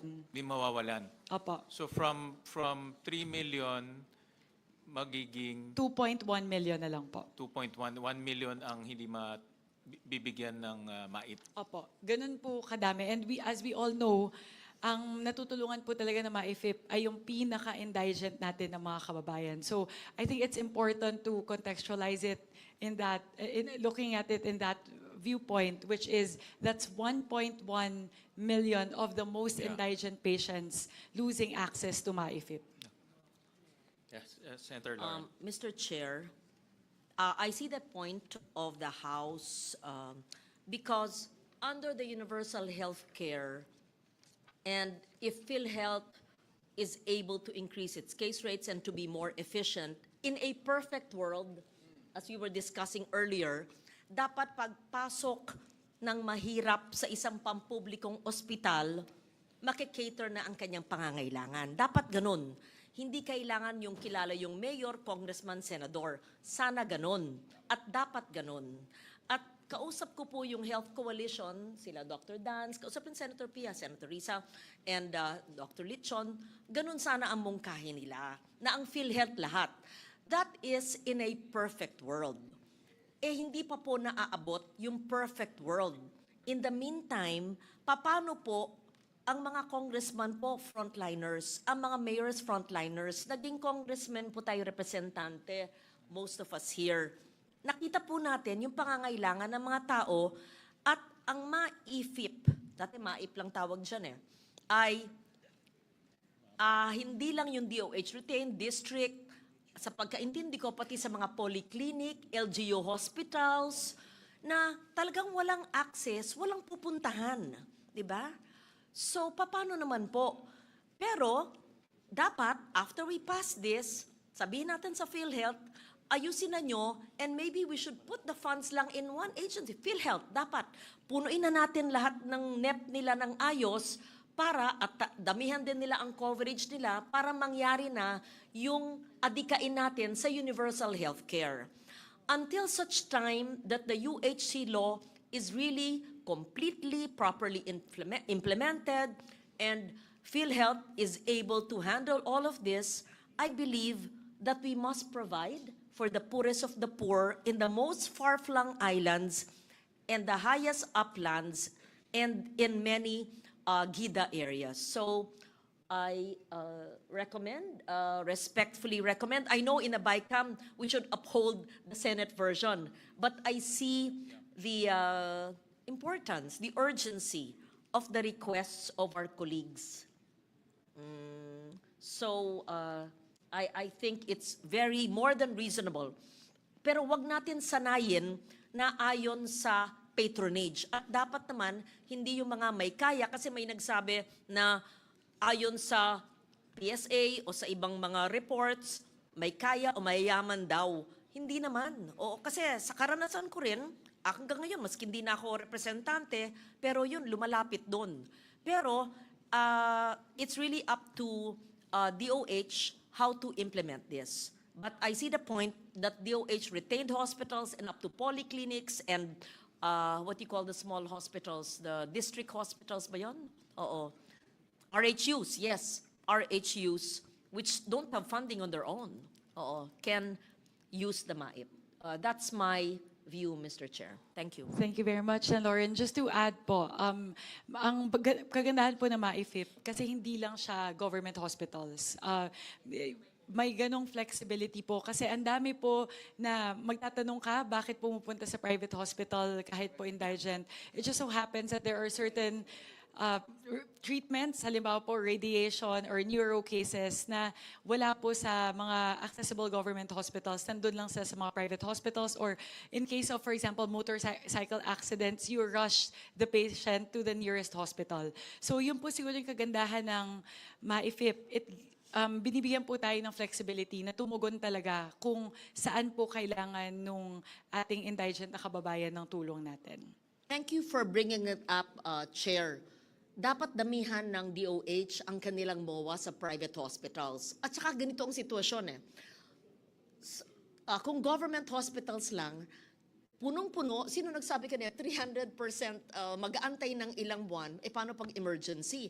Pangalawa, papasok ko sa pampublikong ospital, wala naman sapat na gamit o kulang ng tao. How do you address the needs of the poorest of the poor?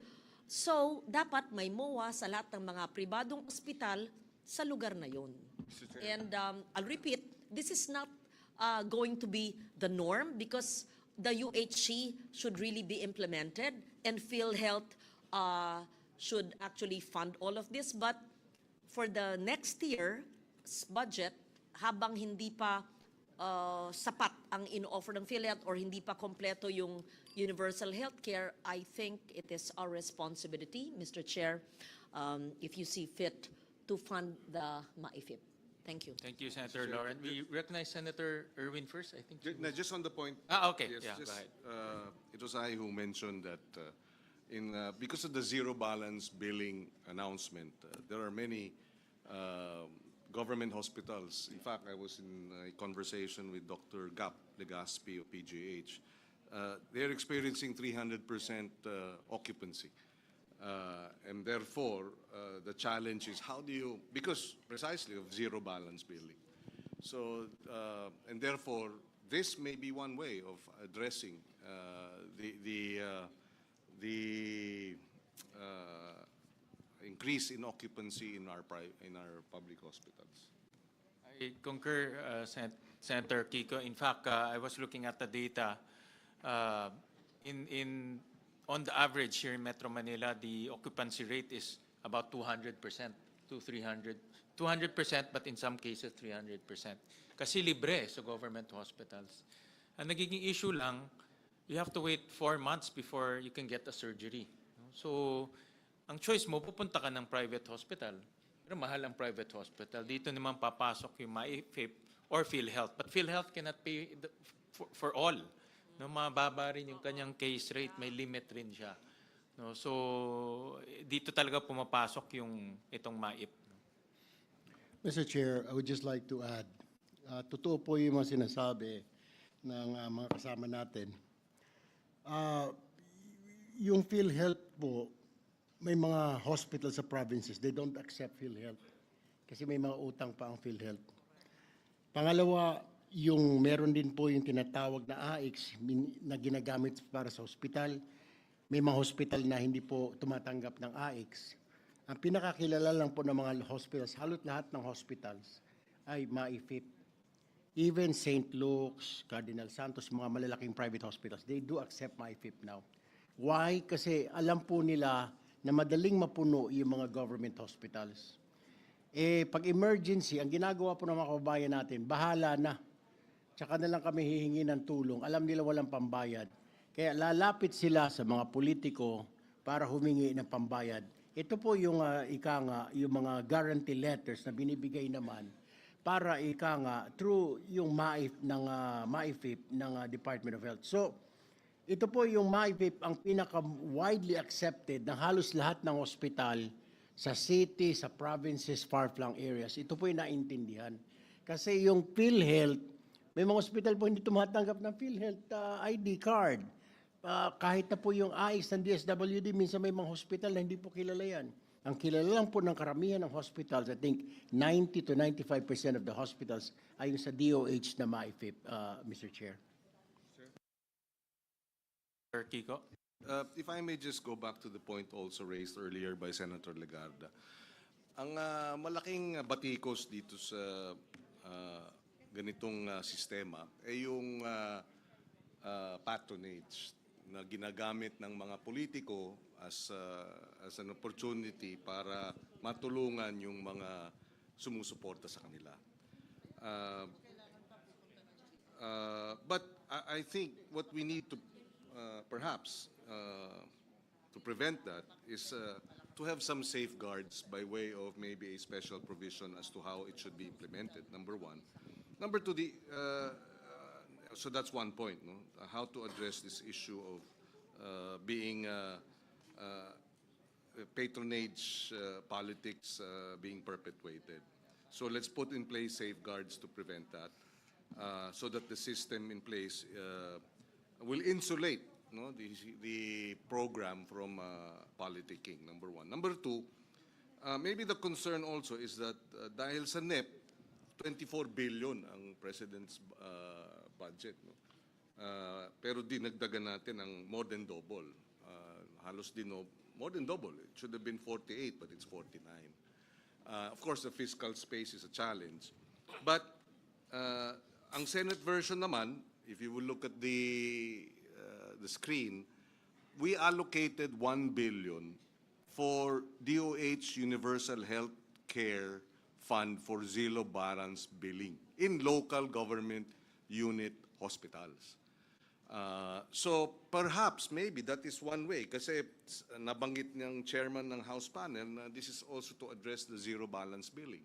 So maybe a portion of the 49 billion we can put dun sa LGU hospitals for zero balance billing, which we've already we've already put 1 billion. Baka pwedeng dagdagan din yun. No? O yung 49, may portion of that, dagdagan dun sa LGU hospitals for the zero balance billing to be implemented in the LGU hospitals. So I'm trying to find a happy compromise in this regard, Mr. Chairman. Thank you, Senator Kiko. In fact, the different agencies have issued several circulars na bawal na talagang ipoliticize yung mga tulong sa tao. For example, yung mga AIX, TUPAD, MAIP, but even scholarship. So meron na silang directive or circular. And on top of that, meron rin tayong special provision na bawal rin i-politicize. No? So that is another safeguard na hindi mapapoliticize itong mga tulong sa tao. No? Yung importante lang naman dito ay matulungan yung tao. No? That's the most important. Yes, Senator Amy? Yes, maraming salamat Mr. Chair and Madam Chair. Wala naman sigurong tututol sa pangangailangan ng MAIP. Talagang kailangan na kailangan yon. Ang problema lang, sa totoo lang, naaasiwa ako pag hinihingan ako ng GL, ng mahiwagang guarantee letter. Hindi karapat-dapat na ang Pilipino ay naninikluhod sa iba't ibang politiko para lamang magamot. Ang tingin ko, kung bibigyan yung iba't ibang mga ospital, hindi ba maaari na physician's priority na ang gawin? Huwag na tayo nakikialam doon, kundi yung mga doktor ang magsasabi kung sino talaga nangangailangan ng tulong, sino pinaka-urgent. Kontrabida po ako, pero talagang awang-awa talaga ako sa ating mga kababayan na talagang pumipila pa sa atin at nagmamakaawa. Hindi po dapat yun. Madam Chair. Yes, Representative Javi Benitez. So I agree that we should also move from a patronage-based type of system to an institutional-based system. No? I think that's what we have done in implementing the free college law, for example. I think yung gusto ng kababayan natin ay sana sa health naman. Lagayin po natin sa health ang ating maging ideal world, sinasabi po ni Sen. Lauren, na pagpunta sa isang ospital, hindi na kailangan magmakaawa sa isang politiko or mag-isip na kailangan pang bayaran ito. And when I spoke to ang DOH at that time, they were saying that the number is actually 70 billion. Naglabas po sila ng zero balance billing, that is option 3, which is a claims-based and simple, is 70 billion what's needed.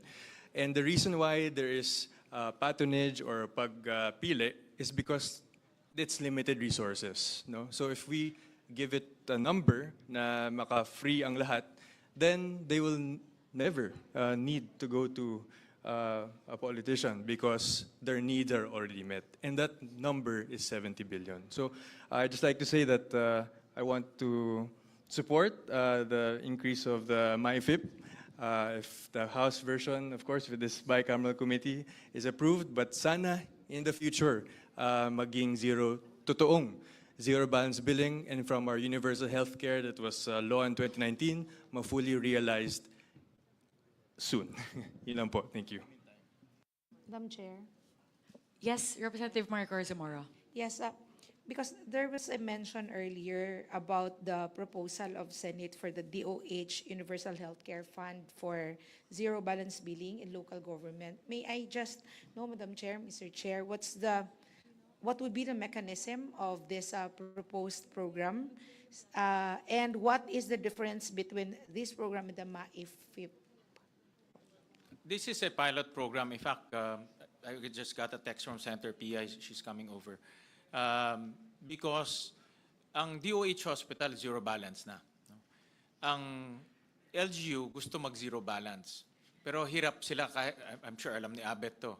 Most LGUs, si Maricar, you were governor before. I was a mayor before. Talagang kinakain ng budget. As Governor Alvarez, no? Kinakain talaga ng hospital bills or hospital operation yung budget ng LGU.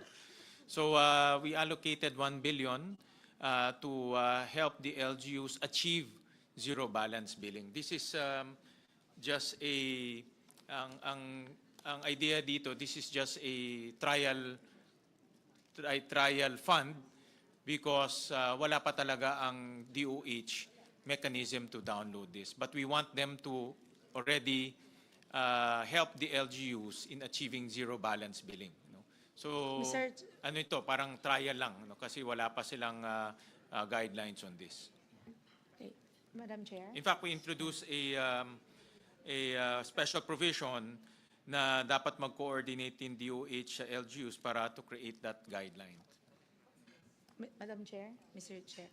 Go ahead, Kong Maricor. Because based on how MAIF is being implemented now, there are already LGU hospitals that are already availing MAIFIP, and they're actually implementing zero balance billing dahil nada-download si MAIFIP directly to the LGU, utilizing the MAIFIP sa provincial hospital. So, hindi ba po siya magiging duplication itong item na to sa MAIFIP where it's already implemented now na pwede nang direkta sa LGU? Ang conversation namin dito, itong DOH Universal Healthcare for Zero Balance Billing in Local Government Units, para siyang subsidy. No? Para siyang subsidy for your hospital. So for example, sa Bataan may hospital kayo, pwede niyang i-subsidize. Kami sa Valenzuela, pwede niyang i-subsidize. Or sa Ilocos Norte, pwede niyang diretso i-subsidize. So that's the mechanism there. No? Yeah. So, Yan yung idea. But they have to come up with guidelines to operationalize. Yeah, Mr. it. Chair. Well, Kaya po Wala ng nag-worry. GL po? Yes. Yun ang yung Ako pangkalangan. sang-ayon po ako doon. Kailangan- Talagang ayokong lumuluhod yung ating mga kababayan But yun, para lang but admittedly wala pa kasing guidelines to, no? So that's why we included in the special provision to consult with the LGUs. Yes, Mr. Chair. Kasi yung MAIPIF, it's already in the LGU hospitals and it's implementable already. Kaya sa yung another one na hindi kami sure kasi gagawa pa ng guidelines. While the MAIPIF, we know na kaya nang magamit kaagad ng patients. So, doon kami nagwo-worry na tatanggalin niyo yung MAIPIF, dadalhin sa something na hindi pa klaro. Well, we know na mabilis magamit yung MAIPIF. Importante ngayon, mabilis matulungan ng tao.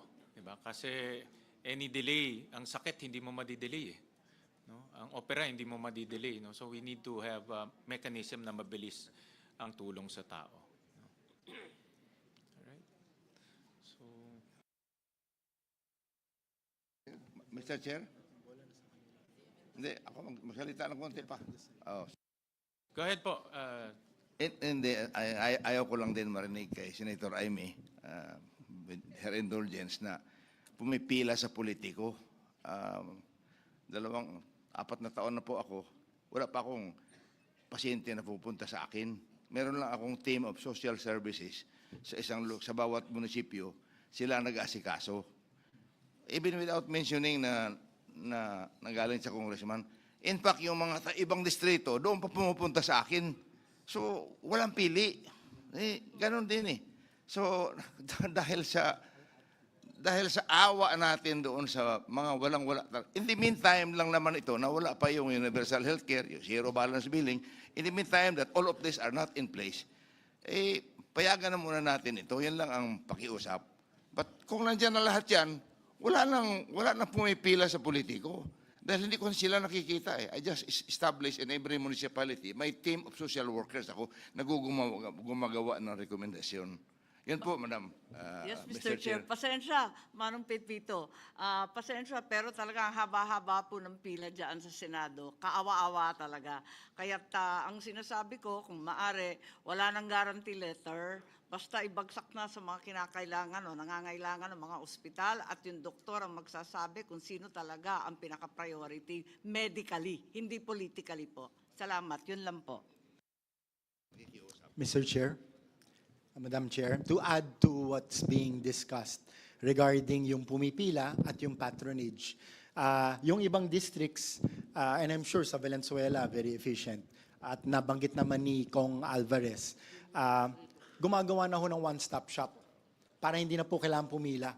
And in the case of Bataan, nandun po yung PCSO, PhilHealth, nandun yung DSWD, nandun yung social worker, nandun yung MyFIP, para isa na lang ho yung pupuntahan under one roof. Hindi na ho kailangan makita yung mga public servants in that locality. Diretso na po sila.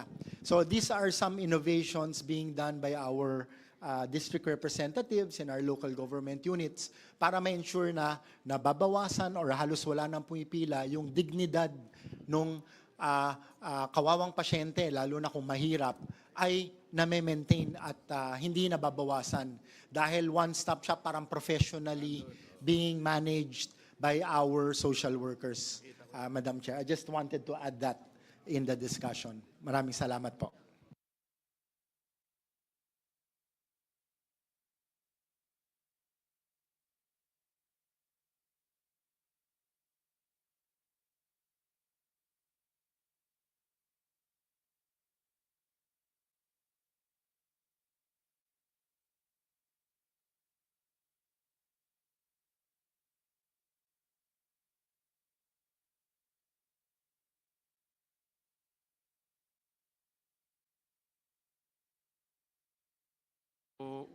minute suspension.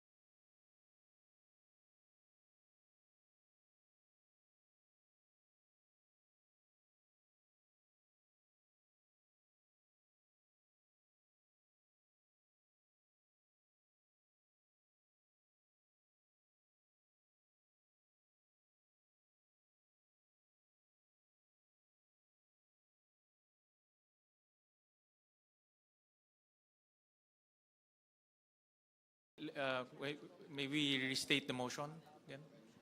Mr. Chair, I move to retain the amount, sorry, my apologies po. I move to adopt as the final amount for MAIFIP 51,648,816,000. Any motion? Second. Duly seconded. The budget is the motion of the chairperson Swan Singh is hereby adopted.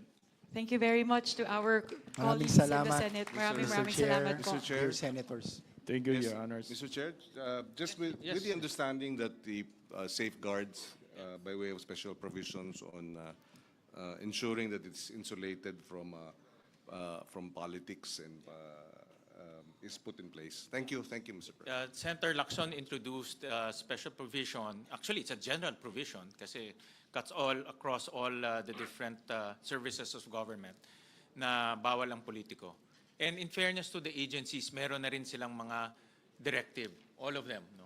So that's already in place. But of course, we need to be vigilant and also active to implement that. Mr. Chair, if I may add, hindi naman po kasi itong MAIFIP, hindi po kagaya ito ng AIX at saka tupad na binibigay mo cash, di ba?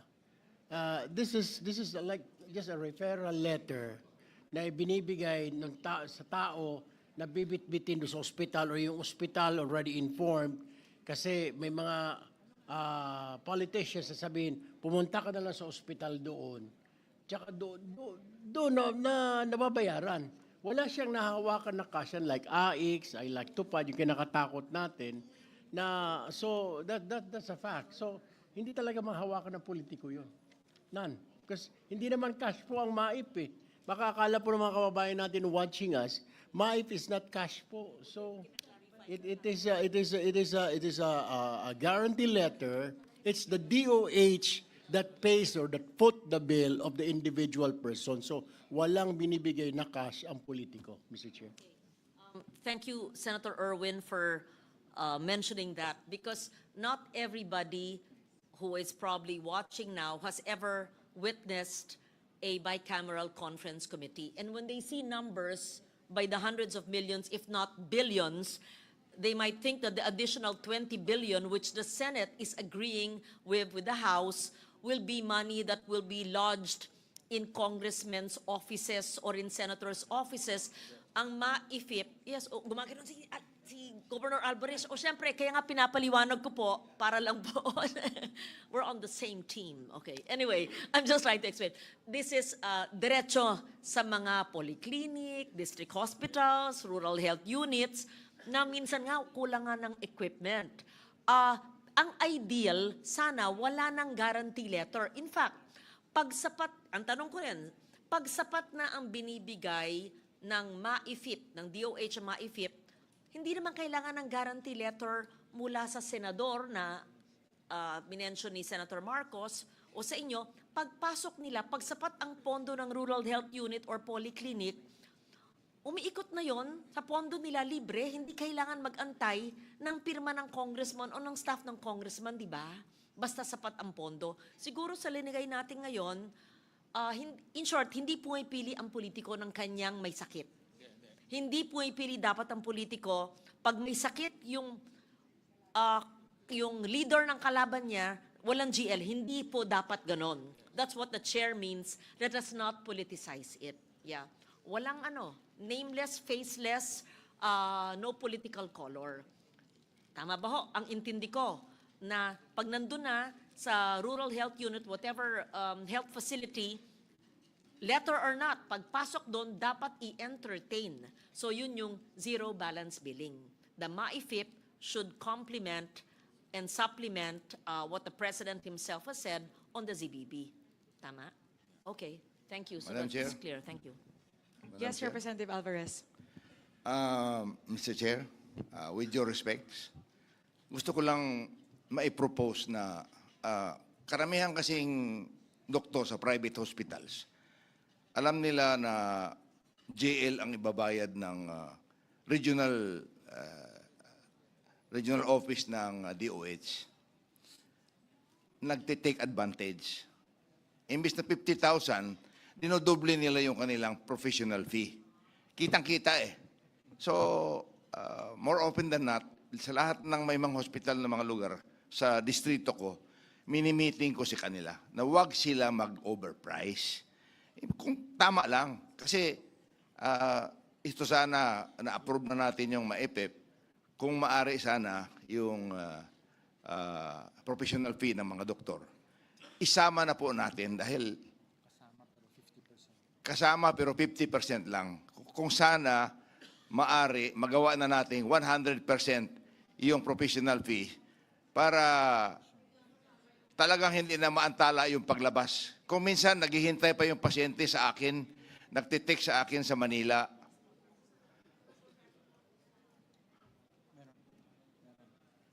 Professional fees now, they accept 50%.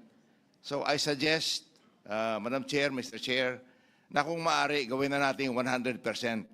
With the provision na kausapin natin ang mga doktor na huwag mag-overcharge.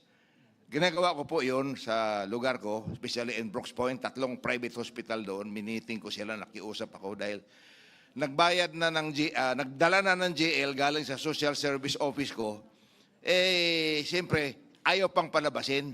Dito ako sa Manila, nagte-text, tatawag pa ako sa Puerto Princesa para mag-deliver ng pera doon sa isang bayan. That's 3 hours away from Puerto. Mahirap po na, lalong-lalo na magaling na yung bata, nandoon ang nanay, wala nang makain doon dahil uuwi pa sa kanila. Pati nga pamasahe noon, marami po kayo may mga indigents sa Southern Palawan, especially mga indigenous people. Kaya hindi naman, wala akong indigenous people nakita na nagluluko doon sa MAIPIP at saka sa mga pribilehiyo. So, more often than not, talagang naaantala yung kanilang pag-uwi. Lalo na kung masama ang weather. Hindi bali kung 1 oras lang yung biyahe na magandang weather, simintado yung kwarsada. Aakyat pa sa bundok yan. Kaya, kung maaari, propose ko na yun na bayaran na natin 100% ang professional fee, tanggapin na natin na 100% mababayad. Thank you, Madam Chair, Mr. Chair. Senator Amy? Yes, thank you very much, Mr. Chairman and Madam Chair. I'd just like to bring our attention to the general provision referred to earlier by Chairman Gatchalian. It's on IB 683 page between lines 52 and 53. And this refers to the prohibition on political involvement in cash distribution. So, nakikita ko naman na talaga naman maganda ang mithiin nito. Subalit, sa kabila niyan, kinakailangan basahin natin ng maigi. Unang-una, wag natin limitahan sa cash. Kasi yung MAIP nga tulad ng pinaliwanag ni Senator Erwin, talagang hindi naman cash. Pero dapat sakop pa rin ito. Pero medyo mabigat rin ang wording kasi walang politikong present to participate in, to influence, or otherwise take part.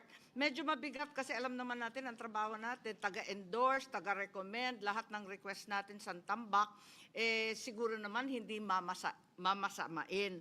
Kaya gusto ko sana na i-review sana itong general provision, palawakin siya kasi magandang mithiin na hindi lang cash assistance kundi lahat ng assistance. Tapos wag naman sakop lahat na halos may penalty pa. Kapag ando ng politiko, parang mabigat-bigat naman yata to.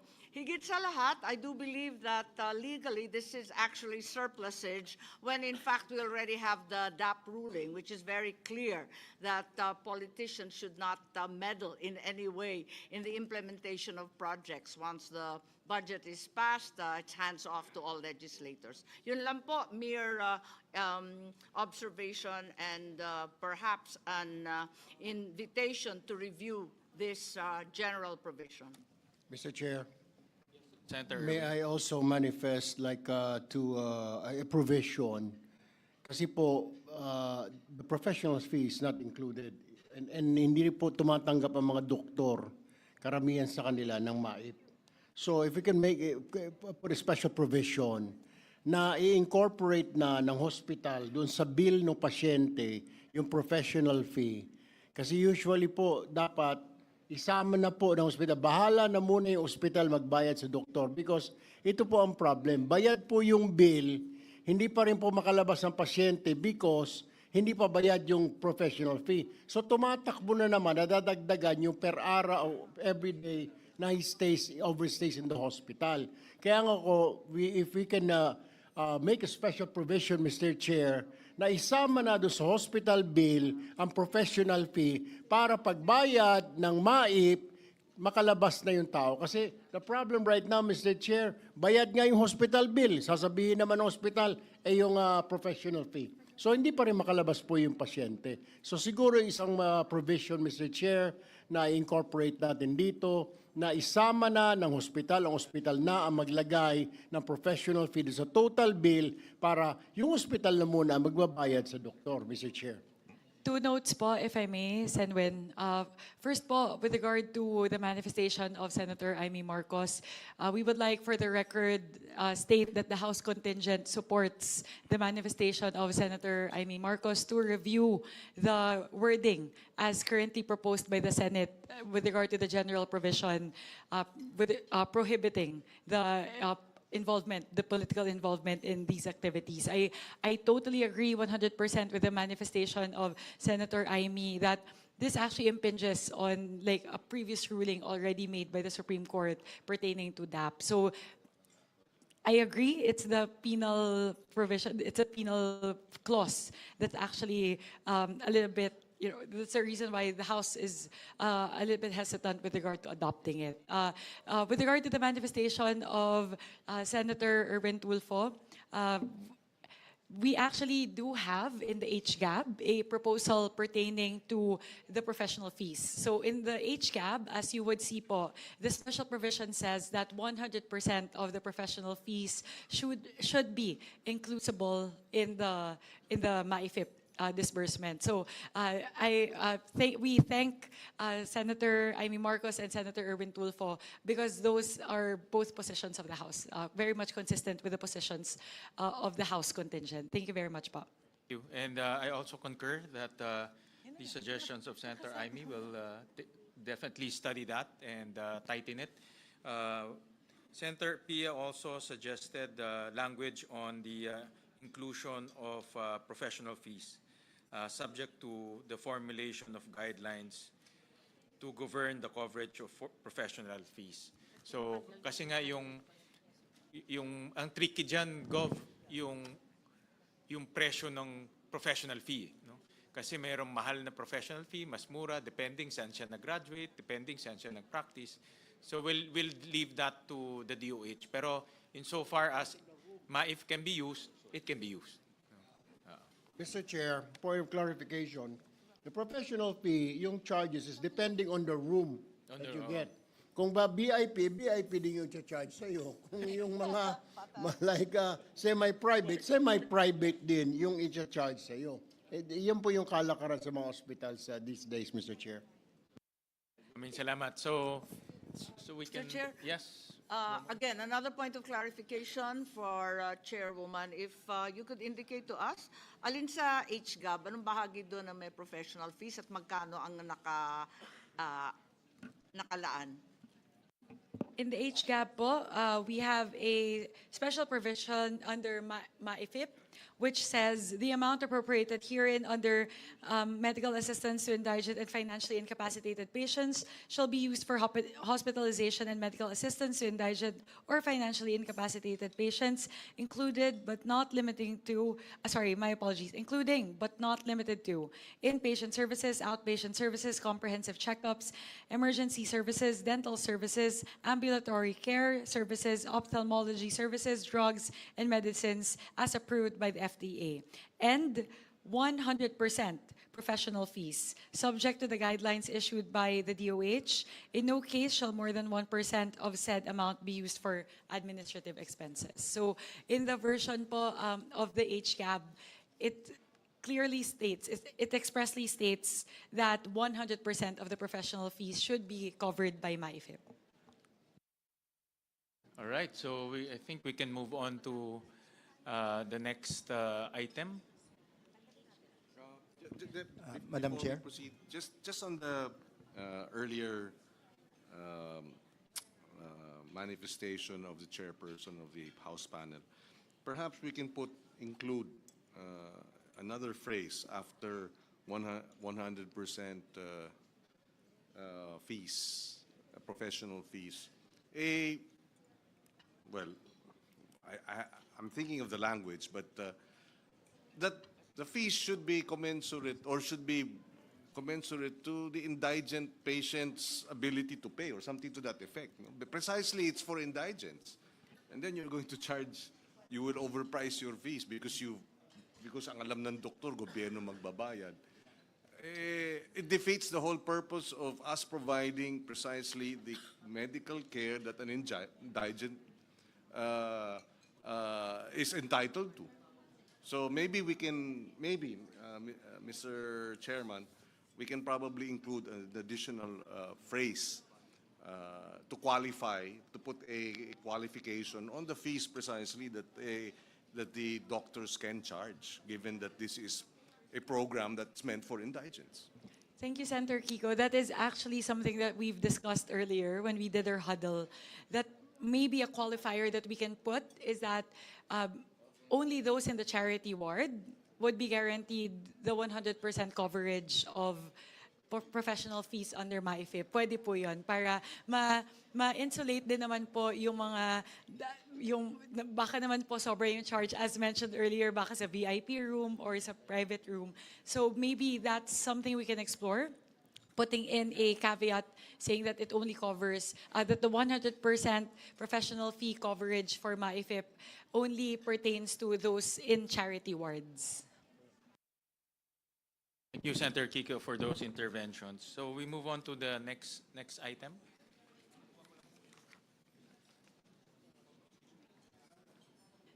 Sen, with the House contingent, or just asking, would that be commensurate to adopting the House version of the special provision pertaining to professional fees? We actually modified it. We allowed the DOH to come up with guidelines. No?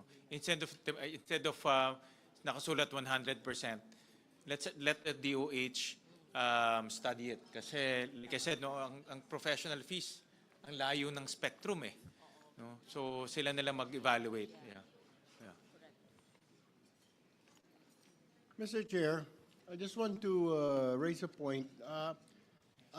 In 2025, it's already that provision that Provision number 6. it's a provision Number 6. number 6, wherein it says that medical assistance to indigent and financially incapacitated patients, the amount appropriated herein under MAIP shall be used for hospitalization and medical assistance to indigent or financially incapacitated patients, including but not limited to inpatient service, outpatient service, comprehensive checkup, emergency service, dental service, drug, medicine as approved by the FDA and professional fees, Mr. Chair, subject to the guidelines issued by the DOH. In no case shall more than 2% of the said amount be used for administrative expenses. So we already have this, Mr. Chair, Madam Chair, since last year.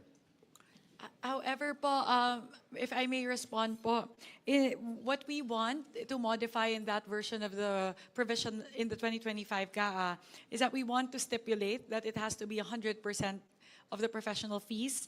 And second, we're actually arguing against the 2% administrative cost being that's stipulated in the 2025 GAA. Kasi po, AIX, Tupad, and even other more, labor-intensive programs only charge 1%.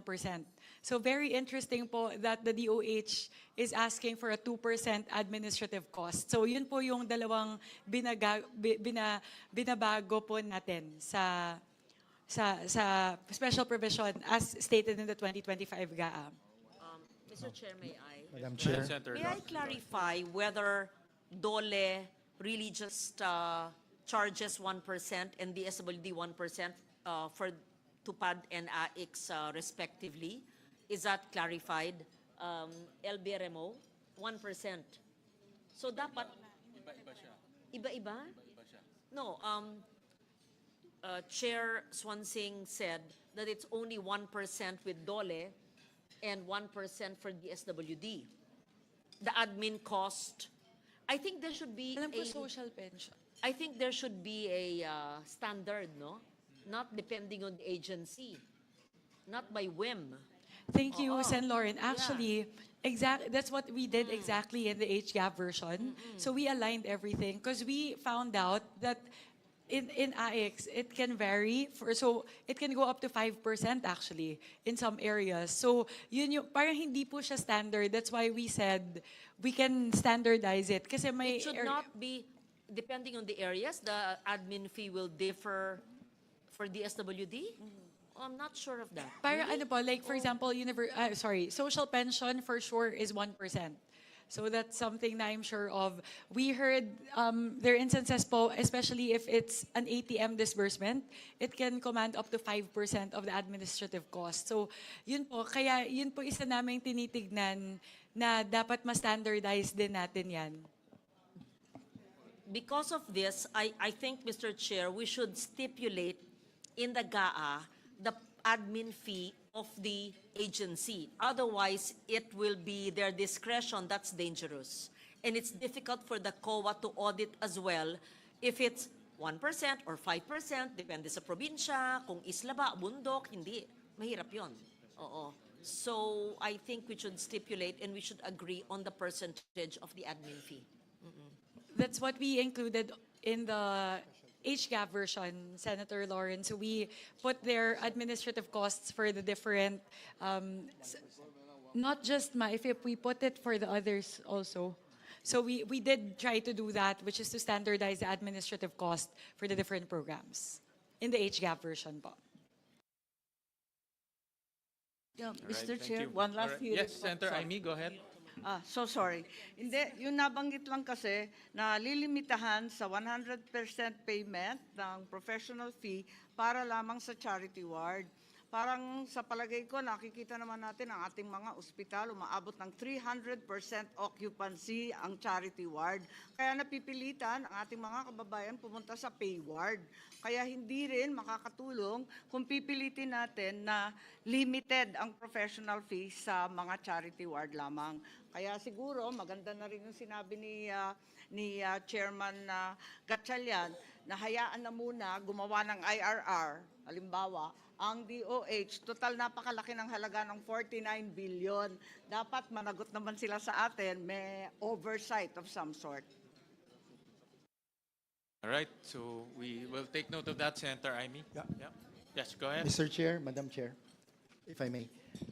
Dito po sa House version ng MAIFIP na may 100% professional fee. After that, subject to the guidelines issued by the DOH. So, baka yun na po yung sinasabi ni Sen. Amy na dun sa 100% para tunay na mapakinabangan ng ating mga kababayan, based on that, gagawa ng guidelines yung ating DOH. Kasi as it stands now, 50% lang po ang naitcha-charge. Kaya yung pasyente po natin, kahit nabayaran na ng MyFIF yung hospital bill and 50% nung professional fee, hindi pa rin makalabas ng ospital. At dun po, lalapit sa mga politiko, buti na lang si Governor Pepito Alvarez, maraming pwedeng pang out of pocket. Pero dun sa iba na hindi na kayang mag-abono, at least magkaroon na po ng relief yung indigent patient na tuluyan ng once magaling, covered na ng MyFIP, tuloy-tuloy na pong makalabas ng ospital. So anyway, the proposal ng House ay gagawa po ng guidelines ang DOH. Thank you po, Mr. Chair, Madam Chair.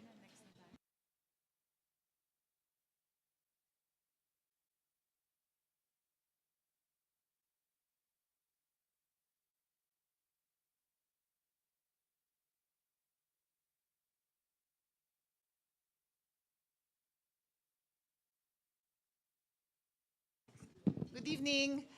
Just a quick response. Let me recognize you first. Let me recognize the presence of Senator Pia Cayetano. I feel I've been present because I was monitoring in the 1 hour that I was in traffic. Anyway, on that note, let me just give a quick comment. Congressman Abet, good evening. I think it's been said, so I won't take up everyone's time, that the concern is there are overpriced.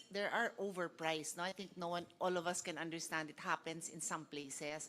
So if we just say guidelines without saying 50% or 100%, and we will express to DOH this forms part of the record that we're not objecting to 100%. It can be anywhere between the current 50 and in the 2026 budget, it could go up to 100%, but they have to provide the proper guidelines. So if I don't know, if it's in a private hospital and they know that 100% is way above the average price for such a procedure, I think they can provide limits. So that's my recommendation, so that we give DOH that leeway. Thank you.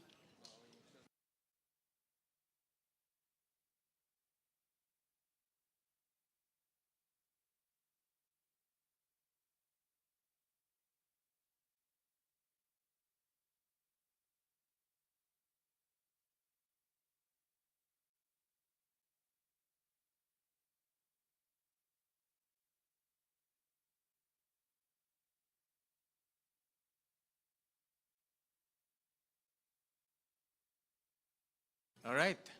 Thank you. So we'll take note of the comments of our esteemed senators. Senmin, if we may move to the next item. I believe this is also a disagreeing provision pertaining to the Health Facilities Enhancement Program, or the HFEP. Similarly, we appeal to our colleagues in the Senate contingent to please consider restoring the increase effected by the House pertaining to HFEP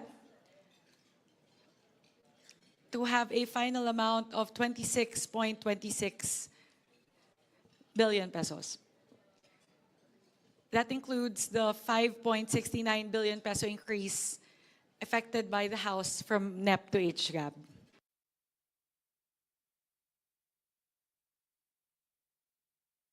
Chair. Madam Chair. Yes, Representative Rufus Yeah, Rodriguez. just like to support the plea of our chairperson, because our rural health units, which are usually the beneficiaries of this HFEP, are our first line of defense on diseases and medical attention. And if we do not have sufficient funds for health facilities enhancement program, expansion of rural health units, expansion, the purchase of equipment, and also to have medical care available to our people, then we will fail in making sure that at the frontline level, we are enhancing the ability of our health units to respond to health needs. So I would support our chair in appealing that we retain the 20 or increase it to 26 billion pesos. Thank you, Mr. Chairman. Thank you, Representative Rodriguez. I would like to further clarify that the proposed increase of 5.69 billion pesos includes the completion of legacy hospitals. Those are NKTI, Philippine Cancer Center, PCMC, Mariano Marcos Memorial Hospital and Medical Center, West Visayas State University Medical Center, Northwestern Cagayan General Hospital, Bataan General Hospital and Medical Center, Bicol Regional Hospital and Medical Center, Mayor Hilarion A. Ramiro Senior Medical Center, Northeastern Misamis General Hospital, and Orani District Hospital. In Bataan, there's also the Senator... Oh. So ano po to? It's a lot of different HFEP facilities subsumed under the proposed 5.69 billion increase.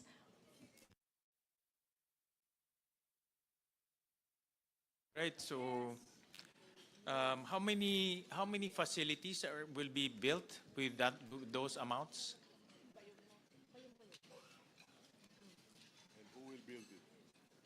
And who will build it? Mr. Chair, Madam Chair. Tungkol doon sa Senator question Win, while mo, I how retrieve many- the data, I'll first like to recognize Representative Pepito Alvarez. How many facilities? Kanya-kanya po yung submit ng hospital facilities improvement program. Yung Northern Palawan po, meron silang 8 hospital doon. Tinamaan ng bagyo.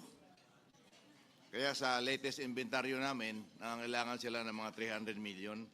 But total Palawan, including those na mga sira-sira ng hospital, kailangan namin at least 500. Minimum yun for next year.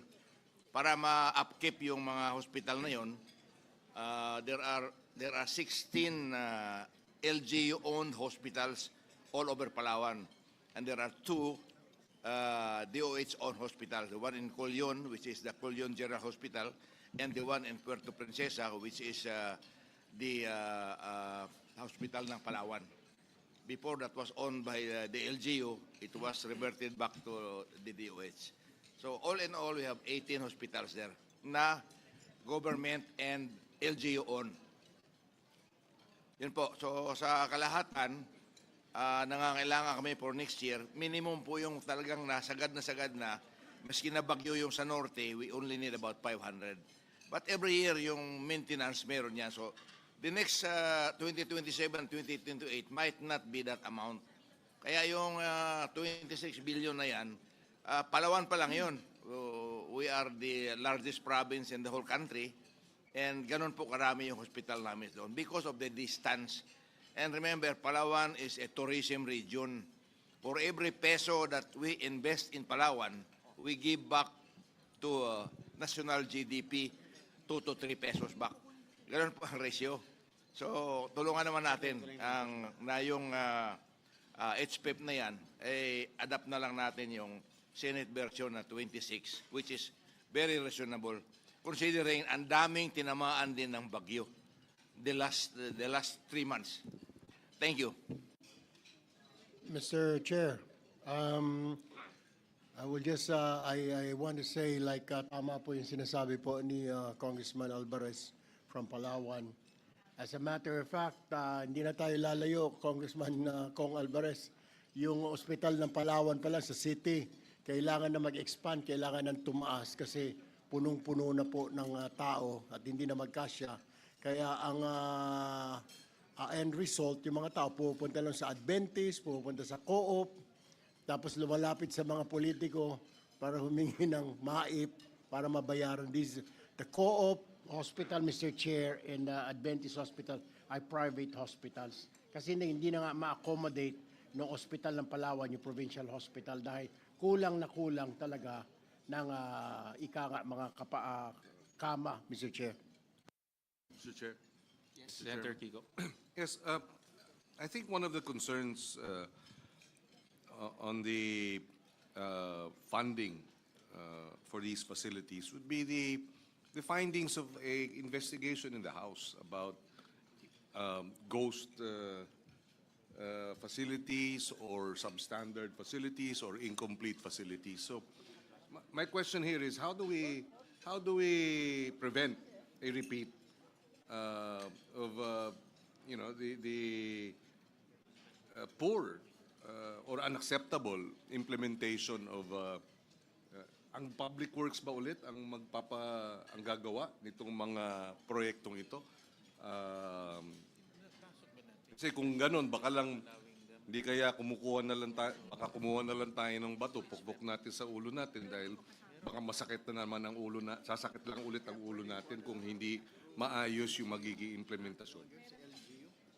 If I may respond to the query of Senator Kiko. So, ginawa po namin, in the HGAP version, you would see a special provision pertaining to HFEP wherein we adopted a similar provision as in the basic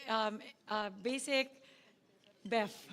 Nahilo na. Basic Education Facilities Program, or BEF, wherein we've opened up the modes by which these facilities can be built. So, ginaya po namin kasi po, di ba, aside from DOH and DPWH, we're also opening it to LGUs and PPPs. So, similar po to the adjustment that we did for the BEF, we also stipulated the same as a special provision. And then to respond po to the query relating to how many health facilities are subsumed under the proposed 5.7 billion, it would be a total of 62 health facilities all over the country.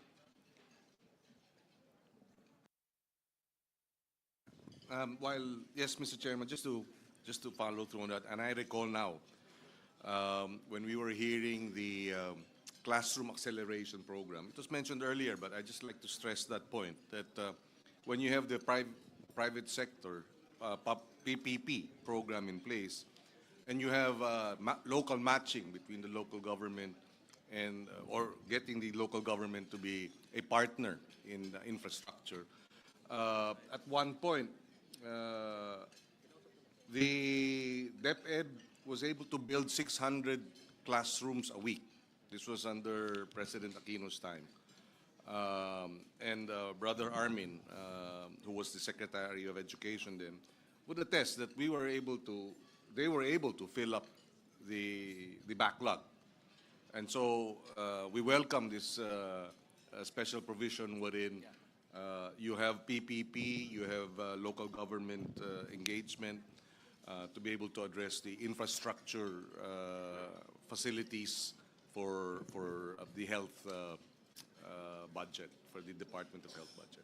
Thank you. Thank you. Thank you very much, Senator Kiko. Actually po, that also doesn't preclude the need to talk to Secretary Ted Herbosa because as we all know, the reason for the huge delay in the implementation of HFEP and the very low utilization rate for HFEP, not only in 2025 but in previous years, is the very delayed release of their guidelines. Meron din pong problema administratively within the DOH relating to how they're implementing this program. So aside from opening up the modes, we're also doubling down on ensuring that the DOH releases the HFEP guidelines in a timely manner. Kasi may iba po nagsasabi, March pa lang nag-release ng guidelines for bidding and everything. So halos hindi na po siya talaga nasisimulan before the end of the year. So we intend to do that as well po.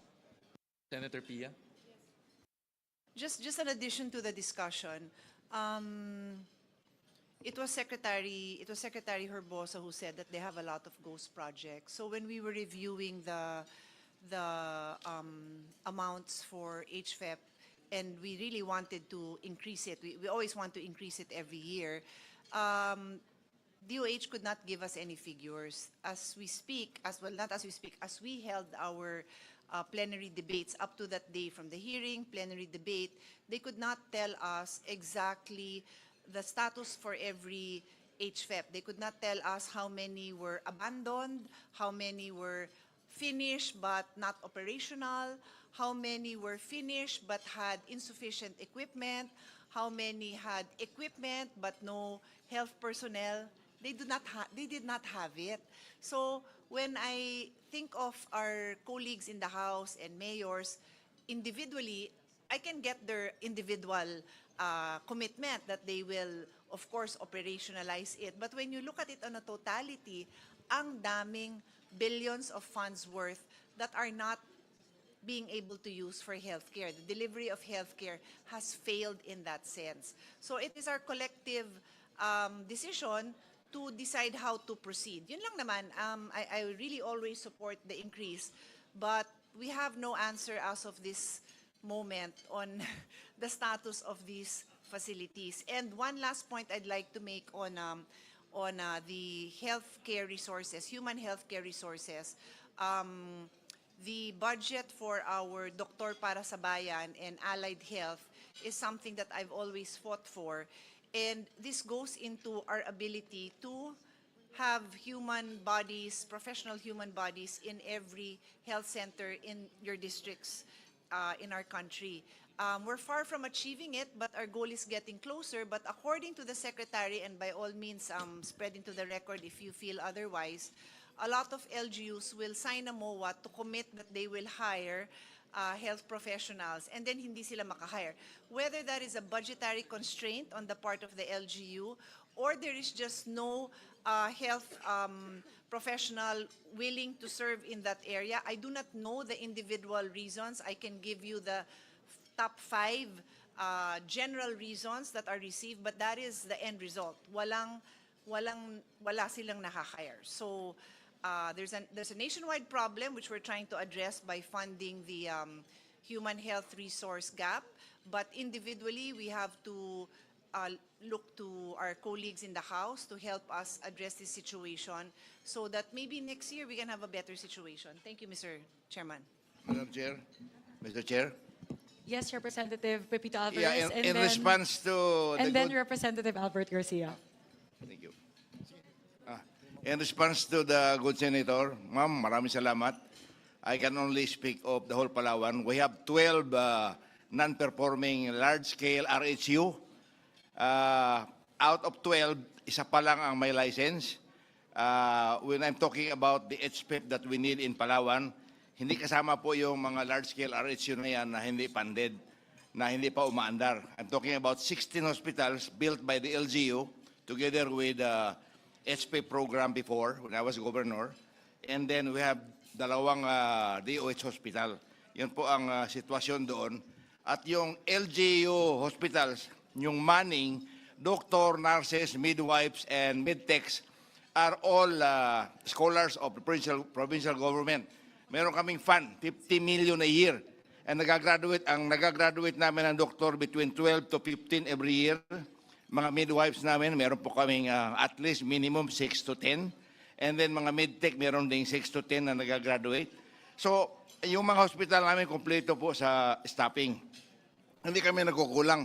In fact, yung mga doktor sa barrios na pinapadala ng DOH doon, tuwan-tuwa sila dahil marami silang katuwang. So, ganun po nangyayari. I can only speak of Palawan. I don't know of the other regions and the other provinces. So itong HPEP na hinihingi namin, particularly for Palawan, I'm very parochial, but hindi po, in general, I'm talking about the whole country, kailangan talaga natin suportahan yung HPEP. Kasi kung wala yung HPEP na yan, hindi kami makabuild doon ng 16 hospitals na good size. Others are 100 beds, others are 50 beds. But that will ensure the confidence of our tourist arrivals. Kasi every 100 kilometers, nakikita nila yung hospital nandoon at saka naasikaso talaga sila. Except for one in Coron, which was a little bit neglected kasi meron tayong General Hospital sa Colyon, which is the Colyon General Hospital. More often than not, doon sila pumupunta dahil kompleto doon. So ganun po yung sitwasyon. And when we requested funds sa DOH, nakita nila na reasonably yung request. So if all of the requests are being made in the spirit that we have to put these facilities to work, dapat wag natin deny yung pera na kailangan doon sa Hospital Improvement Program na yan. Maraming salamat, Mr. Chair, Madam Chair. Mr. Chairman, dagdag ko lang. At meron na rin po kayong Palawan Medical Center. So, isama nyo na yun dun sa pagbibisita ng mga turista para makita nila yung medical school pala, medical school sa Palawan. We're very proud of that. So, thank you rin sa support ninyo dyan. Ngayon na lang nagawa yung dahil sa suporta ninyo dito. Pero nung araw, hindi nagawa yung medical school doon. In spite of the fact na yung HUC doon, nagkaroon ng 300 million pondo galing sa akin noon, ay hindi nila nagawa yung medical school dahil sa corruption. Maraming salamat, Mr. Chair, Madam Chair. Thank you. And I agree with this special provision. It's time to unleash the local government units, di ba, Kong Abet? Dahil maraming kagaybatan na very active, very aggressive. Kailangan ma-empower din sila eh. So if DOH can partner with the local government units, mag-counterparting sila, local government na magpagawa, mas mabilis eh. Kasi ngayon, exclusive ang DPWH to build HFEP facilities, kaya hindi natatapos.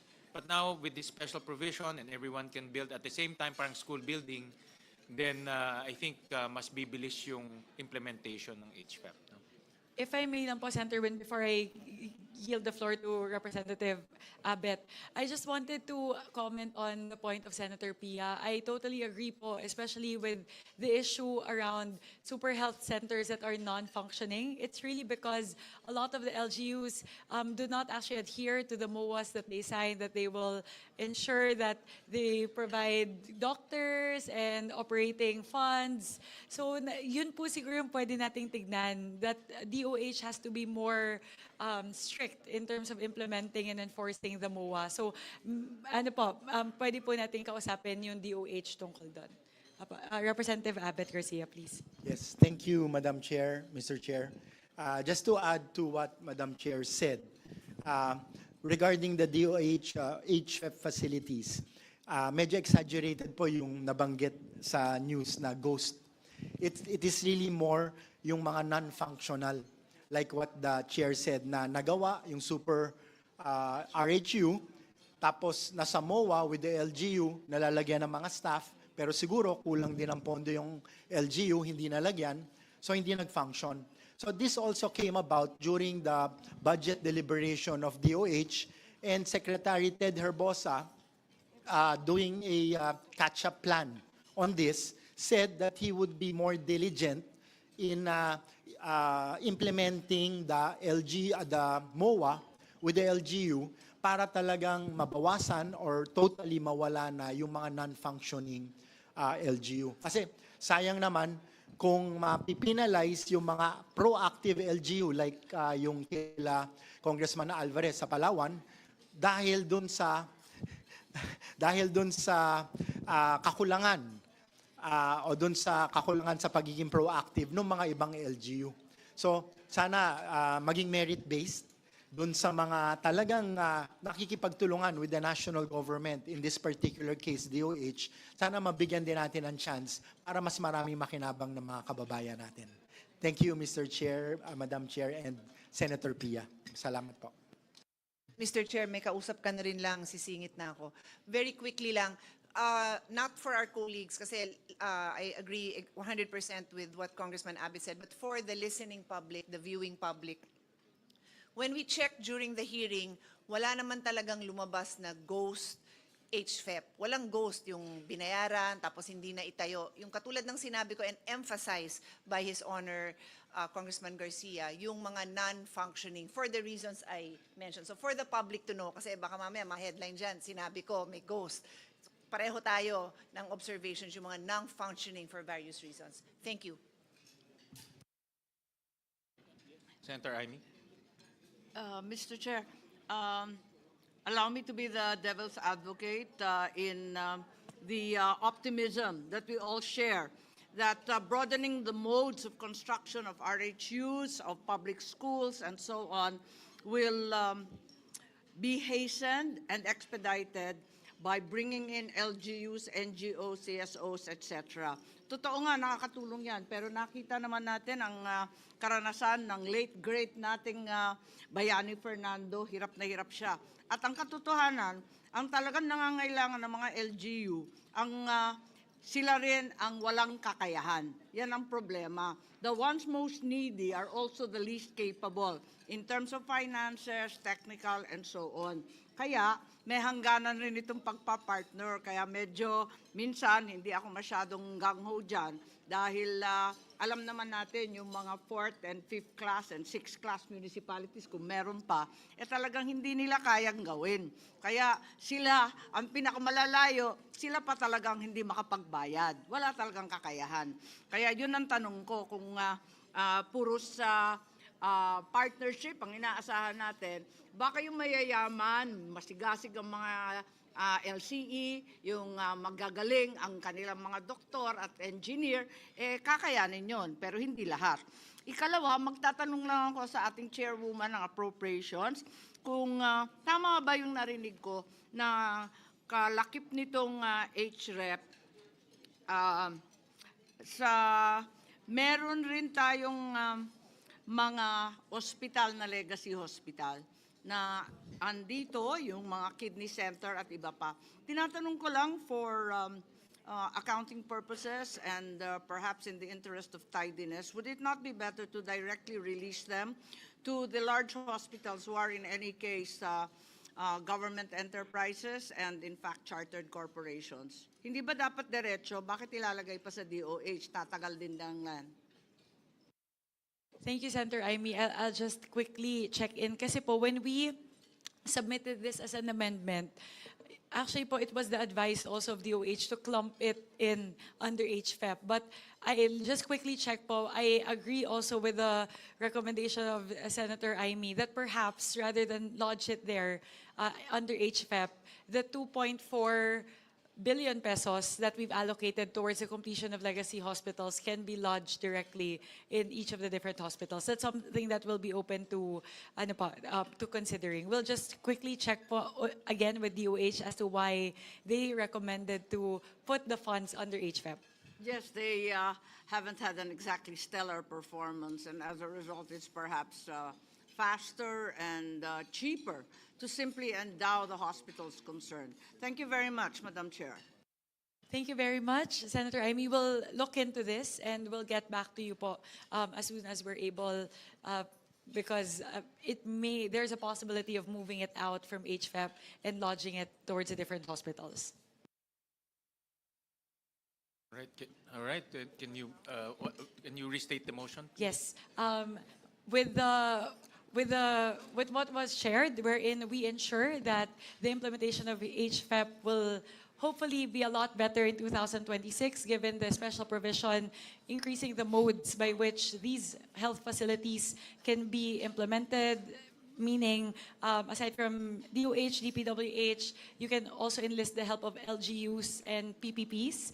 With that, we again appeal to our colleagues in the Senate to please consider adopting the version of the HGAB pertaining to the increase in the Health Facilities Enhancement Program to the amount of 22,294,967,000. All right. Any second?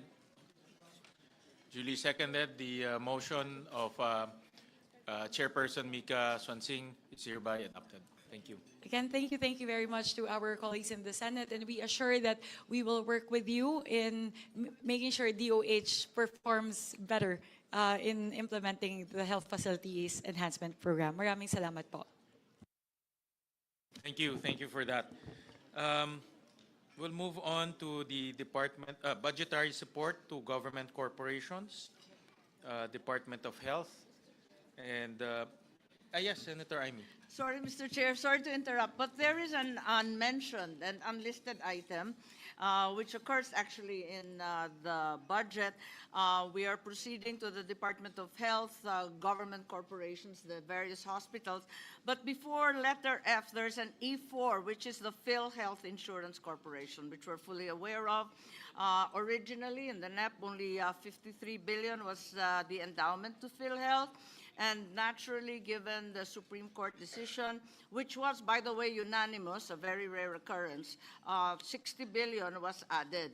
Given that there's a specific bill rendering such transfers illegal, and also quoting that fund balance, the term fund balance, while ambiguous, is also very, very important. There's also an indication on the part of the Supreme Court that the specific benefits and packages to be expanded should have been indicated.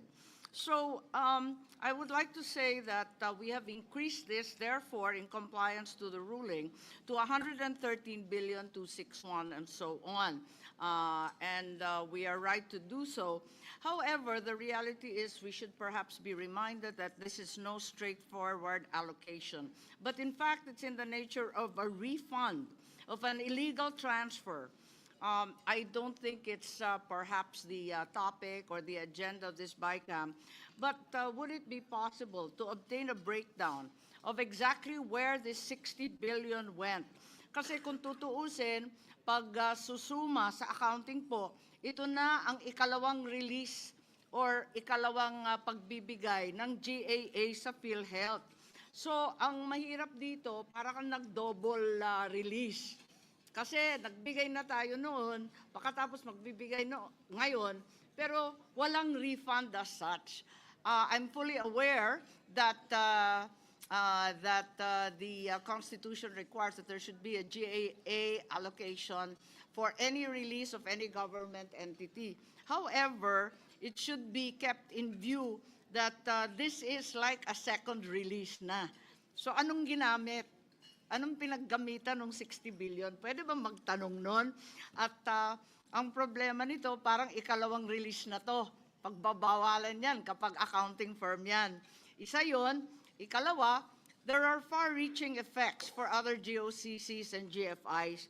Naiisip ko lang na halimbawa yung fund balance na sinasabi excess funds ng Land Bank at ng DBP were transferred to the Maharlika Fund, jeopardizing and violating perhaps both banks' minimum capital requirements. Kasi napilitan magbigay ulit ng pera dun sa dalawang bangko at baka manganib sila at sa kakulangan. They had to be topped up. So, kapag susundan natin itong Supreme Court Precedent, baka humiyaw lahat ng government corporations na yung pinagkukuha sa kanila na sinasabing profit nila o excess funds or fund balance, dapat isoli sa kanila sa kada GAA. Yun lang po, naisip ko lang at mahirap na. Thank you very much, Senator Amy. To answer the query, I will defer to Senior Vice Chairperson Albert Garcia, who defended the budget of the DOH. Thank you, Madam Chair. Very good points raised by Senator Amy, particularly kung saan nagastos yung 60 billion. I'm sure gusto rin malaman ng ating mga kababayan. So during the budget deliberation and defense of the DOH, tinanong din po namin exactly itong query na ito. And break down po nila yung 60 billion, out of which 27.45 billion napunta po doon sa nabanggit kanina yung public health emergency benefits and allowances for healthcare and non-healthcare workers during COVID-19. Ito po yung matagal ng utang, pero finally ay nabayaran na po last year, if I'm not mistaken, galing po doon sa 60 billion. So that's 27.45 billion. Then an additional 10 billion dinagdag po sa medical assistance to indigent and financially incapable patient or MIFIP. So that's an additional 10. Tapos 4.1 billion napunta po sa procurement of various medical equipment for DOH hospitals, LGU hospitals, and primary health facility. And another 3.37 billion napunta po sa tatlong DOH health facility. And another 1.69 billion napunta po sa Health Facilities Enhancement Program or HFEP. At 13 billion po, ito yung napunta sa government counterpart for financing para po sa mga foreign assisted projects. So, majority of the 60 billion napunta rin po sa health, except for that 13 billion na nilagay po sa counterpart para sa mga foreign assisted project ng ating gobyerno. Parang yun, kaduda-duda. Bakit ginamit yung PhilHealth funds para sa foreign assisted projects na iba-iba naman ang pakay, hindi naman necessarily para lamang sa kalusugan. So, eto ang problema dyan. At isa pa, kailangan sumunod din tayo, tumalima rin tayo dun sa judgment ng ating Korte Suprema na sabihin kung saan na naman gagamitin itong panibagong 60 billion. Siguro, liwanagin ng DOH, sabi ng Korte Suprema, the specific benefits and packages to be expanded. So dapat ilista na rin nila yung 2026, wag lang natin ibigay yung 60 billion as refund, bahala na kung anong breakdown at kung saan-saan na naman, baka maligaw na naman 13 billion. Walang ganyanan. Tama Mr. po, Chair. Madam Chair, yung sinabi ni Senator Amy. This was done before the Supreme Court decision at nag-decide na po yung Supreme Court na talagang mali. Kaya sinosoli po natin. And to the other point that was raised by Senator Amy, ganito rin po ang ginawa ng ating chair during the budget deliberation nung DOH na siya mismo nag-question and I had a hard time defending the budget kasi pinressure po niya talaga ng ating chair yung PhilHealth to come up with specific packages nang sa ganon ay agarang maramdaman ng ating mga beneficiaries. So tama po kayo and hopefully ay naririnig po ito ng ating liderato ng PhilHealth para maglabas na po ng mga malinaw at expanded na health packages. Salamat. po. Madam Chair, Chairman Mr. Chair. Gatchalian, pwede bang i-require yan sa PhilHealth na yung 60 billion, medyo may breakdown konti? Mr. Chair. Yung rinimit sa DOF? Yes. Yeah, Kasi actually, yun ang sabi ng Korte Suprema, asan yung specific Yeah, actually, benefits meron and silang submission sa atin ng DOF kung saan nila ginamit. We can furnish, Your Honor, about That's the past po. But since we're going to be allocating anew in the 2026 GAA, pwede bang ilista rin nila yung 60 billion kung saan nila igagastos yun? We'll request PhilHealth to give us a breakdown. Sen Win, if I may. If I may respond, Senator Amy, actually medyo grinil ko po yung PhilHealth with regard to that. Nagkainitan nga po kami at around 12 midnight during the deliberations. I actually asked them to do an actuarial study because they keep on telling us that it's all going to just ensuring that they are operable. Sabi ko, hindi. Dapat i-expand nyo yung benefits package ninyo, dapat gamitin nyo yan para ibaba yung premium contributions ng members, dapat bayaran ninyo yung accountability ninyo sa hospital, hindi po sila makakommit. So, ano po, I've been asking for that data po from PhilHealth for the since September actually, since mid-September, and until now po, they're not able to give that information. Salamat, Chair. Kung maaari, isama na natin sa budget. Malaki-laki yung 60 billion. Bakit hindi ibiyak yan? Mamaya, mapunta naman sa kung saan-saan government counterpart ng FAPS na hindi natin alam at walang kinalaman sa kalusugan ng ating mga kababayan. Tama, Mr. Hindi Chair. naman tama yun. We'll recognize Senator Pia. Yeah. Merong special provision actually to kung saan paggagamitan yung 60 billion, but we'll allow Senator Pia to elaborate on that and also on the PhilHealth issue. Mr. Chairman, just a very short response on that matter. The health advocates would actually prefer that there are no specifics on how that would be used. That the PhilHealth board would be able to make that determination. We do have a special provision which is still very general in nature. It's a continuous implementation of the zero balance billing, introduction and scale-up of benefit packages for catastrophic and high-cost conditions, expansion of coverage for outpatient and YACAP, and implementation of the DRG. Ito yung DRG yung papalit na sa case rates. So, ganun ka-general naman yung special provisions natin. And to be clear, it says including but not limited to. We just want these provisions, which are already programs of PhilHealth, to be implemented. Anyway. Gusto ko lang maliwanagin dahil mabuti na nakikinig yung taong bayan na yung 60 billion ng PhilHealth na yan, this conference will deny exactly where it went yung pera. hindi po sa Facebook na babasa mo na itong 60 billion ginamit sa flood control. Yan lang po ang gusto kong idagdag, na hindi po ito pumunta sa flood control. In fact, 79% of which was used in health facilities and yung mga salaries ng back wages ng mga health workers. Only 21.6% was used doon sa foreign funded project, which the executive will have to explain. Thank you very much. Madam Chair? That was to be clear, what His Honor is referring to is the 60 billion that was removed. Yung binabanggit ko naman is the 60 billion that we are now appropriating. I'm making it very clear that pursuant with the Supreme Court ruling na ibalik sa PhilHealth, nasa PhilHealth yon, and then we put a few guidelines na gastusin ito ng PhilHealth not limited to the following. Yung binanggit ko ng mga zero balance billing, yung papalit sa case rates, yung DRG. Pero tama naman po kayo, yung dati, yun ang hindi natin kagagawan, doon nila ginastos. Madam Chair? Yes, Representative Brian Yamsuan. Tingin ko ang PhilHealth din, kailangan magkaroon sila ng malawakang information drive. Kasi madalas, hindi alam ng mga tao, kahit PhilHealth member, kung ano yung mga pwede nilang makuha ang mga benepisyo. Minsan hindi nasasabi sa ating taong bayan. Gaya nung yakap, 20,000 worth of free medicines for PhilHealth member. Pero walang nakakaalam. Pag binabanggit, kunyari kami, bilang mga representante ng distrito, babanggitin namin sa aming mga constituents, doon lang nila malalaman.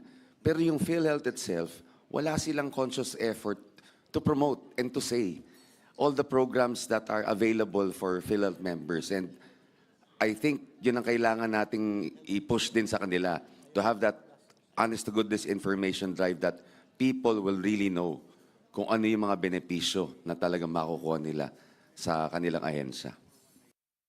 Mr. Chair, let me add Senator to that. Erwin, yeah. Yeah, the problem with PhilHealth, Mr. Chair, with all these benefits, they do not have this information drive. Hindi po nakakarating sa mga kababayan natin, ika nga, dahil kulang po sila. I don't know why. We have been proposing that since I was still in Congress last year, talking to the different PhilHealth chairmen, pero hindi po nila ginagawa. So that is the problem. Hindi ho, alam ng mga kababayan, kagaya yung mga i-consulta na yan, at saka yung mga hospitals, kung ano yung mga pwede silang pumunta roon, but they don't know. Kailangan pa, tama naman na, Mr. Chair, si Congressman Yamsuan, kailangan pa sabihin kung saan sila pupunta. Dapat trabaho po ng PhilHealth. Their problem is they don't have this information dissemination, a proper information dissemination, Mr. Chair.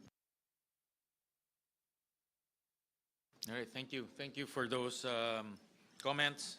So we move to the next. So, Mr. Chairman, can I yes. now take the floor? Because I was just responding. All right, I okay. yes, Yes, thank we you. exercise Senator Pia. Thank you.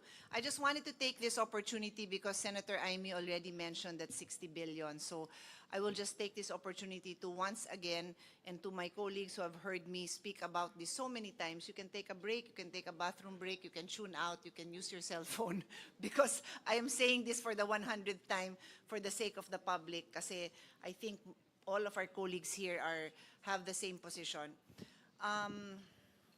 This is about the sin tax collection. So by law, under the sin tax law, there is a mandate that the collection be earmarked for PhilHealth. Ang ibig po sabihin nun, mga kababayan, earmark, unlike karamihan ng revenue ng gobyerno, walang earmarking yun, pupunta lang yun sa treasury. So lahat ng nakukuhang revenue, treasury. Pero itong revenue na nanggagaling sa sin tax, yan po ay earmarked. Ang ibig sabihin nun, nakaisang tabi yun in a separate fund, merong specific na paggagamitan. Ang paggagamitan nun is PhilHealth. So, in 2023, I'll just go back, kasi we passed the law in 2022, it became effective by way of the sin tax collection in 2023.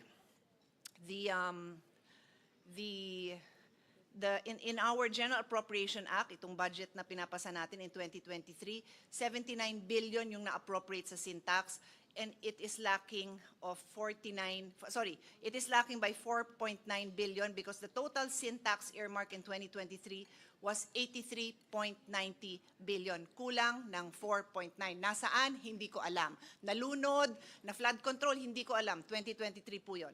In 2024, the syntax earmarked amount was 79 billion. What was in the NEP was 80.28, so nadagdagan pa ng konti. And what was in the General Appropriations Act was 40.28 na bawasan. So ang deficit is 38.73 billion. I repeat, this is earmarked. There is no basis in law for this amount to be used anywhere else, even if it is for a legitimate purpose. Walang naka-earmark na syntax para sa ibang purpose. Ito po ay dapat nasa PhilHealth. Kulang ng 38.73 billion in 2024. In 2025, the syntax earmarked amount was 69.81 billion. Ang nasa NEP is 53.13 billion. Ang nasa GAA is 0. So ang kulang is the whole amount, 69.81 billion. Nawawala, nasaan? Nasaan? So yung mga tanong natin, makasamahan natin, Senator Amy, na 60B, yung dun pa lang sa tinanggal, pero before that, 4.9, 38.73, 69.81, where is it? It is earmarked for PhilHealth. So, in the earlier discussion where pinag-uusapan ng MAIP, ang dami nating pambayad. We would not have to have this discussion because the funding is available by law. So, I move on. In 2026, which is ngayon, ang earmark is 69.78 billion. Magkano ang nasa NEP? 53.26 billion. Ano kulang? 16.52 billion. We have the power. Ladies and gentlemen, tayo dito. Huwag na natin gayahin yung 2023, 2024, and 2025 GAA. We have the power to reinstate the 16.52 billion. In the past 4 years, let's do the right thing for this 1 year. And this will address the very same questions that you were all raising earlier on the lack of funding for medical assistance. Okay? So I rest my case kasi clear yan. Ang total niyan is 129.96 billion for the past 4 years. 129.96. I'm not done. Also earmark, kaya magkape ka pa, Chairman. Also earmarked are revenues from PCSO and PAGCOR. Iba naman yung batas na to, pero it is also earmarked. Uulitin ko, very clear na tatanggalin yung pondo na revenue ng PCSO and PAGCOR, isang tabi para sa PhilHealth. Ang nakalagay lang, kasi ibang batas to, nakalagay doon subject, and I am paraphrasing, but basically it reads something like subject to the usual accounting, budgeting, and auditing principles. O yun daw. O nasan? Wala, zero. Ibig sabihin sa apat na since 2019 pa ang PCSO, 2019, 2020, 2021, 2022, 2023, 2024, 7 freaking years. Walang pumasa sa auditing ni piso. That amount, dear colleagues, is 106.95 billion. Earmarked. Where is that? Where is it? It's floating with the flood control projects. Now, what year was that? 2022? Yung 2 years na nasa GAA? There were 2 years, I think it was 2022 and 2023, basta, there were 2 years, wow, nakapasok sa GAA yung earmark ng PCSO and PAGCOR. So pinasa natin. Guess what? Never na-release. That amount was 21.17 in 2024 and 21.17 in 2023. Never released, but it was in the GAA. So, dear colleagues, that is our situation, and I will now wrap it up. That total amount plus the diverted funds, so 129 billion is the syntax collection that was never, the syntax deficit. 106.95 is the earmark for PCSO and PAGCOR for 2019 to 2025. And then the diverted funds of 60 billion, if you add that all up, it's 296.91 billion, almost 1/3 of a trillion. But of course, we will now reduce 60B because for all intents and purposes, we have all agreed that yung 60B ibabalik. So 236.91 billion ang kulang, Mr. President. So lahat ng diskusyon natin, kulang ang medical assistance fund, yung ZBB na nagugulat yung mga tao, yung ating kayo po, mga colleagues natin who are very active on the ground. Ang dami siguro mga mayor nyo, mga barangay captain nyo na nagtanong, bakit yung LGU hospital ninyo, walang ZBB, bakit may balancing hinihingi sa kanila? And it was only later na ipapaliwanag ng DOH sa atin na it is only DOH hospitals, if you recall that explanation. But with this kind of funding, we can do more. What we did was we put 1 billion for DOH to give LGUs, but you know that that won't go that far. But with 236 billion, that will go far. That will reach the far areas of your barangays. Congressman Pipito, di ba? Sa'yo din, Congressman Abet, sa ating lahat. So that is where we are. I rest my case, but I will also point out that PhilHealth also by law is supposed to subsidize the contributions for the indirect contributors. Ito po yung mga hindi nakakabayad like certain solo parents, PWDs. So walang nabigay na pondo dyan. Eh magagamit na talaga tong earmarked amounts specifically for this purpose. So, what is my appeal? Why not the whole amount? O sabihin yung sobrang laki, then in the Senate has been discussing possibility of a 3-year plan. Maybe the chairman can expound on that. But for me, let's do the right thing this year. The 16.52 billion should be included so that for the first time, masabi naman na in this Congress, we upheld the law that we ourselves passed, the sin tax law. So 16.52 billion yung kulang po this year. Yun lang po, Mr. Chairman. Thank you very much to everyone for your patience. I know all of my colleagues here, they have participated in our discussions on this. So kasama na sila dyan, seconding, thirding the motion on this. Thank you. Mr. Chair, yes, short lang. Mr. Chair, can I be recognized? Yes, Senator Lauren. Thank you, Senator Pia, for putting that on record. Yes, we discussed that in plenary, and I was hoping that at least a 16B would be completed and we could find it in the BICAM. Unfortunately, it looks like it cannot be completed because it should have been in the NEP, diba? It should have been in the NEP. But what the NEP of 2027 can do is to include the whole 129.96B. I hope, and we're serving notice to the executive to put that in the President's budget of 2027 so that yung kulang sa NEP as discussed by Senator Cayetano would be complete. So thank you for putting that on record. I'm sure our colleagues in the House agree. And kung ganyang karami ang pondo ng PhilHealth, hindi na kailangan mag-beg ang mga ma-IFIP o pagpasok sa ospital at yung 10% na tinatawag na indirect members or the invisible sector, lahat na ng facilities sana libre na lang. Hindi na kailangan pipila pa sa guarantee letter. Yun naman ang gusto natin lahat mangyari, di ba? Oo. So, Mr. Chairman. That's it. Madam Chair, Mr. Chairman, I agree with Senator Cayetano. This is law. And law, under the rule of law regime, we should follow the law. So first, but you know, what has happened before, because of fiscal space, may be difficult. But what you would like to agree to and propose is what Senator Cayetano is saying, that at least for this year, we do it right. And how much is that again? Senator? We add 16.52 billion. 16.52. And I therefore so move that we will do it right this time following the earmark amounts which can never be given to other purposes, but should always be to PhilHealth. And so therefore, that is what we would like to do, Mr. Chairman, to make the right thing at this moment. Now, for 2027, let us see if we have fiscal space for 126 back amounts of the amounts earmarked by law, not given to PhilHealth. But this year, I think we should do this. Senator Pia is urging us to do what is right. I support the good senator. Thank you. Thank you. Thank you for that very important discussion.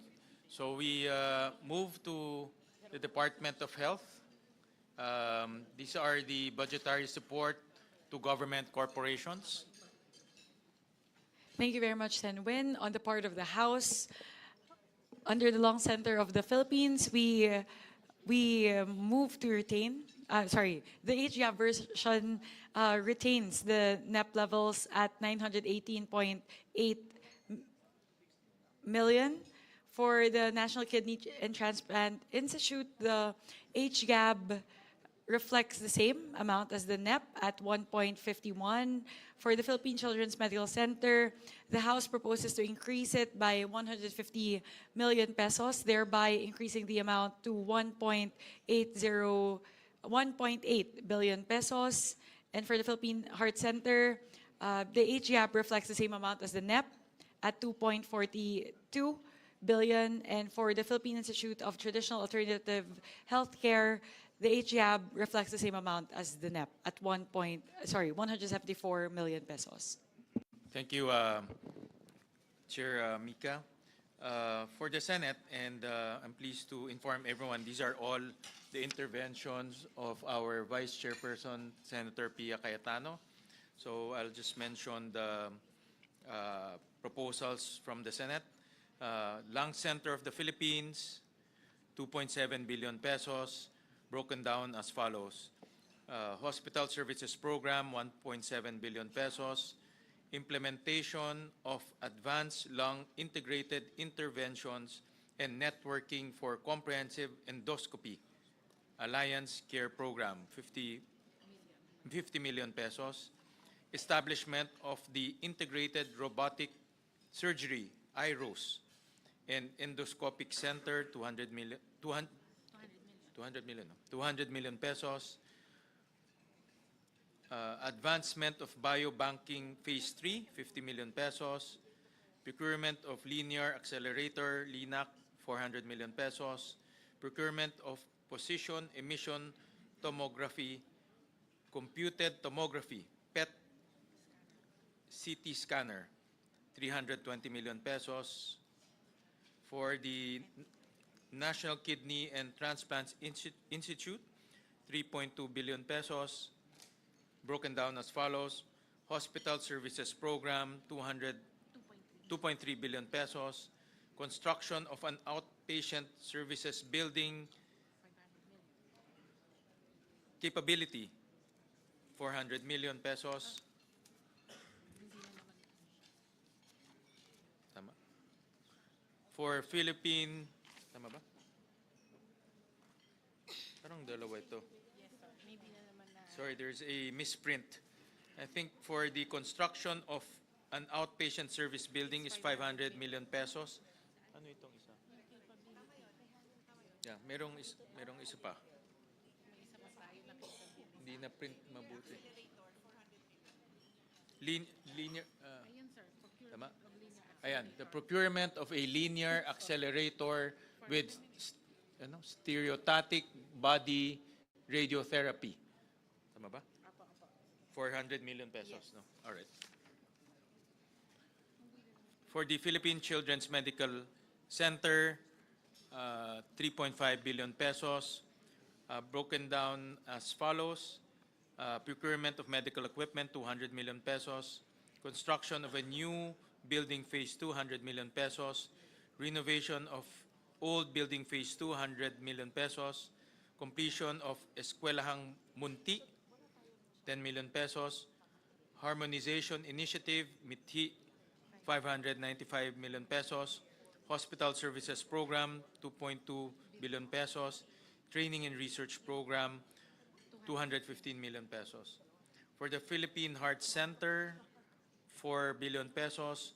Hospital Service Program, 3.2 billion pesos. Procurement of various medical equipment, 863 million pesos. For the Philippine Institute of Traditional Alternative Healthcare, 206 million pesos. Broken down as General Management and Supervision, 152 million pesos. So any questions, any motion?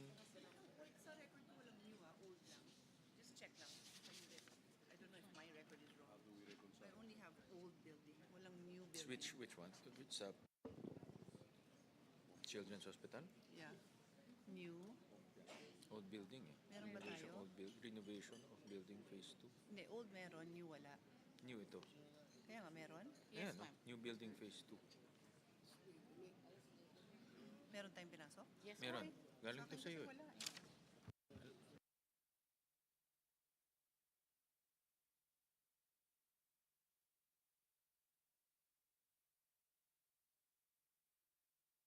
All right, any comments, any suggestion, any motion? Senator, if I may take this one, PCMC is very close to my heart, so I'm very happy to see the huge increase for the needs of PCMC, and not just that, of the other specialty hospitals. So I thank the Senate, and I also thank Senator Pia Cayetano, who sponsored this.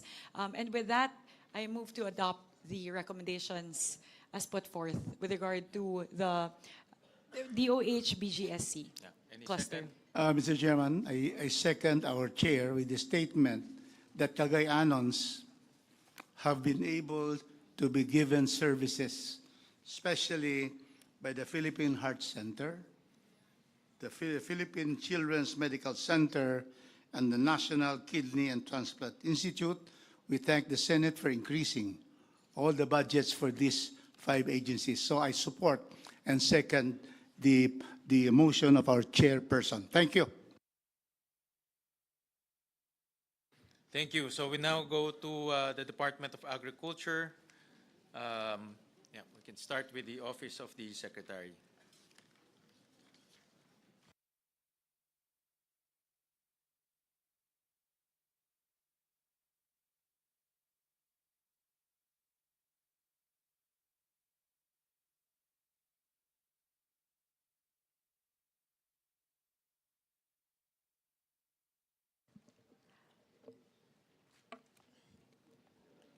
For the department, yun po, napapagod na yung mata ko, lumiliit na, hindi ko na mabasa yung maliit, sandali lang po.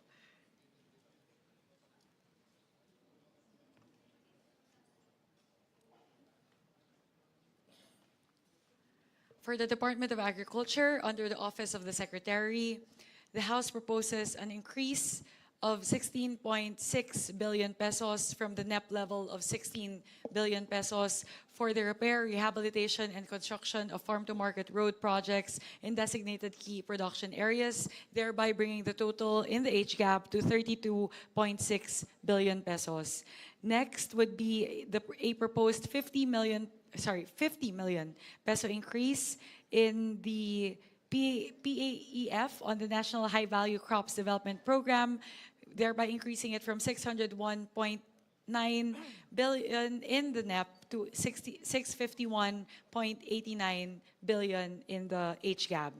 Next, and very important for the House, would be the next item, which is to institute a 10 billion peso fund for the presidential assistance to farmers and fisherfolk. This is important because at 7,000 pesos per beneficiary, we will be able to service almost 1.3 million farmers. Next would be Office of the Secretary lang po muna tayo. Yeah. So those would be the 3 major amendments proposed by the House on the part of the Department of Agriculture under the Office of the Secretary. Thank you, Chairperson Mika. We now present the proposals of the Senate, and this is from all the proposals actually came from our Vice Chairperson Senator Kiko Pangilinan, who spearheaded the hearing of all the agriculture offices. So, for the implementation of Kadiwa ni Ani at Kita program,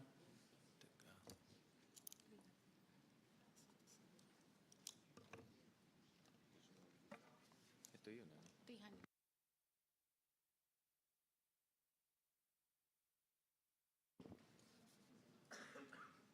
First Office of the Secretary is 160 billion pesos.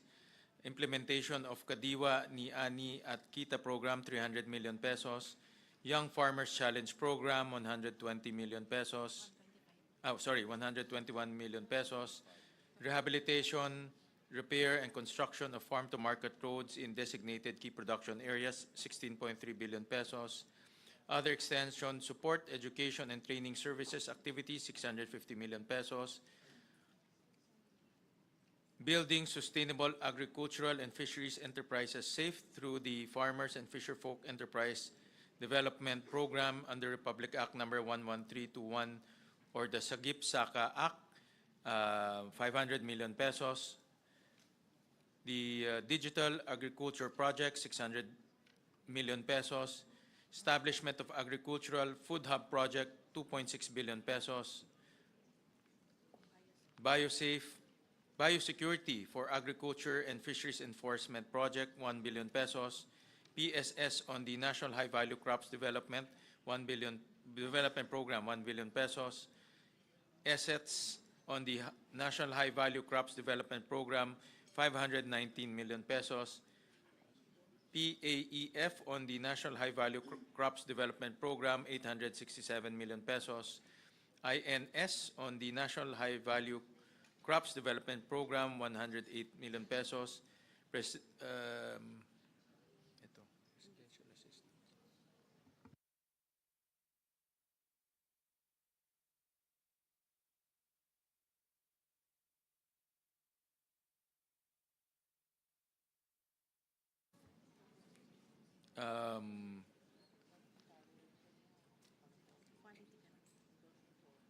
Okay. Yes, quality control and inspection and insurance of regulatory documents, 766 pesos. Animal welfare supervision and accreditation program, 10 million pesos. That's it, Mr. President.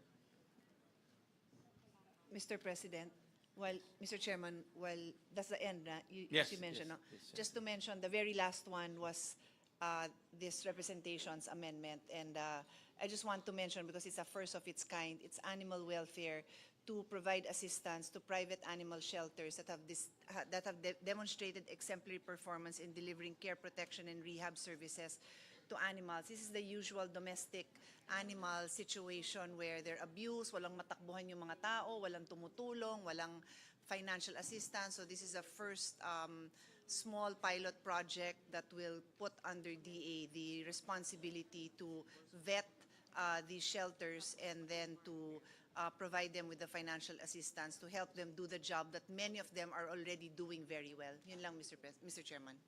Thank you. Thank you, Senator Pia. So, Mr. any Chairman. comments? Yes. Yes.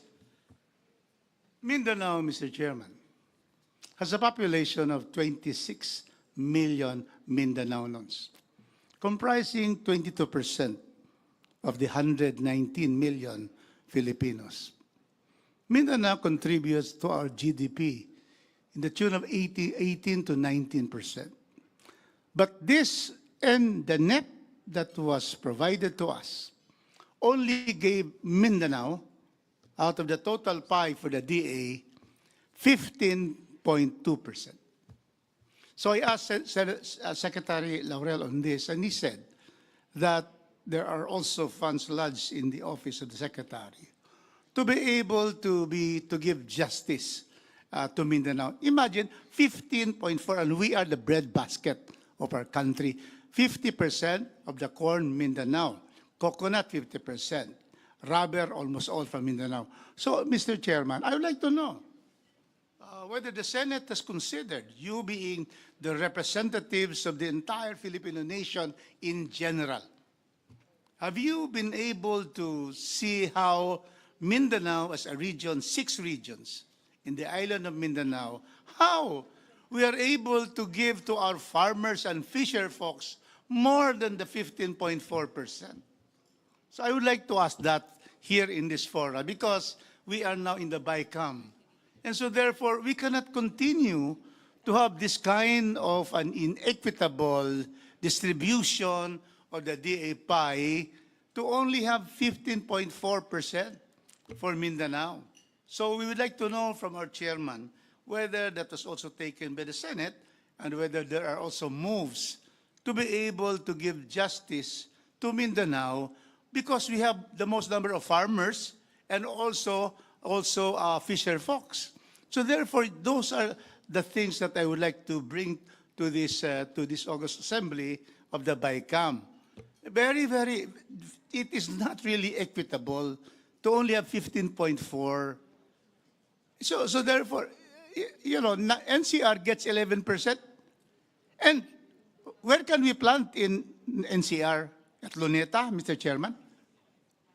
So yun lang Mindanao talaga, ito yung land of promise. And yet, 15.4% lang. So yan talaga ang aming hinaing sa from Mindanao to consider Mindanao, agriculture na ito All the others are okay. Pero agriculture is really what we are all about, Mindanao. Mr. Chairman, can we have a response on that? We recognize Senator Kiko. Yes, with the permission of our chairman.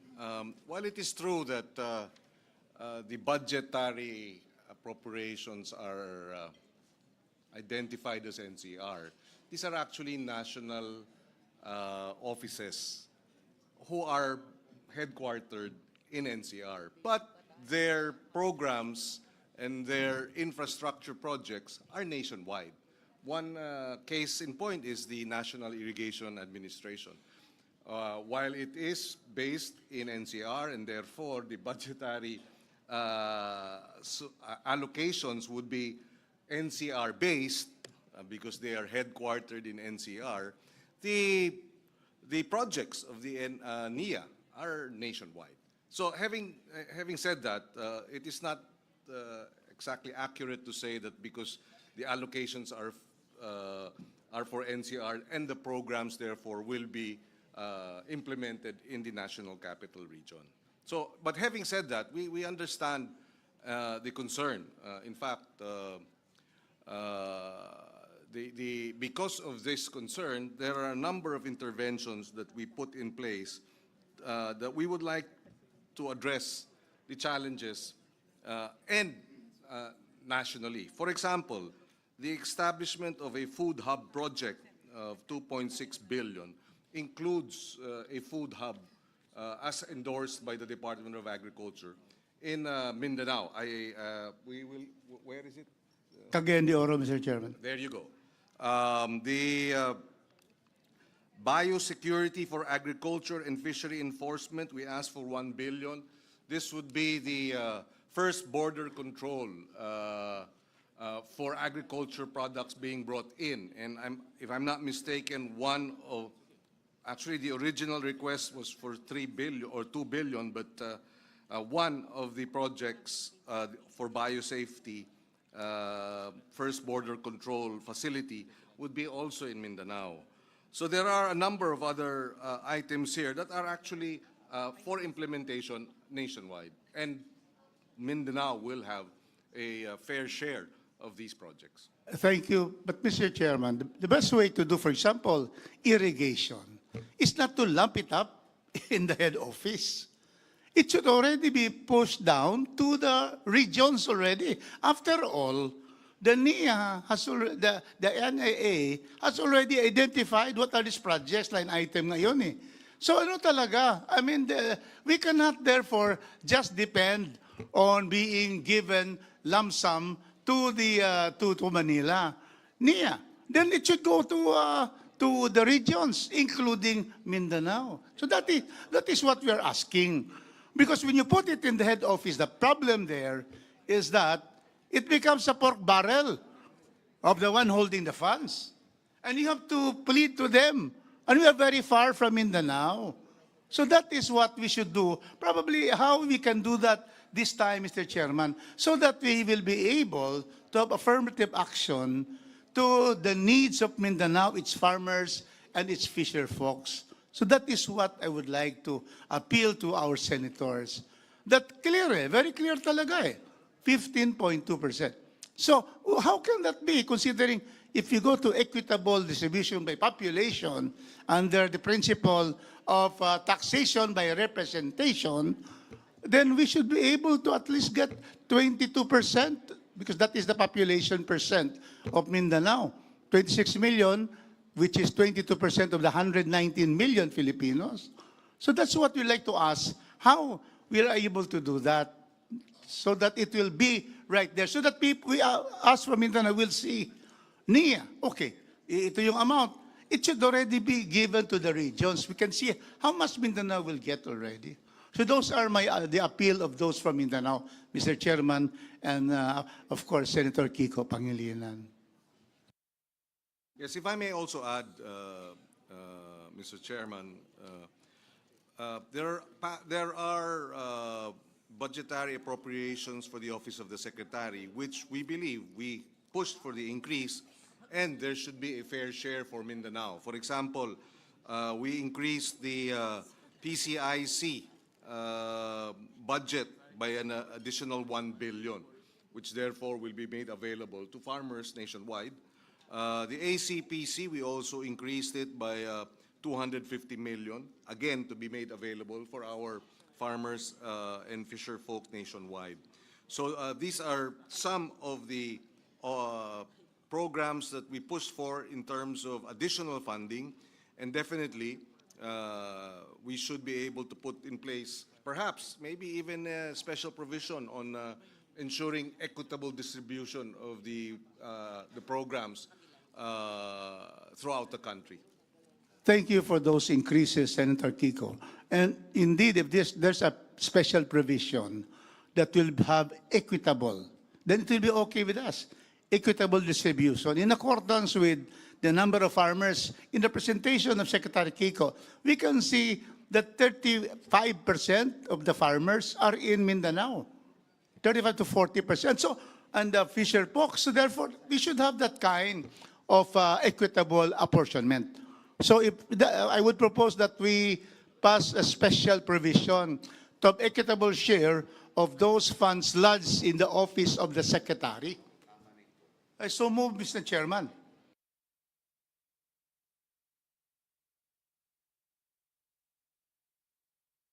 Subject to the wording, so that we don't, so we can also give the Secretary some flexibility. We agree in principle to the special provision. Thank you. Let's have a special provision subject to the consultation with the Secretary. Because actually the Secretary realized this when I brought this up in the House, and he pledged, in fact, that there will be more in addition to the 15.2%. He will be giving more. But in the special provision provides so with a language that is acceptable to the Secretary, then we are very thankful to the Senate and the House for having that provision. Medyo equitable naman ang distribution. Thank you, Mr. Chairman. Thank you, Secretary Kiko. Thank you. Thank you, Congressman. Mr. Chair, Rodriguez. Senator Lauren. I would just like to express my agreement with the points of Congressman Rodriguez. And I'm also wondering why the lump sums are big. In fact, moving forward in the coming NEPs, coming years, it should be disaggregated. And the more disaggregated it is, equitably distributed in the different regions, even down to the provinces or districts, it's better rather than it's lump sum and it's subject to patronage politics o kung sino ang sinasabing malapit sa kusina. So I agree with you, and especially now with the effects and the impacts of climate change, our farmers and fisher folks in Mindanao need all the support needed. So we would be happy with the permission of the chair to receive a special provision that could guide the funds that are lodged presently in the office of the Secretary. Thank you. Mindanao would like to thank Senator Ligarda for supporting us, the chair, because you were the one who said to support immediately. But of course, together with the chairman, Senator Kiko. Yeah. So thank you very much for that. And we hope to have that provision. Senator Kiko, you're in charge of agriculture, and we really would like to get your support. Thank you so much. You have it, Congressman. Actually, Congressman. So Mindanao thanks Senator Kiko Pangilinan. Now we wait for the chairman to also pledge. No, I think that concept should be spread out in various agencies, not only in DA, but also, let's say, in the PWH or in DOTR, so that development will spread throughout the country, not centralized in Metro Manila or just Luzon. So that's something that we will be looking at in the next budget cycle or in any discussions. Thank you. Mindanao, thanks, Chairman, Senator Yun Gatchalian. Thank you. Maraming salamat, Kong Rufus. So, any comments? To continue, Mr. Chairman, on another matter. This is regarding our proposal for the farm-to-market road. This is affirmative action, especially in Mindanao, where we have already highways. But the problem is how our people in our far-flung barangays will be able to bring their produce to the city, lowering costs and enabling them to bring their products. So I have been requested by the chair, and I always obey my chair. So whatever the chair would want. Thank you very much. Thank you for indulging me, Representative Rufus Rodriguez. Before we go to the question on the farm-to-market roads, I would first like to focus the matter on something of great importance to the House, which is the funding for the presidential assistance to farmers and fisher folk. In the HGAB, there is a allocation of 10 billion pesos for this program, and we appeal once again to our colleagues in the Senate to please help us fund this in the final version of the GAA. The reason being that this is a critical program, one of the flagship programs of the President that enables him to provide assistance, enables the administration to provide assistance to farmers and fisher folk all throughout the country. Several instances where it has been given in the past, in Navotas when there was an oil spill, in Cavite as well, I believe, also due to the oil spill, when there in Camarines and in other areas when there were times of calamities, especially when typhoons would strike, and this would damage the crops of the farmers. And finally, in cases wherein crop prices are so low that farmers get prices below their investment. So siguro po yun po yung hihingiin namin. Napakahalaga po kasi ng programa na ito para po sa ating mga magsasaka at mangingisda. At I will also personally advocate for this as a representative from the 1st District of Nueva Ecija, which is the rice granary of our country. And it is very important for us to be able to have this fund to help our farmers. Siguro po, more recently, siguro po gusto ko pong banggitin yung nangyari nitong nakaraang cropping cycle na napakababa po ng presyo ng pagbili ng palay. At napakalaki po ng nalugi sa ating mga magsasaka.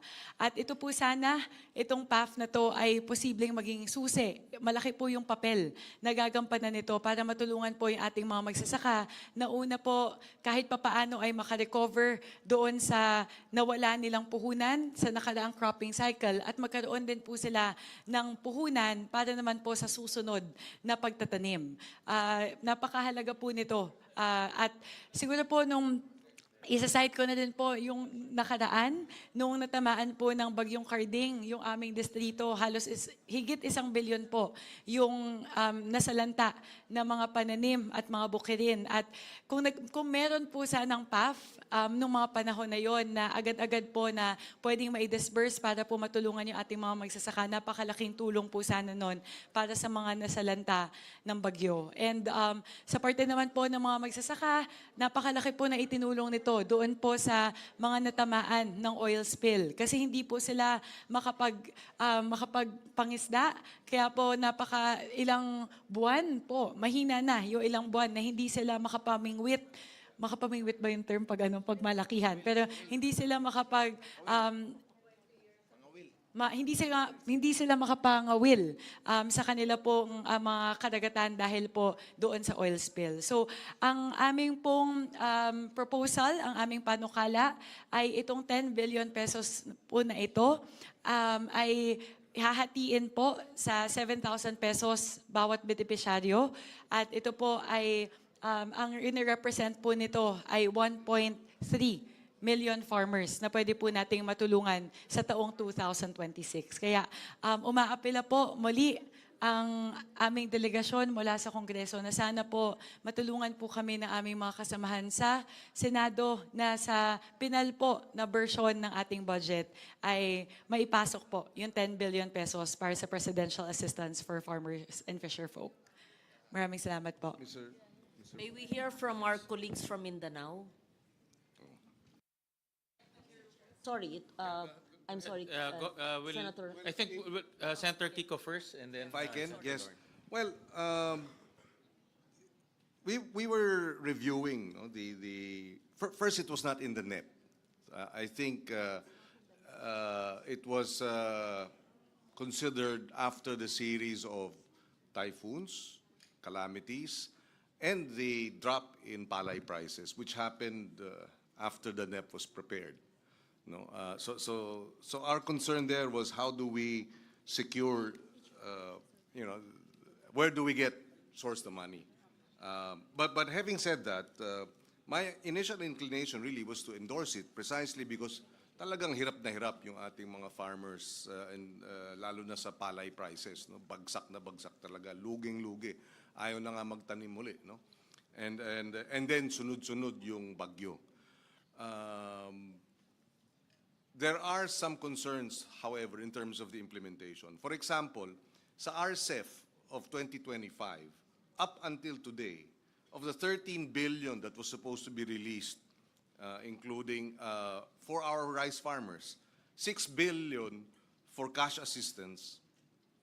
The entire 13 billion has yet to be released. And of the 13 billion, machinery, seedlings, etc., 6 billion is cash assistance. Hindi pa na ibibigay. So, how do we now reconcile giving them an additional 10 billion for 2026? We have not yet been able to give them the 6 billion for 2025. So that's one concern that we were raising. No? The other is the 2024 releases of cash assistance. The COA has found that about 58,000 recipients of the assistance should not have received the amount. And that's a total of about 293 million pesos worth of assistance that went to non-farmers or non-qualified farmers and the like. So these are some of the concerns that we were contemplating with respect to this particular, how do you call it, budgetary appropriations. Now, like I said initially, we were supporting this, and if we'd like to hear out other members of the panel, and maybe from our panel too in the Senate, so that we can try and find some win-win, how do you call it, compromise.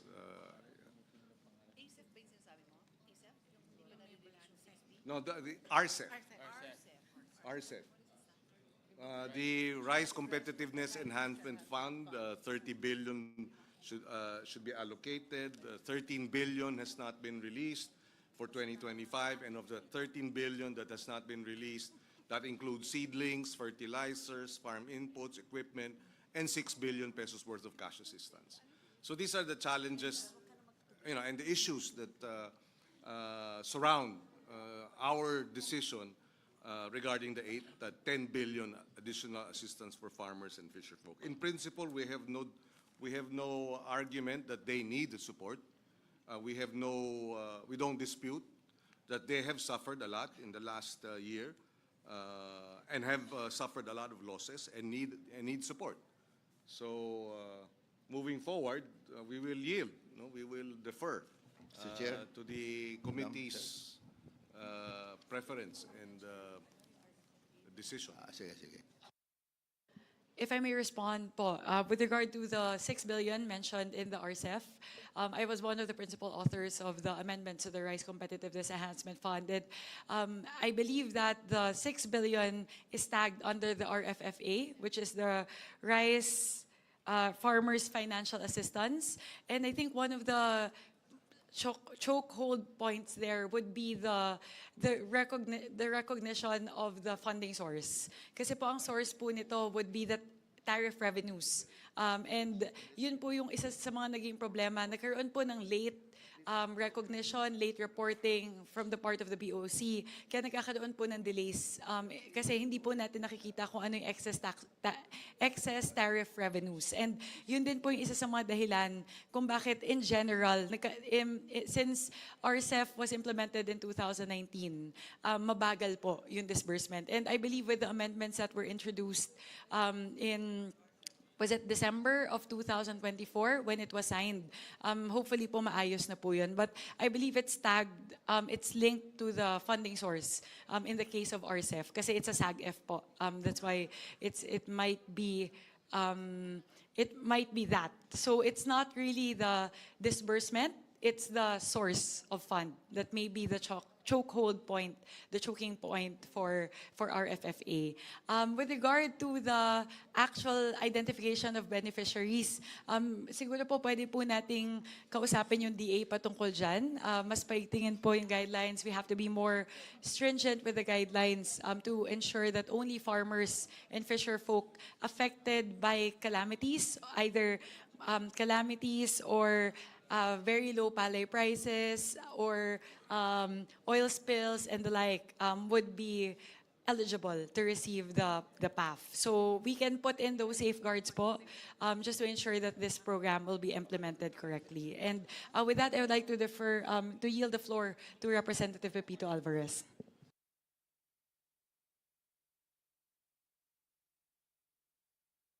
Sorry, follow-up lang. Sana i-adapt ng aming Senate counterparts yung requested ng administration na 10 billion. Kasi I can only cite Palawan, kailangan talaga. So, meron mang nagkamali doon, meron mang finding ang COA. Let's institute na lang more safeguards para wag naman natin tipirin yung ayuda sa fisher folk at sa farmer natin. Yun lang pakiusap dahil kung makita mo yung minention ni Senator Kiko na nawalaan tayo dahil hindi mayroong mga nagpapanggap na farmers at saka fisher folks, but sa next cycle siguro mas mabuti, mas mababa na yan. Kaya tuloy na lang po natin ito. Nakikiusap kami. Thank you very much. Madam Madam Chair. Chair, if I may. Representative Marcelino Libanan and then Representative Rufus Rodriguez. Thank you, Madam Chair, Mr. Chair. Gusto ko lang mag-propose ng amendment na hindi lang 7,000 yung ceiling bawat isang tao. Kasi napakaliit ng 7,000 kasi parang AX na po yan. Kung maaari, maglagay na po tayo ng ceiling. We are dealing here with the backbone of our economy, farmers and fisher folks na bibigyan. Kaya laki-lakihan na po natin yung may bibigay natin sa mga beneficiaries. Thank you. Thank you, Maino. To respond to that, Bo, actually, this is not something that we will stipulate in the GAA. Rather, it's based on the internal guidelines that the DA has issued when they implemented PAF in recent years. So, ano po, pwede po natin kausapin yung DA kung ano po yung gagawin nila na entitlement per beneficiary moving forward. Representative Rufus Rodriguez. Thank you, Madam Chair. And certainly, we support the fund for the presidential assistance to farmers and fisher folks. President Bongbong Marcos was in the city of Cagayan de Oro last year to give precisely to our fisher folks who were victims of the shear line. They were not able to fish. In fact, there was a deluge of water in the shoreline, and so some boats were destroyed. And then also from the farmers in Cagayan de Oro and Misamis Oriental. And the president was in Cagayan de Oro at our convention center. And you can see that our farmers were so thankful to President Marcos because the president went to them and they saw the president, shook hands with the president. The president has brought government nearer to the people. And so therefore, these are the kinds of immediate assistance that the Office of the President can already give when there is a calamity, when there is a typhoon, there are earthquakes, and so which affects farmers and fisher folks. So I appeal to our Senate colleagues to be able to give this 10 billion so that there will be an immediate assistance to farmers and fisher folks all over the country. Thank you, Mr. Chairman. Madam Chair. Thanks, Representative Brian Yamsuan. Yes, as former chairman of the Committee on Aquaculture and Fisheries in the House of Representatives in the 19th Congress, I really say, kailangan talaga, the need for additional funding for especially our fisher folks. Sila yung madalas tamaan, bagyo, sila yung laging nawawalan, and of course, dwindling pa yung population ng ating mga fisher folks. Almost 70% ata ng ating fisher folks ngayon, 50 years old and above na ang mga edad nila, at konti na lang po ang talagang pumupunta dun sa sektor na yon. And I think with this additional funding, we can, kumbaga, give them a lease on life doon sa kailangan nila para sa pang-araw-araw. And I support my colleagues, especially the move of our chairman, Mika Swansing, to really give this a additional funding kasi talagang kailangan nila. And we also ask for your consideration for the approval of this budget. Senator Amy? Yes, Mr. Chair. Alam naman ng lahat na pinaglalaban ko ng todo ang ating mga magsasaka at mangingisda dahil ako'y nagmula sa isang rural, agricultural na constituency. No? Hindi naman namin mapagkaila yan. Subalit, tinatanong ko lamang, ang pangalan nito, Presidential Assistance to Farmers and Fisher Folk. Kung tunay nga na prioridad ito ng administrasyon at presidential assistance pa ang pamagat nito, bakit hindi sinama sa NEP, which is otherwise known as the President's budget? Go ahead, Senator Kiko. Yes, allow me to explain what the Secretary shared with us. No? Precisely because of the impact of the drop in palay prices and then the series of typhoons, calamities, floods that happened after the NEP was submitted. My understanding is Malacanang felt the need to allocate this additional budgetary support. So it came after the DBCC had submitted the draft? Yes, And, because the typhoons came after and the drop in palay prices came after. well, that being the case, therefore, why did our committee report not include it? Well, the subcommittee of which I chaired endorsed it, but because of fiscal space, and the discussions were the discussions were such that may AX na, no, hindi na implementa ng tama yung pag-distribute ng assistance and a number of other considerations.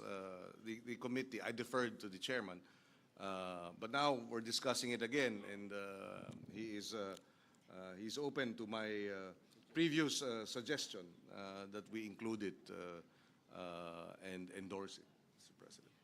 Okay, nagtatanong lang naman at alam naman ninyo mas radikal ang aking panukala para rito, kundi ang akin hindi yung one-shot deal na 7,000 na sa pakiwari ko, hindi naman magtatagal ng 1 buwan para sa pamilya ng 5, no? Hindi naman magtatagal yan, hindi talagang solusyon.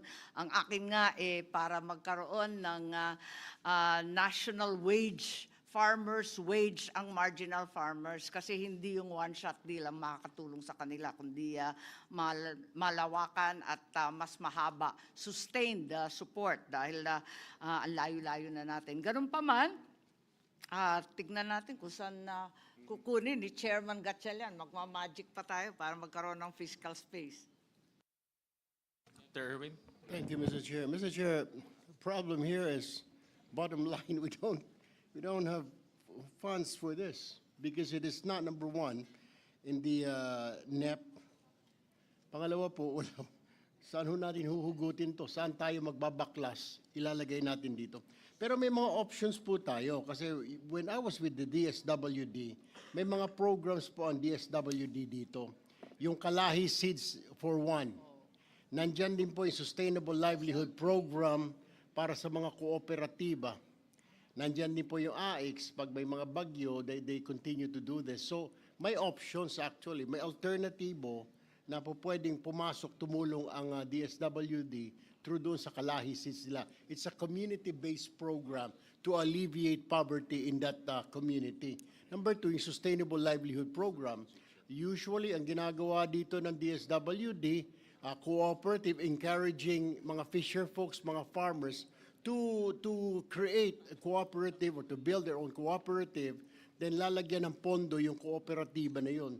Number three, yung AICS nga na 5,000 ay binibigay usually sa mga calamity areas, yung mga tinamaan ng kalamidad ng mga kababayan natin. So, there are options. Itong 3 options na ito ng DSWD, Mr. Chair.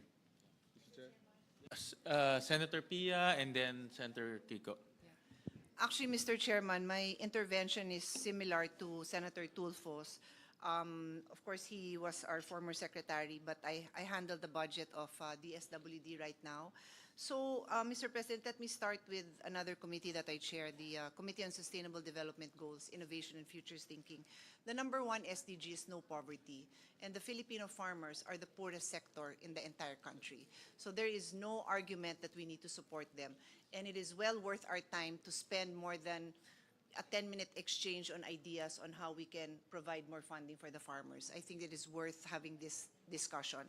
My intervention specifically is, well, first my observation, there seems to be a problem with the efficiency of DA in identifying and delivering the needed funds to these farmers. Clearly, the fact that the chairperson said she had a lengthy explanation on the availability of the fund, and then in terms of the questions on who is receiving those funds. Now, Senator Tulfo had already mentioned that DSWD has similar programs. So, my humble recommendation is that we consider giving that fund to DSWD, because as it is, DSWD has their own share of problems in the efficient delivery. But mas natuto na sila, mas nahasa na sila, mas tinitingnan natin sila. Kumbaga, mas mahirap magkaroon ng kalokohan doon, in my humble opinion. Kung hindi sanay si DA sa ganito, then we're open a whole Pandora's box with this new agency delivering funds that they do not, I'm not aware, but do they have the expertise in doing this? Because DSWD has the expertise. On that note, the LSLP that His Honor mentioned is 4.5 billion under the NEP, and the House recommended this to be 5.13 under the GAB, and the Senate supported this. So pwede natin dagdagan yon. It's just an option because mahirap sa atin na nakakarinig tayo ng pera na pinaghirapan natin hanapin para makarating sa mga kababayan, tapos hindi nakakarating, nakakaltasan. Ang sakit eh. So kung mabibigay natin to sa isang ahensya na mas maaasahan natin, that might be an option. So that's all really that I'm recommending that the body considers, because I want to support the farmers and fisher folks. I shared the concern of Senator Aimee, and I'll include Senator Lauren as well, because we were discussing na medyo parang afterthought naman kasi, dahil taon-taon naman tayo binabagyo.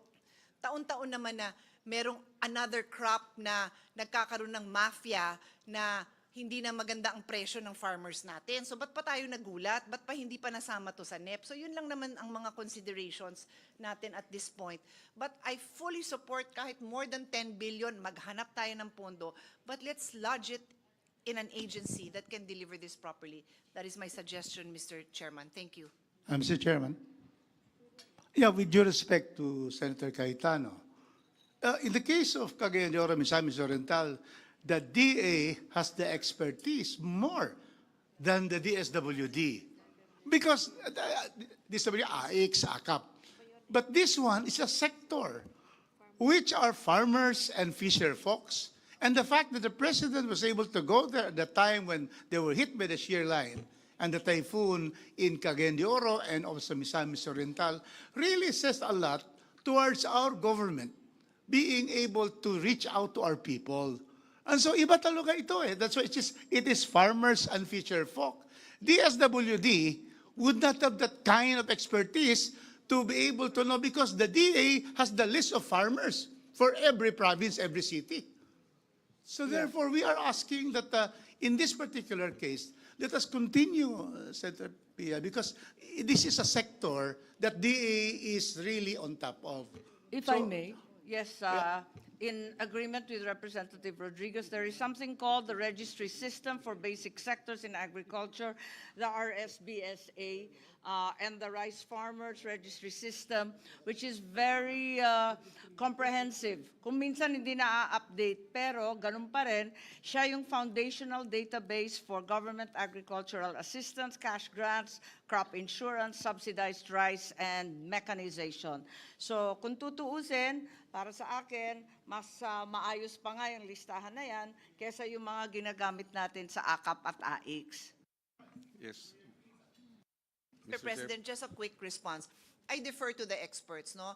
Kasi alam nyo naman yung mga farmers nyo. So sa akin lang naman, it was just a suggestion because clearly there have been issues. So I'm so happy to hear na maayos po sa Cagayan de Oro. I'm truly happy about that. Pero what do we do with those, how many? 65,000 wrong recipients? 58,000. How many? 58,000. 58,000. So what do we do with that? I don't know. That's why I'm just throwing some, if I may just continue. We don't have the data as to So- where, but that was the national figure that was given by COA. So I mean, I defer, no? It's just a suggestion, but I cannot just not consider that 58,000 wrong recipients is okay. It is not okay because that 58,000 could have, I'd rather na nadoble dun sa mga fisher folk and farmers sa Cagayan de Oro, madoble na lang kaysa maling recipient, di ba? Kasi sayang din yung nilalagay natin dun sa ibang assistance kung sa ibang programa, mali-mali din ang pag-deliver. So it's just that. It's just a level of frustration that, you know, we work so hard to find the right funding and then it doesn't go to the recipients. Thank you. Mr. Chair? Senator Kiko? Yes, Yeah. go ahead. I will yield. Mr. Chair, mine kanina was just a suggestion, di ba, na instead of giving out 7,000 one time, I mean, we have typhoons every few months. Farmers, crops, they're destroyed pag nadaanan ng bagyo. And then fisher folks din sila makalabas. Mataas lang, malaki lang ang alon, hindi na kagad pinapayagan ng Philippine Coast Guard. So, we give them 7,000 this month, July, may bagyo na naman na September. My point here, Mr. Chair, is like, why don't we give this, sige, kung DA, let's just give it to DA, or like what Congressman Rodriguez is saying. Pero siguro, baka po pwedeng gawin natin in a form of a livelihood. Para kulang kasi 7,000 at one time, ang bagyo, 3 times, 4 times, tumaas lang yung alon, amihan, habagat, di na makalabas yung fisherman natin. So, siguro mas maganda kung gawin natin ito. I don't know if the good congressman from Cagayan de Oro will agree with me, na hindi in the form of ayuda, kundi parang sustainable livelihood. It's a livelihood. Like they pull their money together in one community, in one fishing village, para makagawa sila ng isang kooperatiba doon, like what DSWD is doing, para may pinagkakitaan sila every time na hindi sila makalabas because may bagyo, may mataas na alon. Mr. Chair. Mr. Chairman, fishing and farming is already a livelihood. And precisely because it's a livelihood, they need already, when there's an emergency, they need to buy fishing nets because, it was destroyed, the boats have been dilapidated. So in other words, these are immediate assistance. And therefore, the livelihood that they have, farming is a livelihood. We don't have to reinvent the wheel on what should be the farmers should do, or the fisher folks. And that is why I'm saying that probably let us continue with this and probably just have, make the DA probably be more attuned to really singling out and getting who are really qualified, so that your 58,000 will not follow. But the concept itself is an immediate need for the livelihood of farmers and fisher folks. Thank you, Mr. Chair. Mr. Chairman. Thank you. Mr. Chair. Yes, Senator Kiko. No, and then just to add to the points raised earlier by Senator Pia Cayetano, Senator Amy Marcos, on the matter of this being a stopgap measure, it is calamity cash assistance. to address a real need given that bumagsak ang presyo ng palay, hirap ang ating mga magsasaka. But I share the view that this is a short-term stopgap measure. And strategically, we will have to do this every year, considering every year the storms get worse, get more destructive, and the like. And that's why I said this during the hearings, that if this is 10 billion, maybe we should, of course, this is just putting it out there, and hopefully in the future we can get the support of both houses to address this. Why not allocate 5 billion pesos for capacity building of farmers and fisherfolk cooperatives? In other words, give the DA the power to manage, to provide developing of co-ops, or allocate another 10 billion for extension service. In other words, expand the extension service capacity of our DA, not in the regional level. Bring them down to the municipal level so that extension service funded by the national government will reach our farmers down to the grassroots. This, I think, in the long run, we're putting money for strategic, sustainable interventions. This is a stopgap intervention. But anyway, having said that, it is still needed anyway, but I think if we wish to address the challenges of agriculture in a strategic and sustainable manner, we have to put more money into organizing them, building their capacity, put more money in extension service so that government can be with them in the grassroots, put more money in, yes, mechanization, but what use is mechanization if they're not organized? What use is all the other interventions, drying facility, if they're not organized? And therefore, strategically, we'd like to see that. And yes, the poorest sectors are the farmers and fisherfolk. Ang national poverty incidence natin is 16%, but in the sector of farmers and fisherfolk, it's 27%. It's pretty much double the poverty incidence in both farming and fishing. And unless we secure our producers, our food will always be expensive. And therefore, well, for the record, Mr. Chairman. Senator Amy? Yes, thank you very much, Chairman Gatchalian. Papayag ba kayo kung i-transfer ang 10 billion mula sa AIX o di kaya iwanan sa AIX at lagyan lang ng stipulation na para sa farmers yung 10 billion since we cannot find fiscal face? Pwede ba yun? Kasi ang nangyari ngayon, pumasa yung free funeral. Yung free funeral services na papasok sa AIX yun. Walang bagong pondo yun kasi wala ngang pera for the free funerals. So it's a part and parcel of AIX now. So I'm wondering if perhaps you would like to just carve out a 10 billion from the AIX program and identify it strictly for farmers who are facing calamities or are victims of all sorts of natural and man-made calamities. If I may respond po, if the question is with regard to the funding source, I will be able to provide Senator Win with a proposal on where this 10 billion pesos will be carved out. A win-win. So Yes, most definitely. Huwag tayo magbabawas ng AIX, yun ba yun? Well, for me, after listening to our esteemed colleagues, and I agree with Senator Pia, the poorest of the poor comes from the agri and fisher folk sector.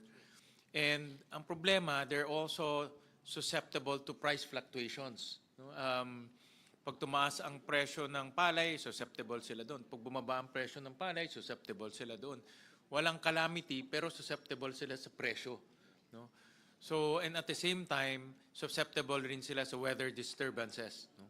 So, it's really, for me, parang, it's a very volatile, they live a very volatile life because of the price fluctuations and also the weather disturbances. That's why I can see a specialized program for them because I think yung mga ibang mga kababayan natin hindi ganito na experience nila, price and weather, and these things cannot be predicted, maya pakahirap i-predict yung ganito. So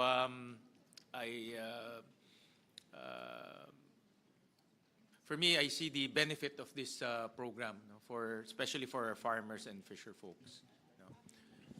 Yeah, so Thank you very much, Senwin. And with that, I would like to reiterate my motion to include the 10 billion pesos for the presidential assistance to farmers and fisher folk to the final version of the BICAM.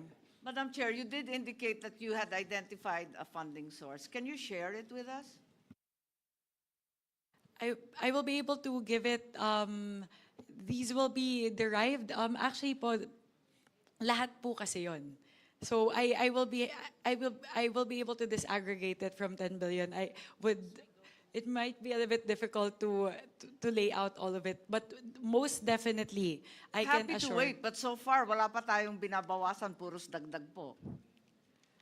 There's the 4 billion under the NFA as proposed in the GAB. That's a Yung huge DepEd source. 29. Not DepEd, definitely. Hindi, may NFA po. bawas na yung DepEd sa version natin, di ba? But that's definitely not going to be the source for the 10 billion. It's the 4.5 billion in the NFA. Kasi po we placed that initially in the HGAB. However, given that there's no enabling law to facilitate that, that can be a big source. for one is I see the flood control projects. That's definitely the source. We also saw. I'm sure you're all in receipt of the statement of the Public Works requesting that their budgets be restored. Yeah. They've just put it out, Yeah, I think. yeah, I saw that. So, and also inefficient utilization of funds from various agencies. As we go along, we'll see those also. I can guarantee for rest assured that we will be able to not carve out, we have already identified a funding source for the 10 billion under PAF. So with that, I reiterate my motion to include the 10 billion pesos for the presidential assistance to farmers and fisher folk in the final BICAM report. If that is the case, Mr. Chair, then I move to approve to be included the presidential assistance to farmers and fisher folks. Thank you, Senator Erwin, and duly seconded by our colleagues. Thank you, Senator Kiko. In fairness to Senator Kiko, he studied this very carefully and recommended it to the committee. So the motion is approved. Thank you very much. Thank you Madam very Chair. much to our colleagues in the Senate and to Senator Kiko Pangilinan for helping us as well craft this particular program. Madam Chair, but before we go to the other item, Okay. may I tanong would like lang ako. to Because this will be a presidential assistance for farmers and fisher folks. May provision po yung Senado na bawal ang politiko magbigay ng ayuda. Kasama po ba ito or may provision kayo na except the president? Kasi ang sabi ni Congressman Ropos, ang presidente mismong namimigay, yan ang pinaka-numero unong politiko po natin. And we were there. Harmonize the intention of this program with the special provision, but that's a good point. Yeah, we'll harmonize it. Yeah, thank you, Mr. Chair. Kasi baka ma-miss out natin po ito. Napaka-importante po ito. See, this is symbolic when the President gives this aid to our farmers and fisher folks. We'll harmonize the program with the special provision. Yes, Senator Pia? Yeah, Mr. Chairman, I just want to put on record that I was messaging Secretary Rex Gatchalian of DSWD regarding my idea that DSWD might be able to assist. And he said there's already a precedent for that, wherein they have assisted DA, and the list of farmers and fishermen were given to them and they would do the payout. So just to put it on record, and perhaps Senator Kiko can just relay this to the Secretary, that if it is an efficient way in some other areas, then why not? So just to put it out there. Thank you. Yes, we will relay the same, Senator Pia, to Secretary Kiko. Madam Chair. Very short lang to. Representative Javi Benitez. I'd just like to share because so coming from the province of Negros Occidental, we're facing a perfect storm. Na may low, poor cane quality, mababa yung prices po namin. We've been hit by the calamity. So I hope na hindi lang sa palay farmers but dito rin po sa ating mga sugar farmers. At hindi natin pwedeng sabihin na they can do other things because they've been doing this for many years. So kailangan po nila yun. So I hope na makonsider din po ng not only legislative but even the executive for sugarcane farmers. Yeah, Yes, thank you. I understand the amount, the assistance is for all, not just rice farmers, in farmers and fisher folk, precisely because lahat tinamaan ng bagyo, apart from yung bagsak ng palay prices. Thank you very much. May I now move to the next topic? So this is with regard to the farm to market roads. In the House version, the total for FMRs was 32 billion pesos, and we would like again to once again appeal to our colleagues in the Senate to restore the 32 billion pesos for farm to market roads. Mr. Chairman, may I? The Chair. Okay, May I just second the motion because this is an affirmative action for our poor farmers and people at the areas of our far-flung barangays. The highways are okay. Mostly those who will use them are those in the cities and municipalities.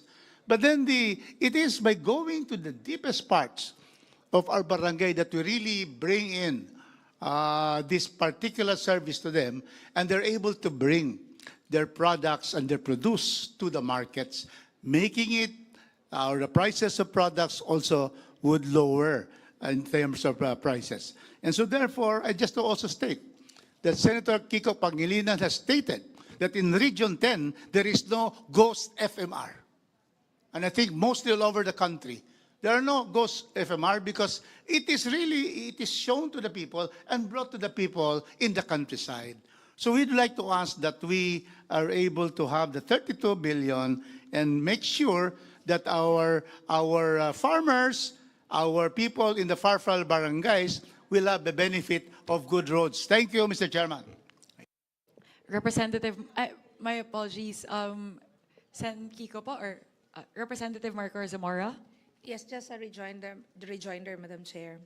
The increase of the proposed increase for the farm to market roads is recognized being the most cost-effective intervention to address food prices and food security. In fact, studies and DA field data consistently show that poor farm access increases transport cost by 20 to 40% and leads to post-harvest losses of up to 30%, especially for rice, vegetable, and high-value crops.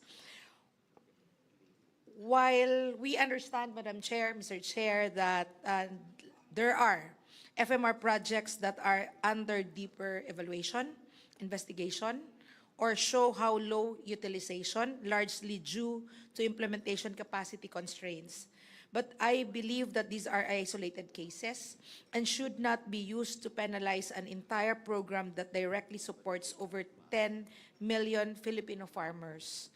And to correct this response is to strengthen oversight and implementation and not to reduce funding. And so we appeal, I join the other members in appealing to maintain the proposal of 32 billion, Mr. Chair. Representative Alan T. Thank you, Madam Chair. Based on the Department of Agriculture's data, 61,000 kilometers of farm-to-market roads are still unpaved.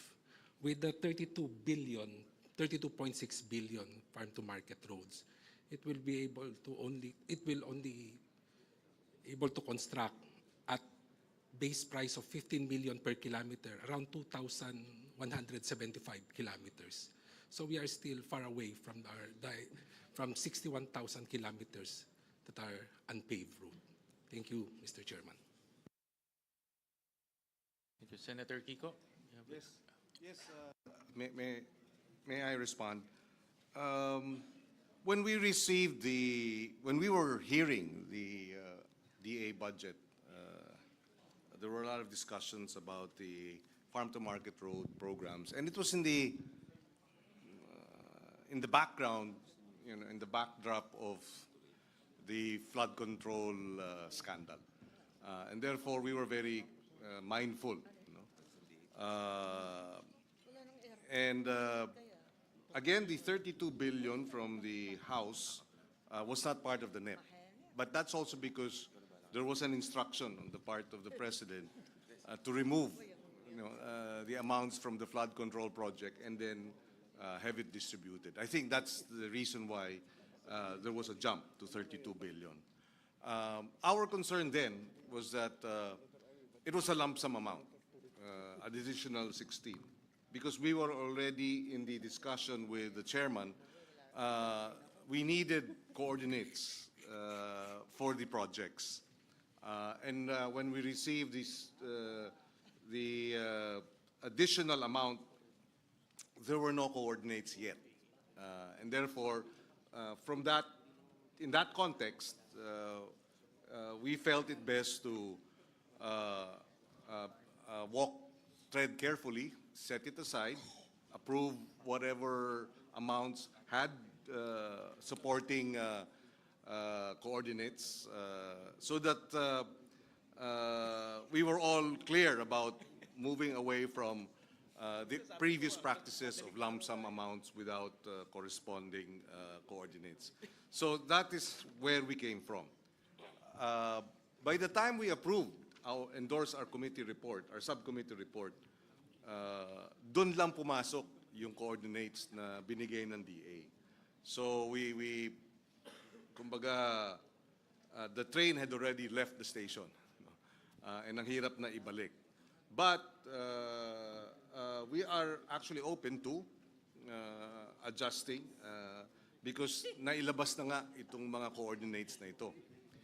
Another issue that is our concern as we approve the amounts as endorsed by our Senate version is the discussions with the Secretary of Agriculture, Secretary Kiko, about the cost estimate of 15 million per kilometer. According to, and this is for the records, Secretary Kiko felt that the 15 million was on the high side. In fact,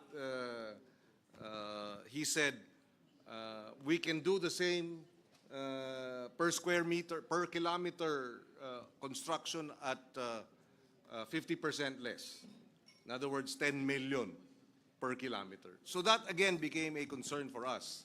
How do we now ensure that the farm-to-market road projects implementation will not go the same or similar route as the flood control, wherein you have overpricing? So this is again where we're coming from. If I may suggest, if we are to bring it to 32 billion, that we put a proviso that there has to be the buffet. Oh, another point, by the way, before I proceed to that, is that we agreed that it should be the Department of Agriculture that would implement the farm-to-market road projects. We appealed to Secretary Kiko, and he agreed. Initially, he was hesitant, but we were concerned because of precisely the scandal and the track record of the DPWH.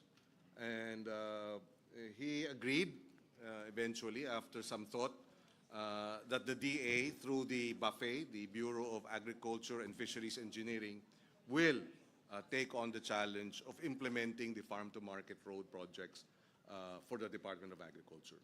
So with that, we will defer, of course, to the chairman, but we are more than willing to restore the 32 billion as vice chairman of the committee and having defended the budget. But with some proviso, special provision on the ensuring that the buffet does the technical, what is the term? If I may read it. Prior to the procurement of any FMR project, the detailed engineering design program of work and approved budget for the contract shall be subject to technical review and cost validation by the DA buffet, taking into account prevailing market prices, standard unit costs, and site-specific conditions. So there, for the record, Mr. Chairman. And also, let me add that we managed to put technical descriptions, station numbers in all FMRs. And that was a requirement that the Senate gave to the Department of Agriculture. And nagawa naman nila. No? They submitted to us technical descriptions. So ngayon, alam na natin exactly where are the FMRs, how long are the FMRs, and we will have cost estimates on the FMR. So those requirements should also be the same, no? Be implemented the same to these new FMRs, new proposals. And Mr. Chair, to add to what Senator Kiko said, that DA will be implementing, can we also add a choice na baka pwede rin LGU? So Yeah. a choice. I think that's also, we can also, I remember talking to Secretary Tiu Laurel about that during the hearing, and he also agreed. No? That is possible. Mr. Chair. In fact, with the permission of the chairman, we actually tackled that, that the DA could look at the template of the school building acceleration program of getting PPP, as well as local government participation in the farm to market road infrastructure project implementation. Mr. Chair, in relation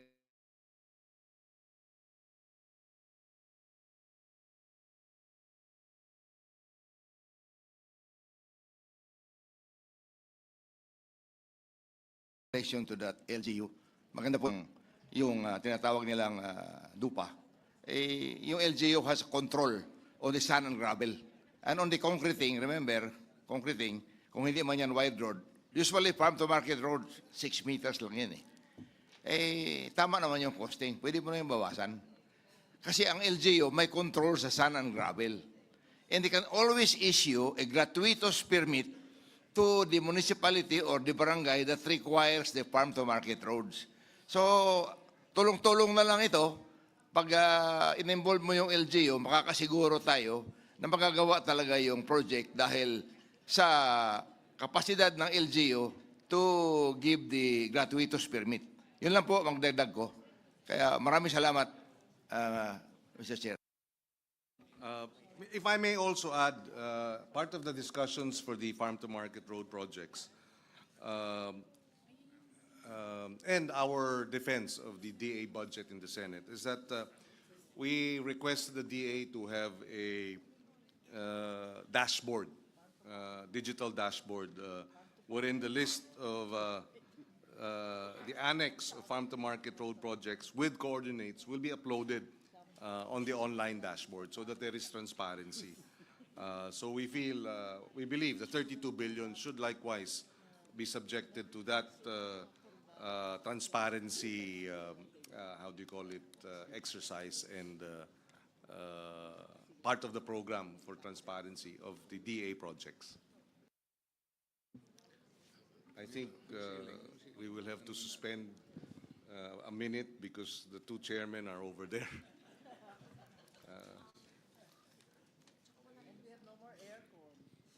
And the aircon is no longer functioning.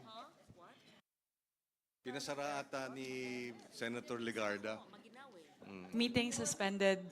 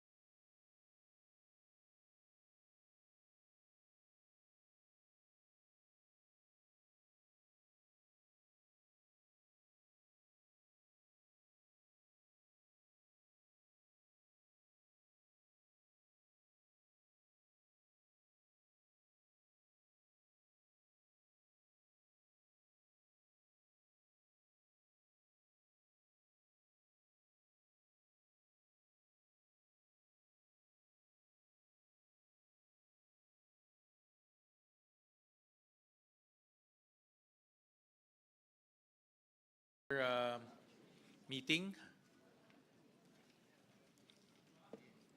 Yung Section 10, wala kang hard copy. We actually included safeguards in the Senate version that will make sure that the technical descriptions are there so that we can totally eliminate the possibility of ghost farm-to-market roads. So meron ho yan. And on top of that, Senator And in Kiko? addition, Mr. Chairman, we provided that the repair, the rehabilitation, construction of the FMRs must be in accordance with the National FMR Network Plan. In other words, dati kasi ang sinasabi ng Department of Agriculture, kahit na hindi kasama sa network plan, ay naglalagay ng farm-to-market road. So that too will be limited to construction consistent with or in accordance with the National FMR Network Plan of 2023 to 2028. Mr. Chair, may observation lang ako dyan. Kasi minsan yung mga taga-Department of Agriculture, hindi talaga nila pinapasyalan yung mga areas. Katulad po sa Samar, hindi nila alam kung saan yung mga farm-to-market roads doon. Kaya kailangan talaga aralin ito kung nasaan. Nasa libro lang nila yung listahan ng farm-to-market roads, pero sa totoo hindi nila pinupuntahan. In-interpolate ko po yung in-charge po doon at hindi nga niya alam. Well, we will have to ensure that the DA submits, because we're also, Mr. Chairman, we will also ask for the annexes. The coordinates should be included as part of the annexes of the GAA. So, kinakailangan maliwanag at determined. At we were assured naman by Secretary Kiko that he will submit, these necessary coordinates. So. Isa pang observation ko, Mr. Chair, yung may mga barangay na wala pang kalsada, hindi pa accessible. Kaya hindi rin ito mauuna yung farm-to-market roads natin pag hindi pa accessible yung barangay. Kaya minsan yung farm-to-market road natin ay minamabuti nating tumama muna sa barangay bago mapunta sa kanilang farm. Isang kailangan nating i-consider po yan. Marami pa tayong barangay na walang kalsada. Sa akin, one of my, isa sa mga nakita kong benefits ng farm-to-market roads, yung kalsada, ginagawa natin outside of the urban areas. Unlike here in Metro Manila, puro kalsada na, maybe Cagayan de Oro, Cagayan. Ngayon, we're pushing it to the countryside. So we're bringing infrastructure projects to the countryside. So yun yung sinasabi nga ni Kong Rufus kanina, na we're pushing it to the Mindanao, to the far-flung areas. So Mr. that's Chair, one benefit. Mr. Chair, I agree with you on that. Ang sinasabi ko lang, may mga far-flung areas tayo na yung barangay mismo ay walang kalsada papunta sa barangay. Kaya saan tayo maglalagay ng farm-to-market road? At dyan, nagdo-drawing minsan ang Department of Agriculture. You have to be very strict kung na dapat nasa master plan siya. Tama po. That is the minimum requirement. No? Dapat nasa master plan siya. Kung hindi, hindi siya magiging useful for the farms, no? For the farmers and fisher folks. That is correct. I will give you an example. In my hometown, Taft, may ginawa silang farm-to-market road proposal from Bungdo to Pangabutan. Pero from the town to Bungdo, walang kalsada. So unahin mo muna yung Nato to Bungdo bago yung Bungdo to Pangabutan. Continuous. Otherwise, how can you build that road? Hindi ka naman pwede lumundag doon. So to me, Mr. Mr. Chairman, if I may, just to follow up on that, I'm listening very intently. I'm a city girl, so ang nararating kong lugar na yan is either mag-hiking ako, magbabike ako, and I've seen it also with my own eyes. So paano natin ma-assure na hindi mangyayari yun? And who do we hold accountable? We are already living in a time that billions of pesos have been wasted on what we now call this flood control scam. So we cannot sit here and just say we all support this worthwhile project, because of course it's worthwhile to build farm-to-market roads. Nobody will say that the people who live in these far-flung areas do not deserve a road, do not deserve access. Pero no less than the House Minority Leader is telling us that this exists. How do we ensure, not even on paper, and who do we hold accountable? The barangay captain, the mayor, the congressional district representative, kung may senator man na nalapitan at humingi ng suporta sa project na yon, the senator, paano? Because it's so difficult to sit here and just say, I love this project, let's do it. We are already in this stage where we know that things happen that we cannot tolerate. So that's my concern. It's hard for me to approve this without knowing who will be held accountable and what are the pre-construction safeguards that we have, not just on paper, but in tell us step by step kung paano. Because we are accountable to the Filipino people, Mr. Chairman. Mr. Chair. Yes, Mr. Chair. go ahead, Senator Yes. Lauren. Because I come from an agricultural province, I believe in assistance to fisher folks and farmers, farm-to-market roads and all that. So conceptually, of course, we support. However, I understand and support as well the concern of my colleague, Senator Pia, was the 16 billion in the NEP and the 32 billion in the requested amount actually studied? Is there a master plan? It's not just pachi-paching FMR like how it's always been. Is this an allocable of a district? Was this cleared by the Office of the Secretary? Can you give us the opportunity to please clear with the Secretary? Does he actually have the list of all of this? Because the NEP was only 16 billion. And half of our colleagues here are quite in the dark whether the farm-to-market roads will actually service or serve the agricultural areas. Don't get me wrong, I am in full support of areas leading to production areas, especially sa amin, talagang may ibang mga hindi madadaanan, habal-habal lang or by foot, lalo na sa mga katutubo. But I'm not certain how the FMRs came about.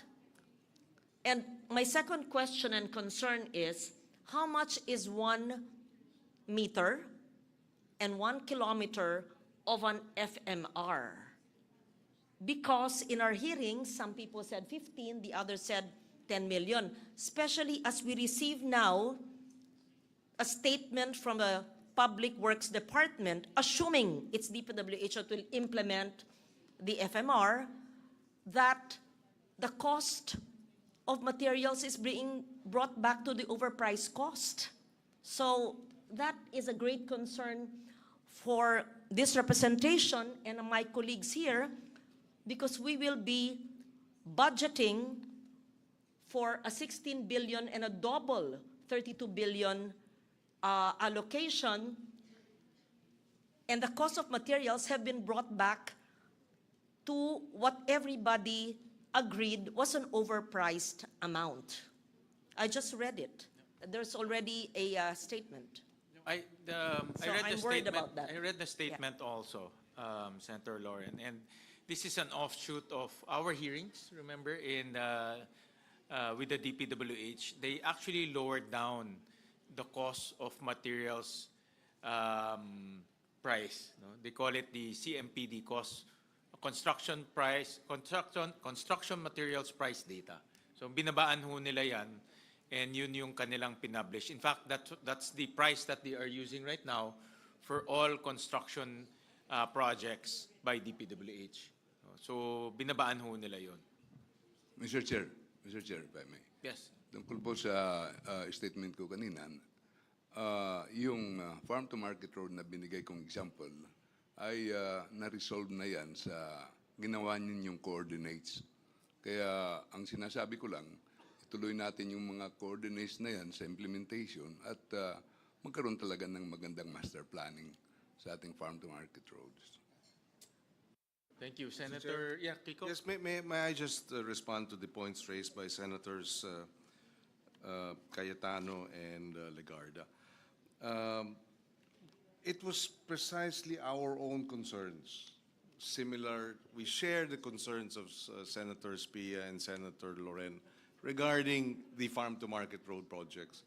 And this is precisely why, during the hearings, Senator Win and myself were pressing the Department of Agriculture to take it on and not allow the public works to implement the farm-to-market road projects. And after some thought, Secretary Kiko Laurel agreed that the buffet and the Department of Agriculture will take on the implementation of the farm-to-market road infrastructure projects, consistent with the farm-to-market road national master plan. Also, we had discussions on overpricing. This too is on record. We expressed our concerns as to whether or not 15 million per kilometer is overpriced. And Secretary Kiko Laurel said he qualified it. If it were plain, patag, sabi niya, kaya ng 10 million per kilometer kapag patag. So he qualified it. Na medyo mataas, nasa high side yung 15 million per kilometer kung patag ang pinag-uusapan. So of course, there will be magkakaroon ng variation kung hindi patag. Yes. So just to point out that we were also concerned about overpricing. And therefore, and as a result of the discussions, we required that there will be coordinates so that there are, it is clear where the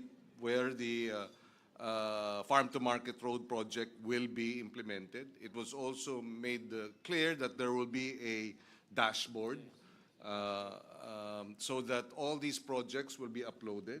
It was also made clear that they will implement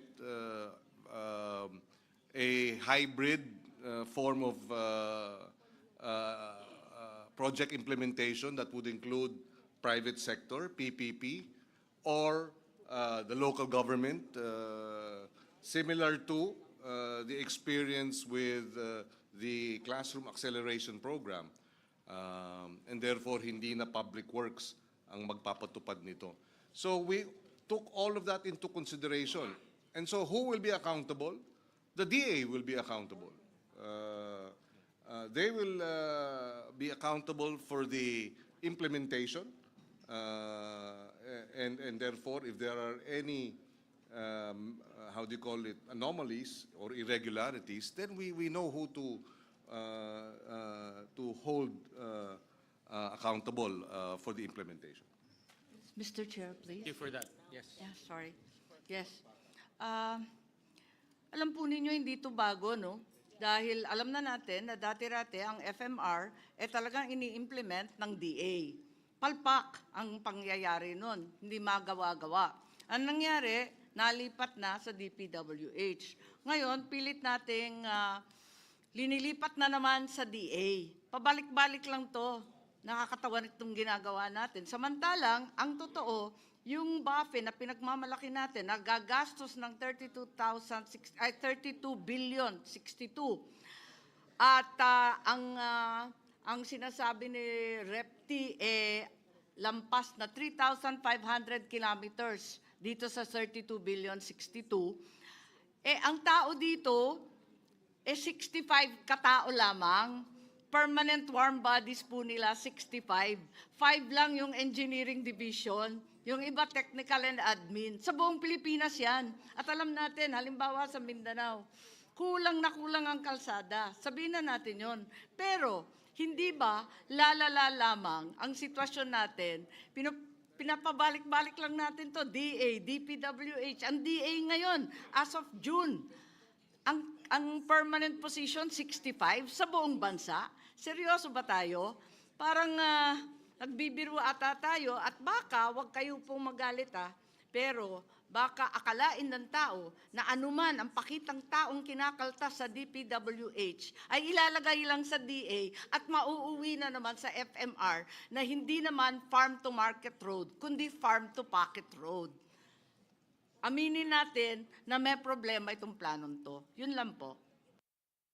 Well, if I may, Mr.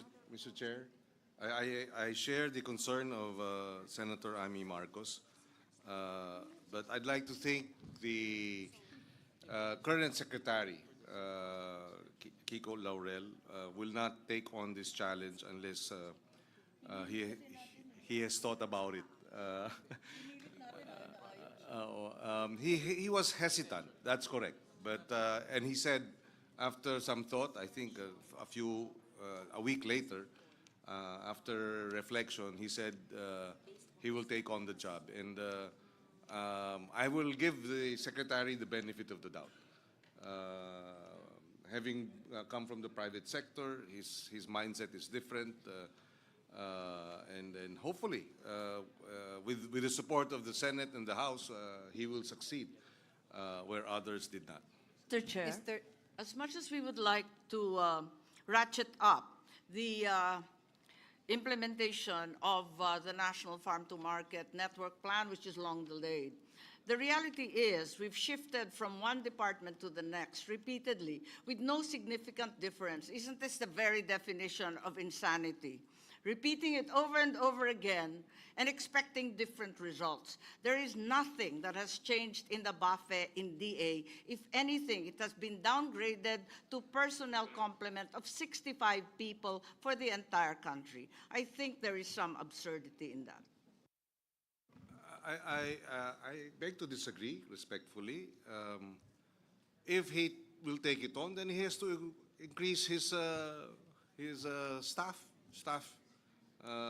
And I agree. If he stays at 65, then he's bound to fail. But he should be able to increase the number of staff in the buffet between now and first quarter next year. Hindi ba dapat i-pilot muna?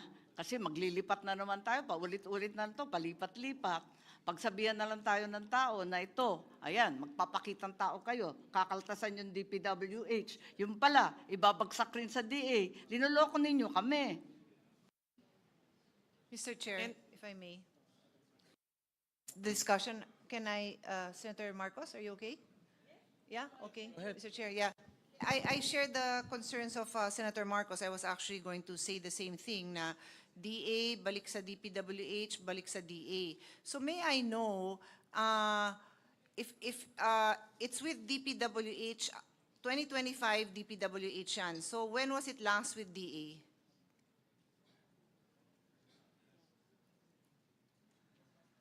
Uh, 2014, 2013? Okay. Roughly, so in other words, it's been with DPWH for like 10 years? I believe More or less, so. like 2014 to It was 2025. it was during my term as Secretary for Food Security. President Aquino took it from the Department of Agriculture and placed it with the Public Works, and it was I and Secretary Babe Sixon then of the Public Works Department. We both worked together to implement the Farm to Market Road infrastructure projects. And can His Honor confirm that during this time, during the latest examination of this flood control related, or in other words, corruption driven construction, this includes these farm to market roads? I'm sorry? Can His Honor confirm that these farm to market roads were also subject to overpricing, ghost projects? Because off the record, when I was asking His Honor, you said something, you said to the effect yes, and that is why it's going to be given now to DA. That's correct, no? Yes, yes. Yes. So, in that is other correct. words, in fact, the DA is currently undertaking a inventory of the farm-to-market road projects and have identified a number of ghost projects in Mindanao, but they are still doing their inventory. so sadly, Mr. Chairman, if there are like these third-party contractors, baka sila din ang magbid sa DA.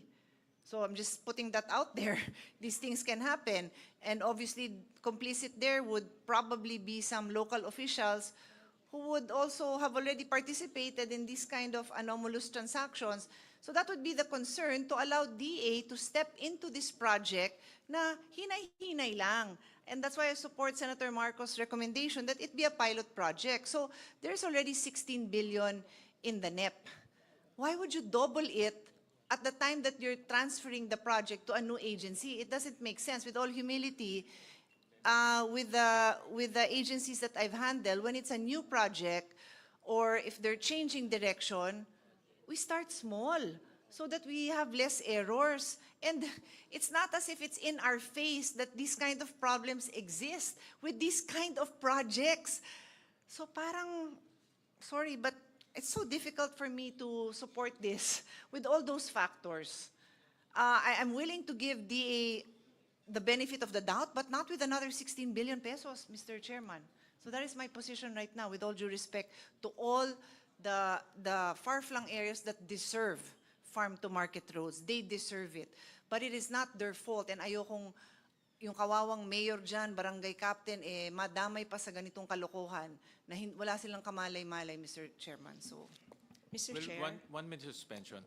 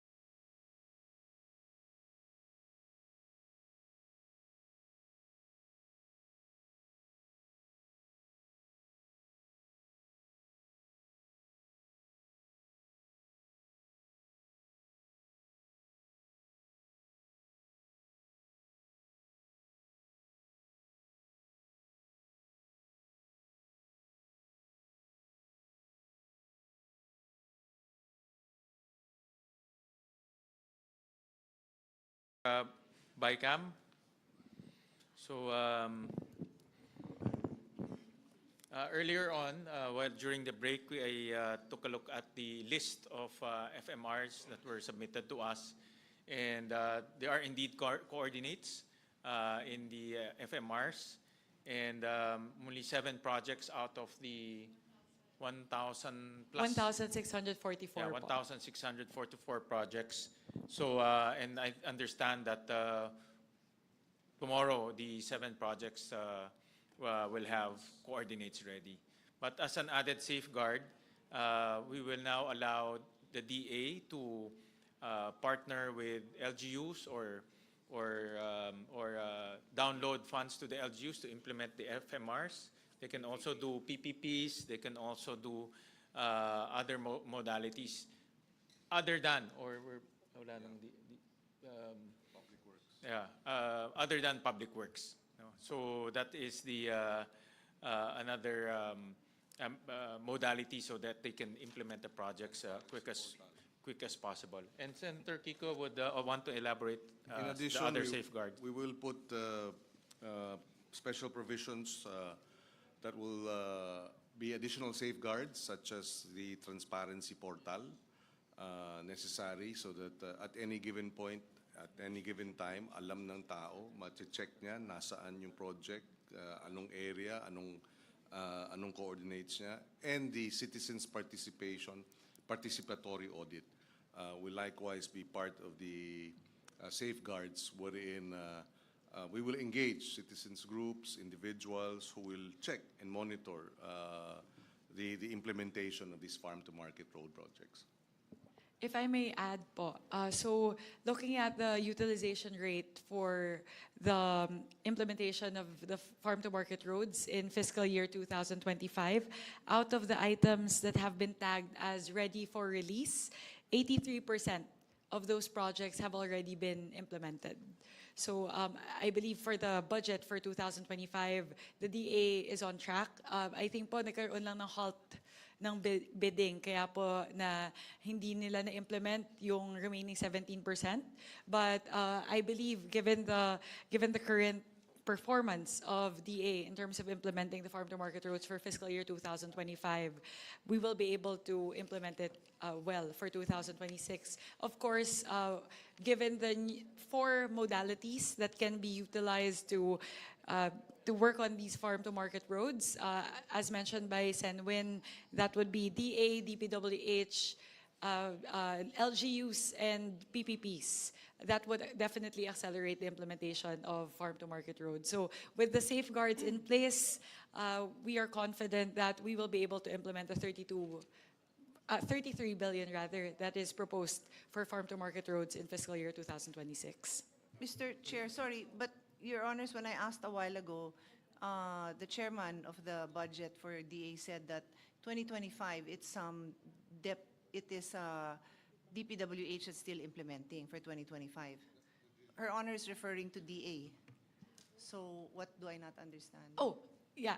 So for 2025 po, yes, that is correct. The current implementation, the 83%, Is DPWH. is DPWH. Yes, okay. So therefore, my concern is still stands that walang record si DA on their ability to implement, added to the facts raised by Senator Marcos that they have 3 engineers. So that you know what I mean? Like, I Yes. appreciate the numbers you're giving me, but that's DPWH, not DA. So we're transferring it now to DA, giving them an additional budget to work with, and they have no experience except from 10, 11 years ago. I'm just putting that on record. That is the concern that I have, in as much as I super want to support countryside development. Thank you, Yun lang, Sen. Mr. Pia. President. With Mr. that Chairman. po, we are actually expanding the modes, the modalities that can be utilized. So apart from just DPWH, as it currently stands now, there would be DA and LGUs and the PPPs. So if DPWH is able to perform at 83%, hopefully with all of the 4 modalities, they would be able to easily hit the 100% target for 2026. But I understand the concern po. It's really, DA has to beef up their manpower, especially for BAFE. Mukha po talagang short they're very short-staffed to be able to implement all of these. But we'll take a note. Actually, po, there's a 1% administrative cost, and I believe that is, they requested for that, so they would have more validators, more inspectors within their engineering department. So that should help address the concern with regard to manpower. Senator Kiko. Yes, if I may also add an additional special provision, another safeguard, validation of project costs prior to the procurement of any FMR project, the detailed engineering design, program of work, and approved budget for the contract shall be subject to technical review and cost validation by the DA-BAFE, taking into account prevailing market prices, standard unit costs, and site-specific conditions. So that too will be an additional safeguard in terms of ensuring that we are able to safeguard on overpricing of the infrastructure project, the farm-to-market road. Related to that po, because currently, in the new way that we are tagging the farm-to-market road projects, there are coordinates that mark the start and the end of the projects. The only danger there is once you have a reduced cost, ideally, you would be able to translate that to a longer road than what was initially programmed. So perhaps the proposal is for us to be able to put in a special provision also under the FMR that allows us to utilize whichever savings to augment the farm-to-market roads. Para lang po, kasi baka po makuha, kasi may clear start and clear end kasi yung kalsada na nakalagay ngayon. So hindi po basta-basta na pwedeng habaan lang kung meron pong savings. So that's something that we're proposing to be added as well, if in relation to recalibrating the prices. Mr. Chair? Mr. Chair, yes. Senator Amy first, then Senator Lauren. Yes, sorry. Hindi ko alam kung ano pang mga safeguards ang mailalagay. Hindi tayo nagkulang sa paglagay ng budget nung nakaraang budget ng GAA 2025, kung maalala ninyo, para sa FMR, 23 billion po ang naka-appropriate. Ang na-release, halos kalahati lamang, 12 billion. 11 billion, puro FLR. So, hindi tayo nagkulang. Ang problema, kahit ano pang halaga ang ilalagay natin, kapag in FLR, ang halos kalahati, lokohan na rin to. Kaya, anong safeguard? Kanina, sinabi nyo, magse-safeguard. Anong mailalagay dyan na talagang i-release yung buong buo yung halaga na ilalagay natin? Kahit napakalaki pa niyan, 30 to 40, kung anong gusto ninyo. Hindi naman pala rin i-release Anong silbi niyan? Yan ang nangyari last year. Yun lang. So if you will have a look, the appropriations in GAA 2025, 23 billion, actually released was a mere 12 billion. For later release was almost the same amount, 11 billion.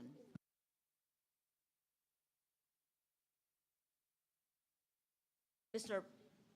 President, Mr. Chair, okay, allow me to put this on record, and I would be happy to be proven incorrect, because I want to be able to say that we are able to use the savings for a longer or a bigger project. However, in my understanding, we cannot use the savings for a project which is a line item in the GAA for a longer road or perhaps a taller building or a bigger room, because that is the line item in the GAA.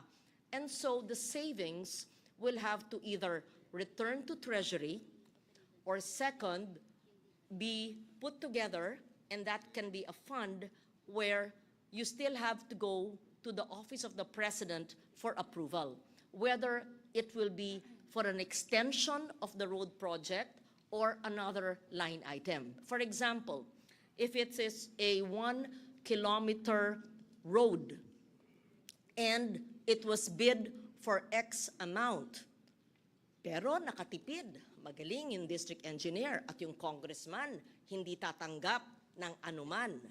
So may savings. Can that be used for a longer road? The answer, to my knowledge and in my experience, is it cannot be used because it was not appropriated in the General Appropriations Act because the road was only 1 kilometer. I put that on the table, Mr. Chair, because that is the concern of everybody.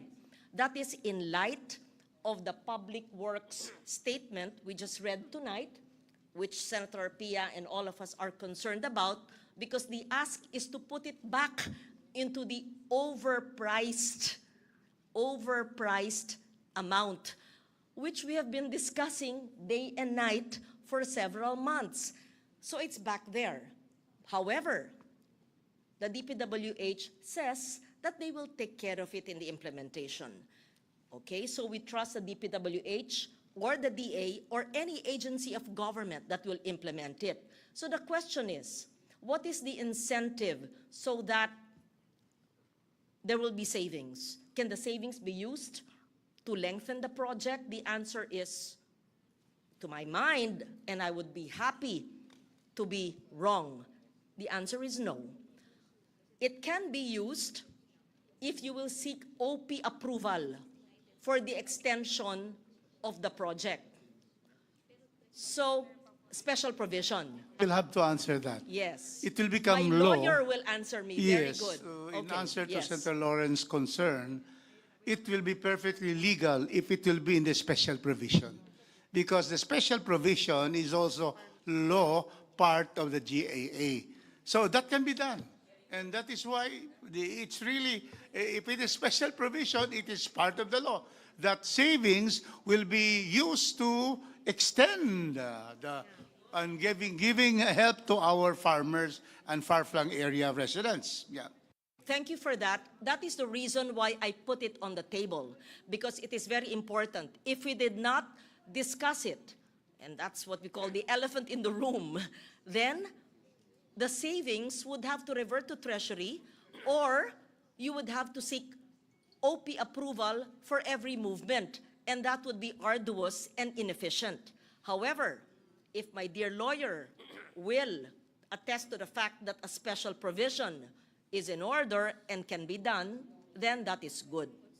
So that would be for a DA, DPWH, DepEd, DOH project, whichever, yes. Having said that, Mr. President, so I just wanted to put that on the table. I thank Congressman Rufus Rodriguez for this.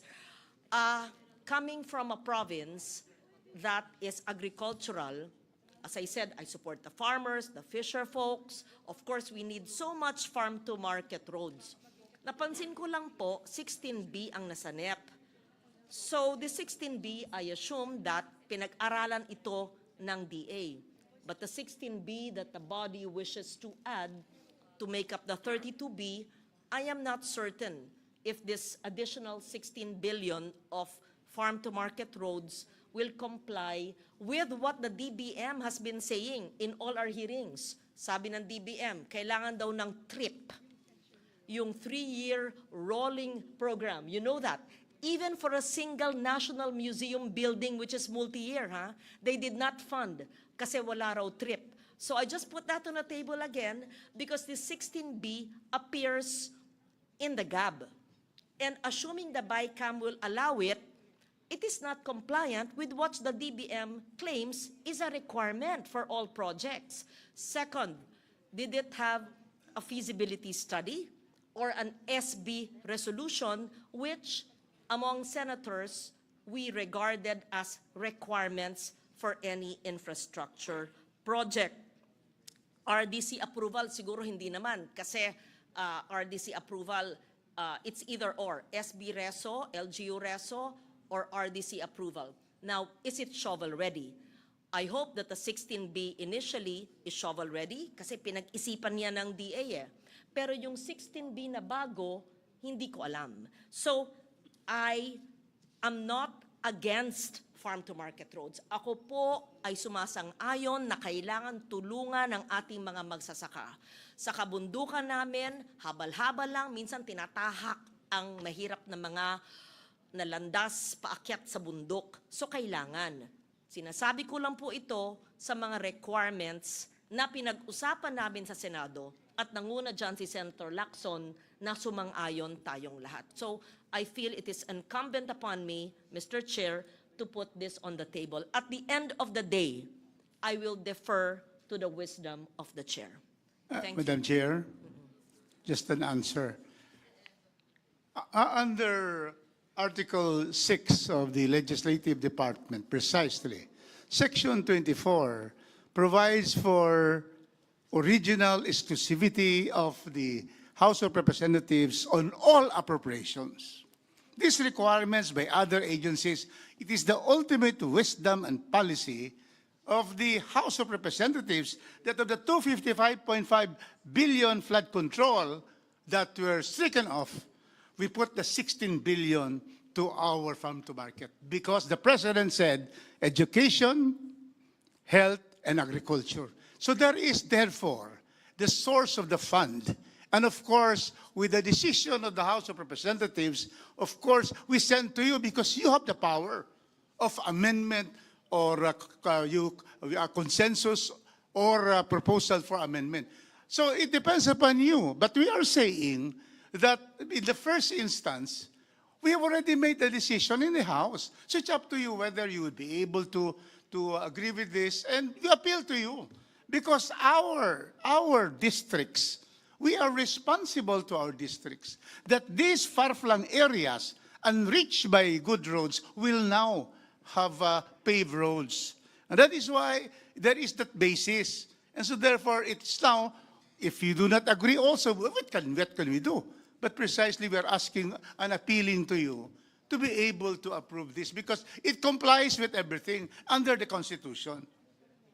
Thank you for that, my dear lawyer, my friend, Congressman Rodriguez. Gaya ng sinabi ko, ako sang-ayon sa farm-to-market road, basta sumasang-ayon sa requirements. And I have expressed my concerns, my reservations, and I understand the needs and the requirements of district representatives, especially those coming from the Visayas and Mindanao. Yes. Mr. President. Session suspended.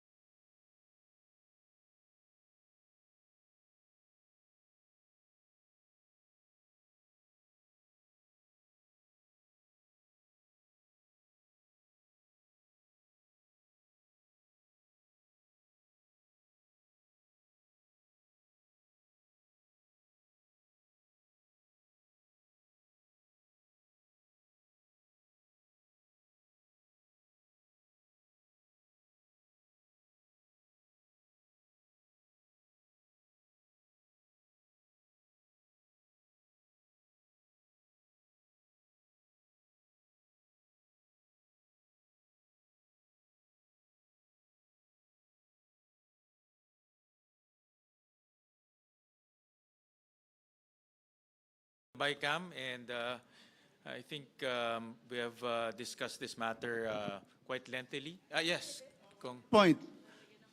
The panel, Senate panel, was using Section 70, authority to use savings. No, it is Section 81 on the general provisions. Let me read now. It is augmentation, not use of savings. And what is Section 81?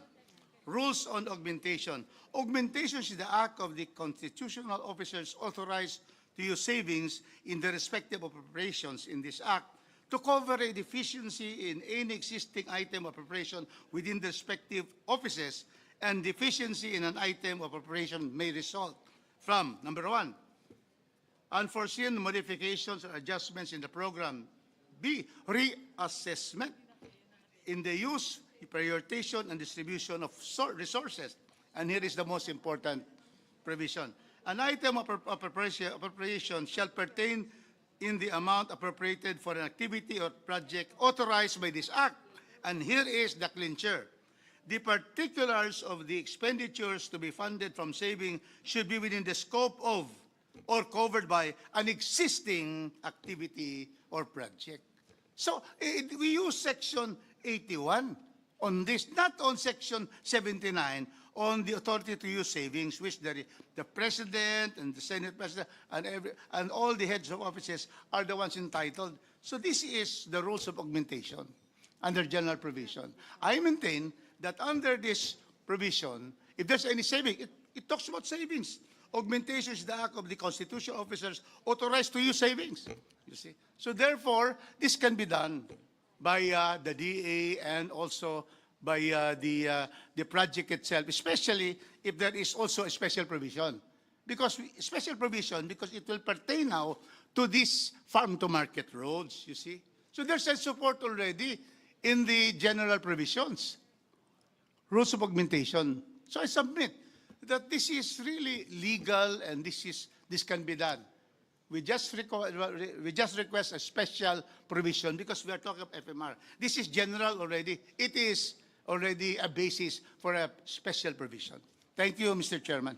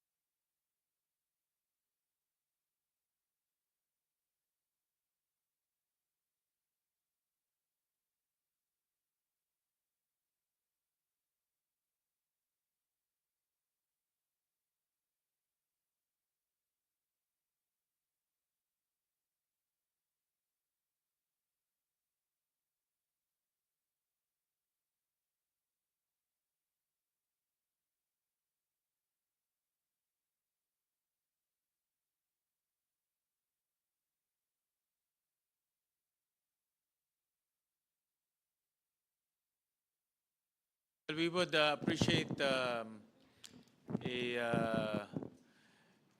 actual language from a legal guru like yourself, a legal luminary. So, Kong Rufus, if you can help the committee craft that language, and we would really appreciate it. And then we can also have something to hold on and study. Thank you, Mr. Chairman. We'll do that, Mr. Chairman. Okay. We will defer, Senwin, to our Chairman of Constitutional Amendment. Correct, So, yeah. our legal We also luminary have in the our House. chairman. ka pa rin, no? Chairman of Constitutional Amendments here, so both chairmen can work together to Perfect. craft that provision. I'm a little bit younger than Congressman Rodriguez, so I will defer to him. All right. So again, let me reiterate.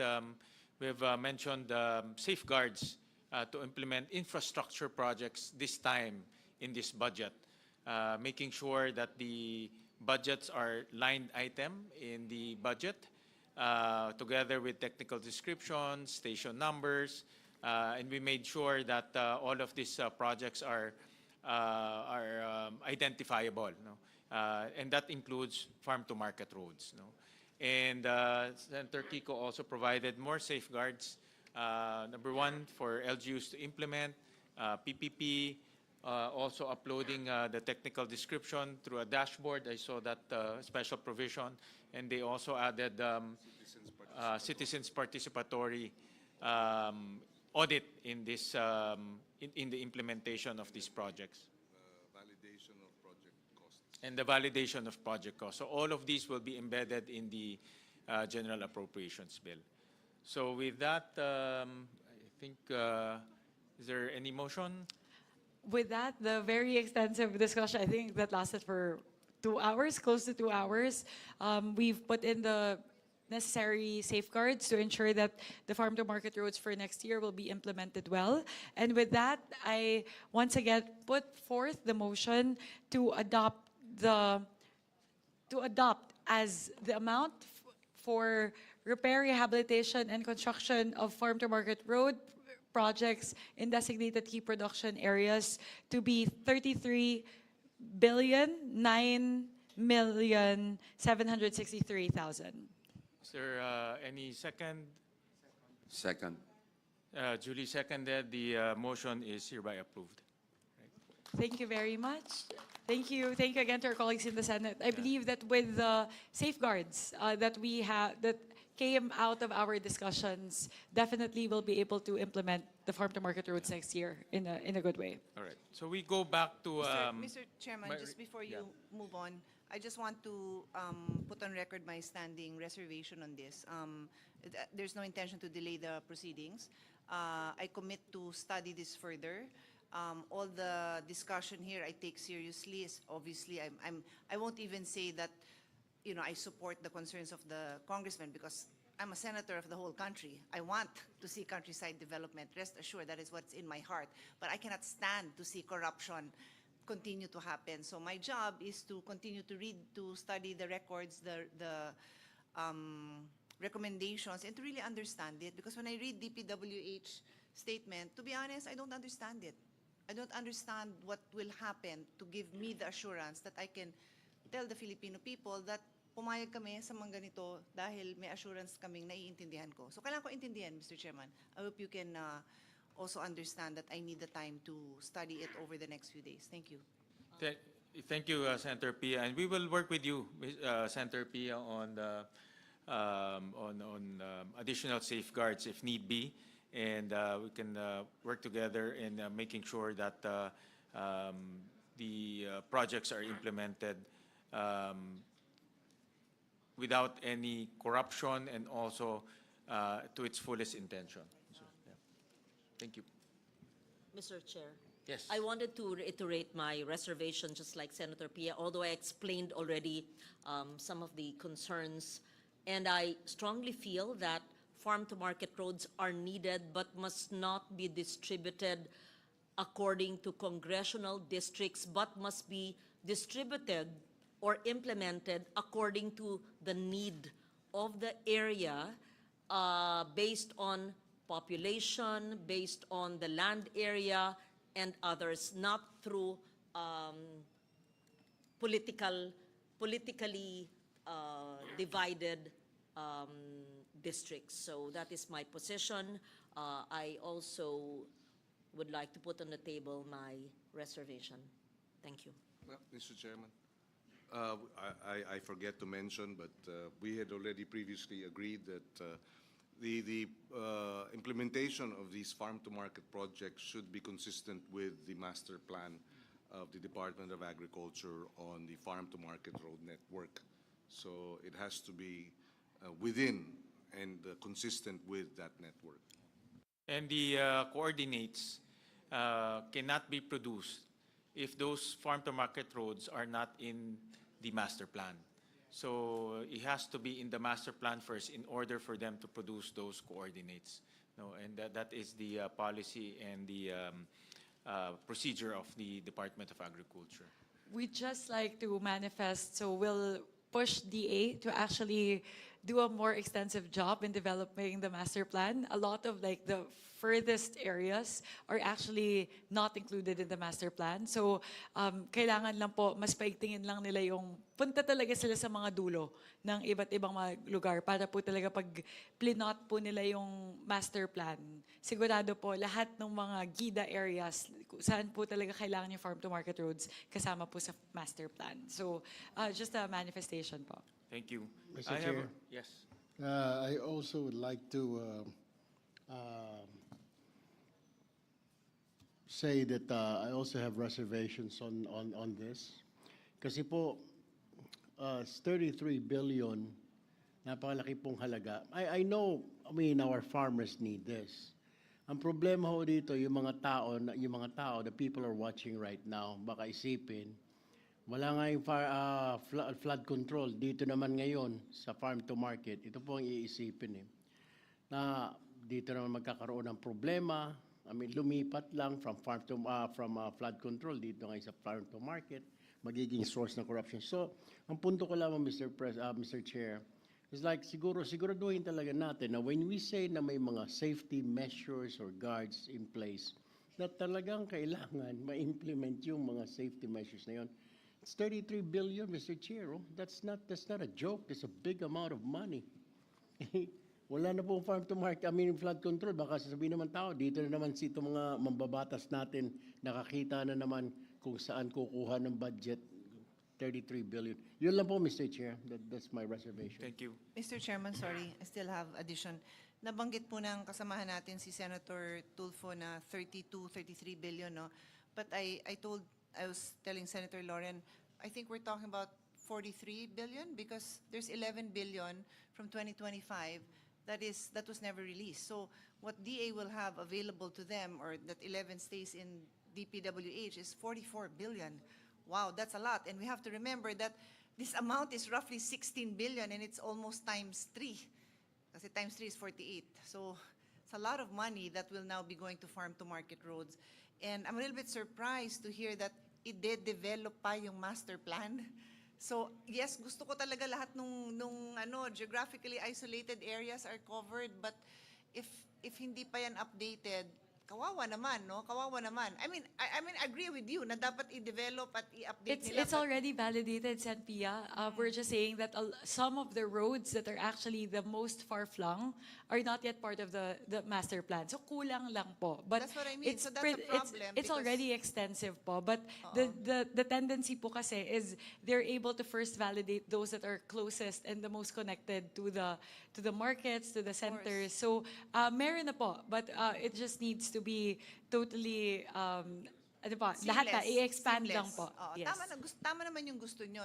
Nagugulat lang ako na hindi pa talaga ganon. And then ganito na yung binubuhos natin na pera. So, and then my last point, Mr. President, is Mr. Chairman, when you say in accordance with the master plan, does that include some kind of prioritization? Because if the if the priority is rice self-sufficiency, then if I look at it, will I see that the areas being prioritized are areas that are heavy into rice as opposed to other products?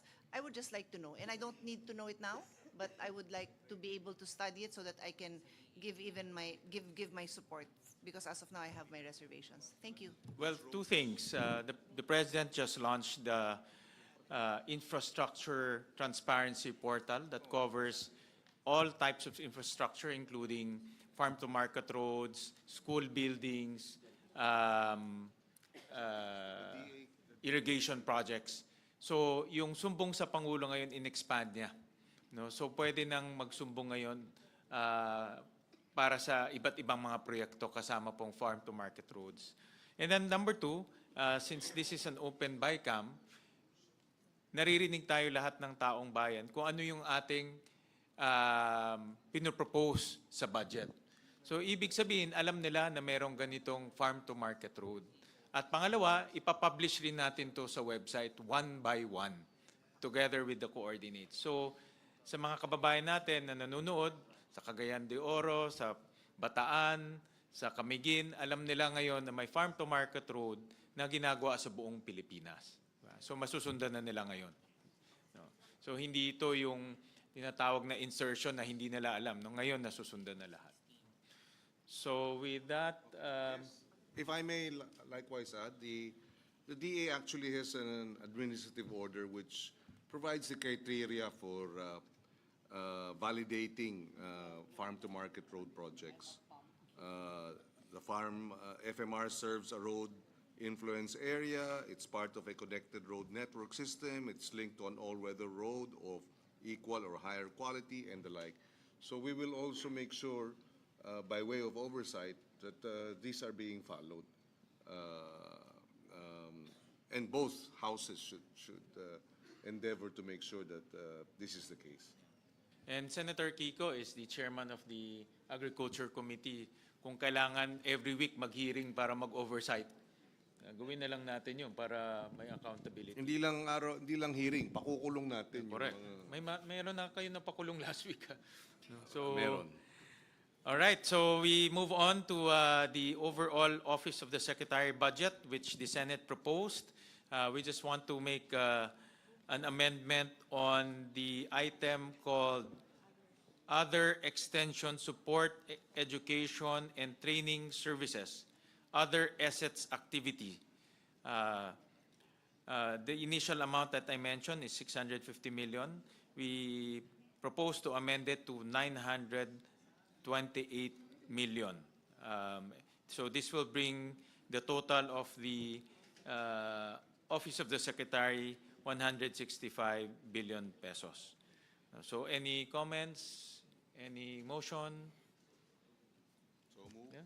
So moved, Mr. Chair. There's a motion, duly Seconded. Duly seconded. The budget of the Office of the Secretary is now approved. Just a manifestation. Ito pong extension service kasi, like I said earlier, napakahalaga. Dahil right now, ang Department of Agriculture ay hanggang regional level lang. And kailangan talaga ng presence up to the provincial and municipal level. So this will help us help the DA rather, strengthen its presence on the ground to provide the capacity building, extension service, support that our farmers and farmers associations and organizations need, Mr. President. Thank you. That's Mr. an Chairman. intervention from Senator Kiko. So thank you very much. I now move to Agricultural Credit Policy Council.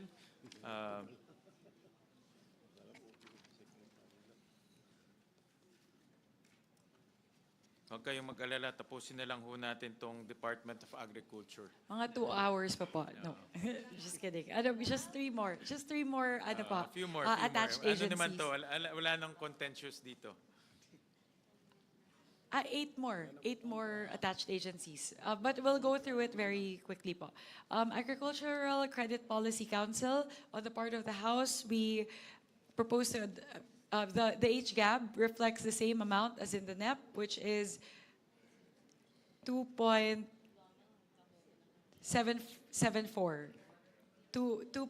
billion. Thank you.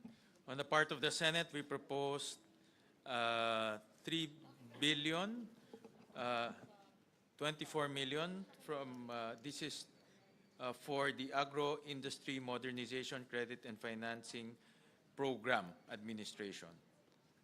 Another proposal again from Senator Kiko. So any motion, any comments on this? Without any objection, the House concurs. Yeah. Thank you very much. To the Bureau of Fisheries and Aquatic Resources.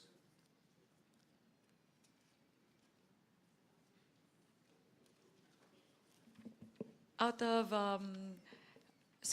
of the items, the PAPs, the PAPs under the Bureau of Fisheries and Aquatic Resources, The House GAB, the H gap, mirrors the NEP values except for one. On the provision of fishery on-farm equipment and post-harvest facilities, there is a proposed increase of 5 million pesos. Thank you for. As for the rest, the rest of the items, the H gap reflects the NEP amounts. Thank you. On the part of the Senate, for Bureau of Fisheries and Aquatic Resources, we propose 11.7 billion. For General Management and Supervision, 641 million. Development of Organizational Policies, Plans, Procedures, 641 million. Fishing gears / paraphernalia distribution, 296 million. Fisheries production and distribution, 2 billion. Operation and management of production facilities, 1.2 billion. Provision of fisheries on-farm equipment and post-harvest facilities, 74 million. Market development services, 145 million. Monitoring, control, and surveillance, 1.4 billion. Quality control and inspection, 224 million. Quarantine, registration, and licensing, 173 million. Coastal and inland fisheries resource management, 521 million. Extension, support, education, and training services, 1.1 billion. Mobile water treatment and desalination system for sanitation, community health, and livelihood support. In fisheries household, 150 million. That's it. Any questions or any? Move to approve, Mr. Chair. Second. Duly seconded. The budget of the Bureau of Fisheries and Aquatic Resources deemed approved. For the Carabao Center. Carabao. Laki nito. Carabao feeding program. Wala, no? 1 billion.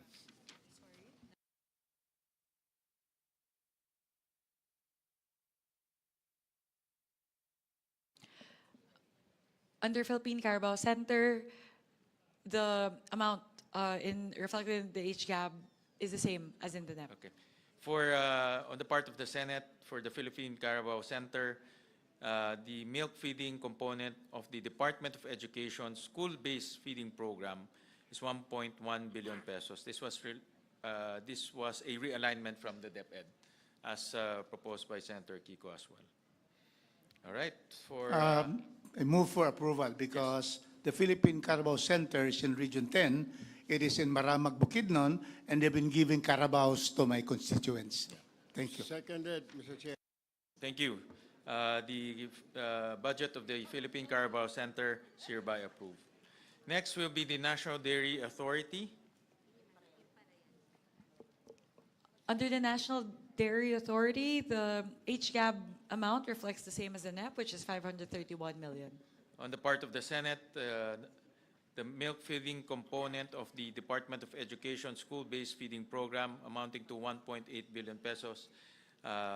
This is a movement from the Department of Education to the National Dairy Authority. Any motion? Mr. Chairman? Yes. I move for approval because the NDA is giving imported cattle, dairy cattle, and also dairy goats to my constituents in the 2nd District of Cagayan de Oro. Second, Mr. Kaya Chair. pala healthy ho sila sa Cagayan de Oro. Second, Mr. Chair. Thank you. The budget of the National Dairy Authority is hereby approved. Mr. President. Yes, Mr. Chairman, just very quickly, one of the reasons why we transferred it to the Philippine Carabao Center as well as the National Dairy Authority from the Department of Education is because this now allows our dairy farmers to be able to sell directly their milk products to the schools and the school-based feeding program, thereby augmenting their income, increasing their incomes, and providing them additional livelihood. This in turn will increase their incomes and will benefit the local economies where the dairy farmers are located. Thank you, Senator Kiko. Next is the National Food Authority.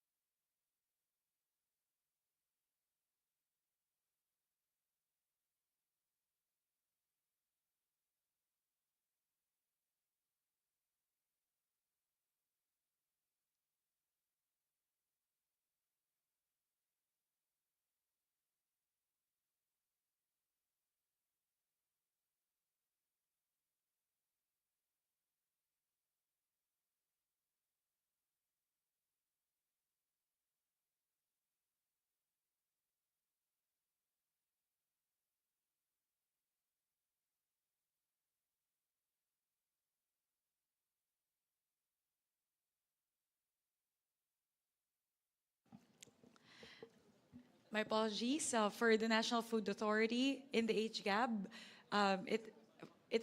from in the NEP, there's actually no amount for establishment, repair, and rehabilitation of post-harvest. We increased it in the HGAB to 4.19 billion pesos, as you can see here. However, for the BICAM, for the purpose of the BICAM, we are proposing to zero it out, put the amount to zero, given that the enabling law required to give the NFA the ability to expand their procurement capabilities is not yet in place.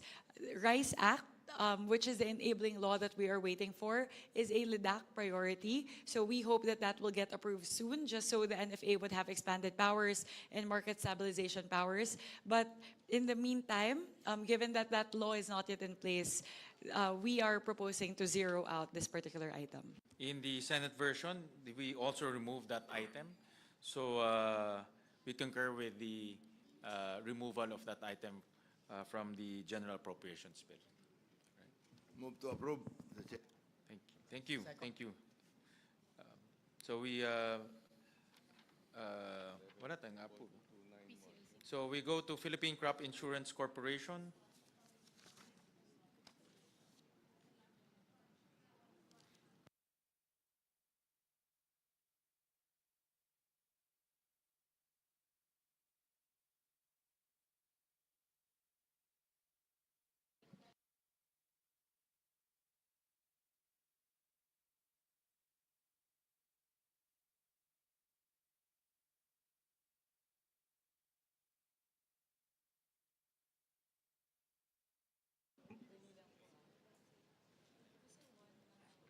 Bakit ang...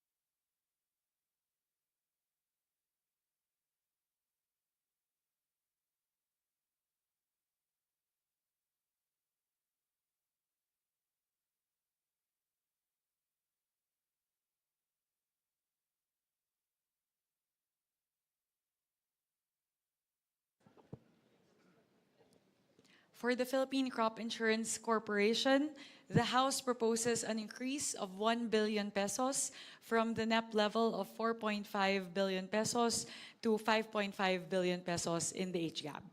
We are doing this so we can provide crop insurance to more farmers, especially in times of calamity, kasi ang nangyayari po ngayon, kahit magkabagyo po or magkaroon ng kalamidad, wala po silang insurance. So kailangan pong paigtingin natin yung pagbibigay ng crop insurance sa ating mga magsasaka. So the House is providing an additional 1 billion pesos for crop insurance. On the part of the Senate, it's we propose for the Philippine Crop Insurance Corporation 6.5 billion pesos. Under it is crop insurance program of 6.5 billion pesos. Any motion? Mr. Chair, that amount, just kind of curious, will that be sufficient enough to cover all the crops for next year that will be damaged by calamities or natural disasters, Mr. Chair? This is an introduction by Senator Kiko, so we... Yes, yeah, well, we recognize it. unfortunately not. In fact, the damage to agriculture this year is about 15 billion already. No? So, hindi siya sapat, but it's a start, and we hope to be able to increase this as, as we go through every budget year. But this the 4.5 billion, in fact, was the amount since 2016, 2015. So it's been 10 years stuck at 4.5 billion. And so now with this additional increase of 1 billion from the House, and then we have another billion from this with the Senate, and this is a significant jump from the 4.5 billion budget last year and the last 10 years. So any motion? I move, Mr. Chair, that we approve the budget of the Philippine Crop Any Insurance second? Corporation. Second. Duly seconded, the budget of the Philippine Crop Insurance Corporation is hereby approved. Last on the list For today. will be the Philippine Fisheries Development Authority. Last for today. Last. For the Philippine Fisheries Development Authority, the House proposes an increase of 2.4 billion pesos for the deep water ports for fish and agri-industrial products projects. Ideally, this is actually a flagship program of the administration. The goal is to be able to establish 10 deep water ports by 2028 at a cost of 800 million pesos each. Given the fiscal space, we are only able to accommodate 3 of those 10, and that would result to a 2.4 billion pesos cost in the budget. So with that, I believe the Senate removed it in the Senate version. So we appeal to our colleagues in the Senate to also restore this amount, given that it's a priority program, it's a flagship program of the administration for the benefit of our farmers and fisher folk. Madam Chair, Mr. Chairman. Yes, go ahead. Yes, we would like to support our chairperson in requesting for the 2.4. We are an archipelago. We want our fishermen to bring to city centers. That is why one of the ports is in Cagayan de Oro, because the city center is Cagayan de Oro, and we bring in fisher folks from Lanao del Norte, Misamis Oriental, not only fish, but also the produce, which can be brought by boats from different municipalities to come to the market. And then they're able to sell their products, and also they will have cheaper prices for Cagayan de Oro because it is now clear that there is a port for that. So we appeal, Mr. Chairman, that we restore the 2.4 that was removed by the Senate. So moved, Mr. Chair. Thank you, Cong Rufus. Before that, let me present the budget of the Senate for the Philippine Fisheries Development Authority.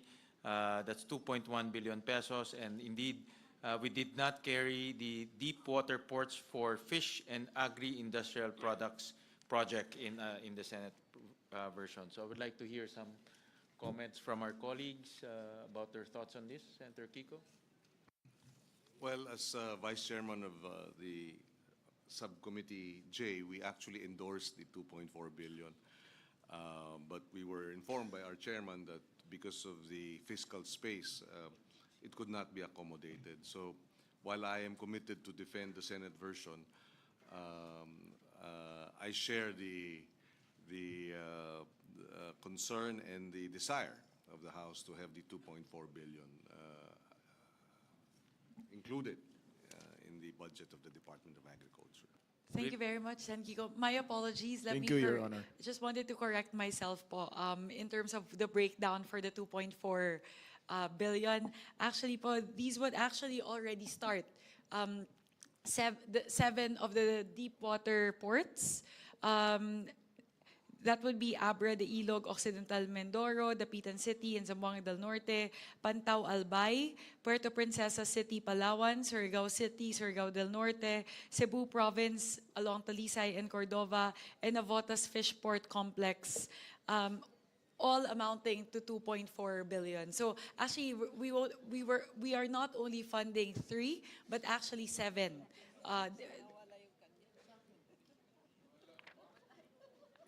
We'll take a look at the Cagayan po. But this is the breakdown that was mentioned. My apologies, Kong Rufus. I actually did not. Well, I just noticed. in fact, in the hearing, it was very clear that Cagayan de Oro will have a fish port. And that is why I'm surprised that I'm now fighting for this, and there's none for Cagayan de Oro. So can you just include that? Because we really need, we are in the Mindanao Sea. Very rich, fertile. It was just transferred fisher- to Palawan, compañero. You just add na lang, you just add, because it's not big, it's only 60 M. We'll confer po with the Yes. PFDA as Thank you. this is actually their proposal for the 2.4 billion. So we'll confer po with the PFDA. Thank you, Kong Mr. Rufus, Madam I'm Chair. unable to commit as of now, but I will confer po on your behalf to the PFDA. I may be mistaken, but I think there are appropriations for ports, but there are also appropriations for deep sea ports. So perhaps I could be mistaken, but perhaps the Cagayan de Oro port project is for the fish port, but not the deep sea port. I think it's also deep sea, because Mindanao Sea, when you move a little further from Cagayan de Oro, it's deep.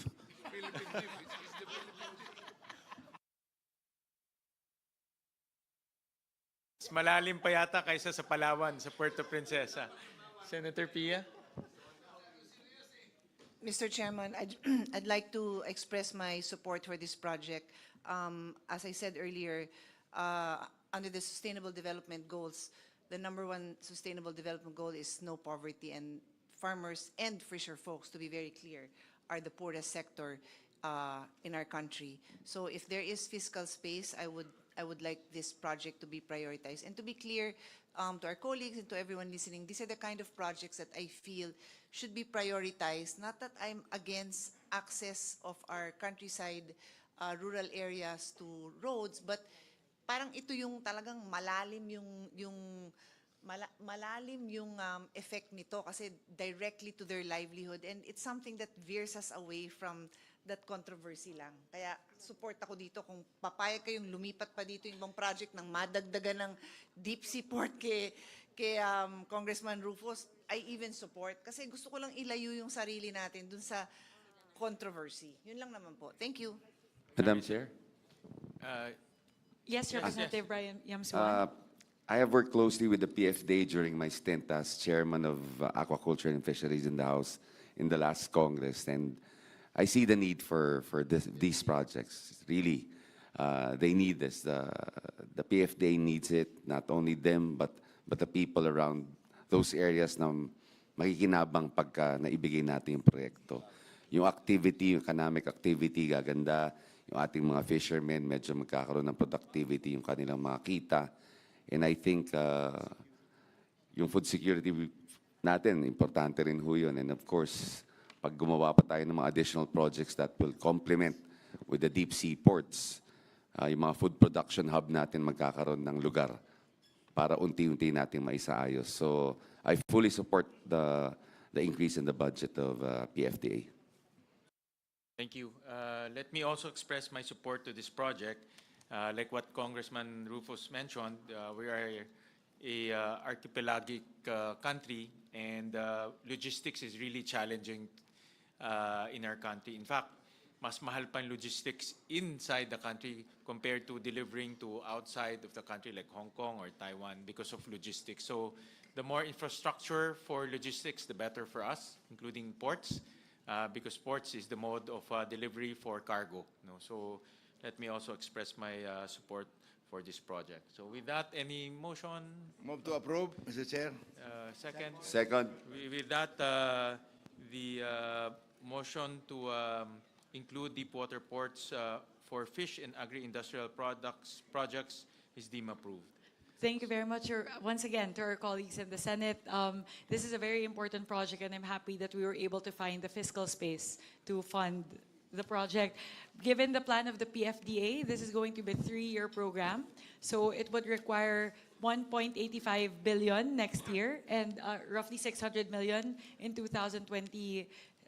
So hopefully we can sustain it to make sure that the 7 ports are completed by 2028. Maraming salamat po. Mr. Chairman, we thank you, Cagayan de Oro, because we will now have a deep water port.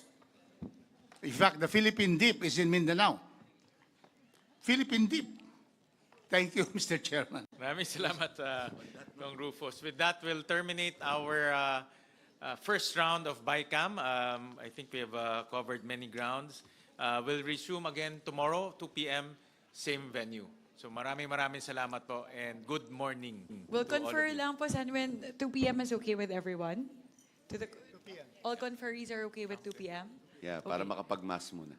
Thank you. Thank Sounds you. good. Thank you, counterpart. Sen, when we concur, 2 p.m. tomorrow. Thank you very much. Senwin will officially suspend. This bicameral conference committee hearing is hereby suspended.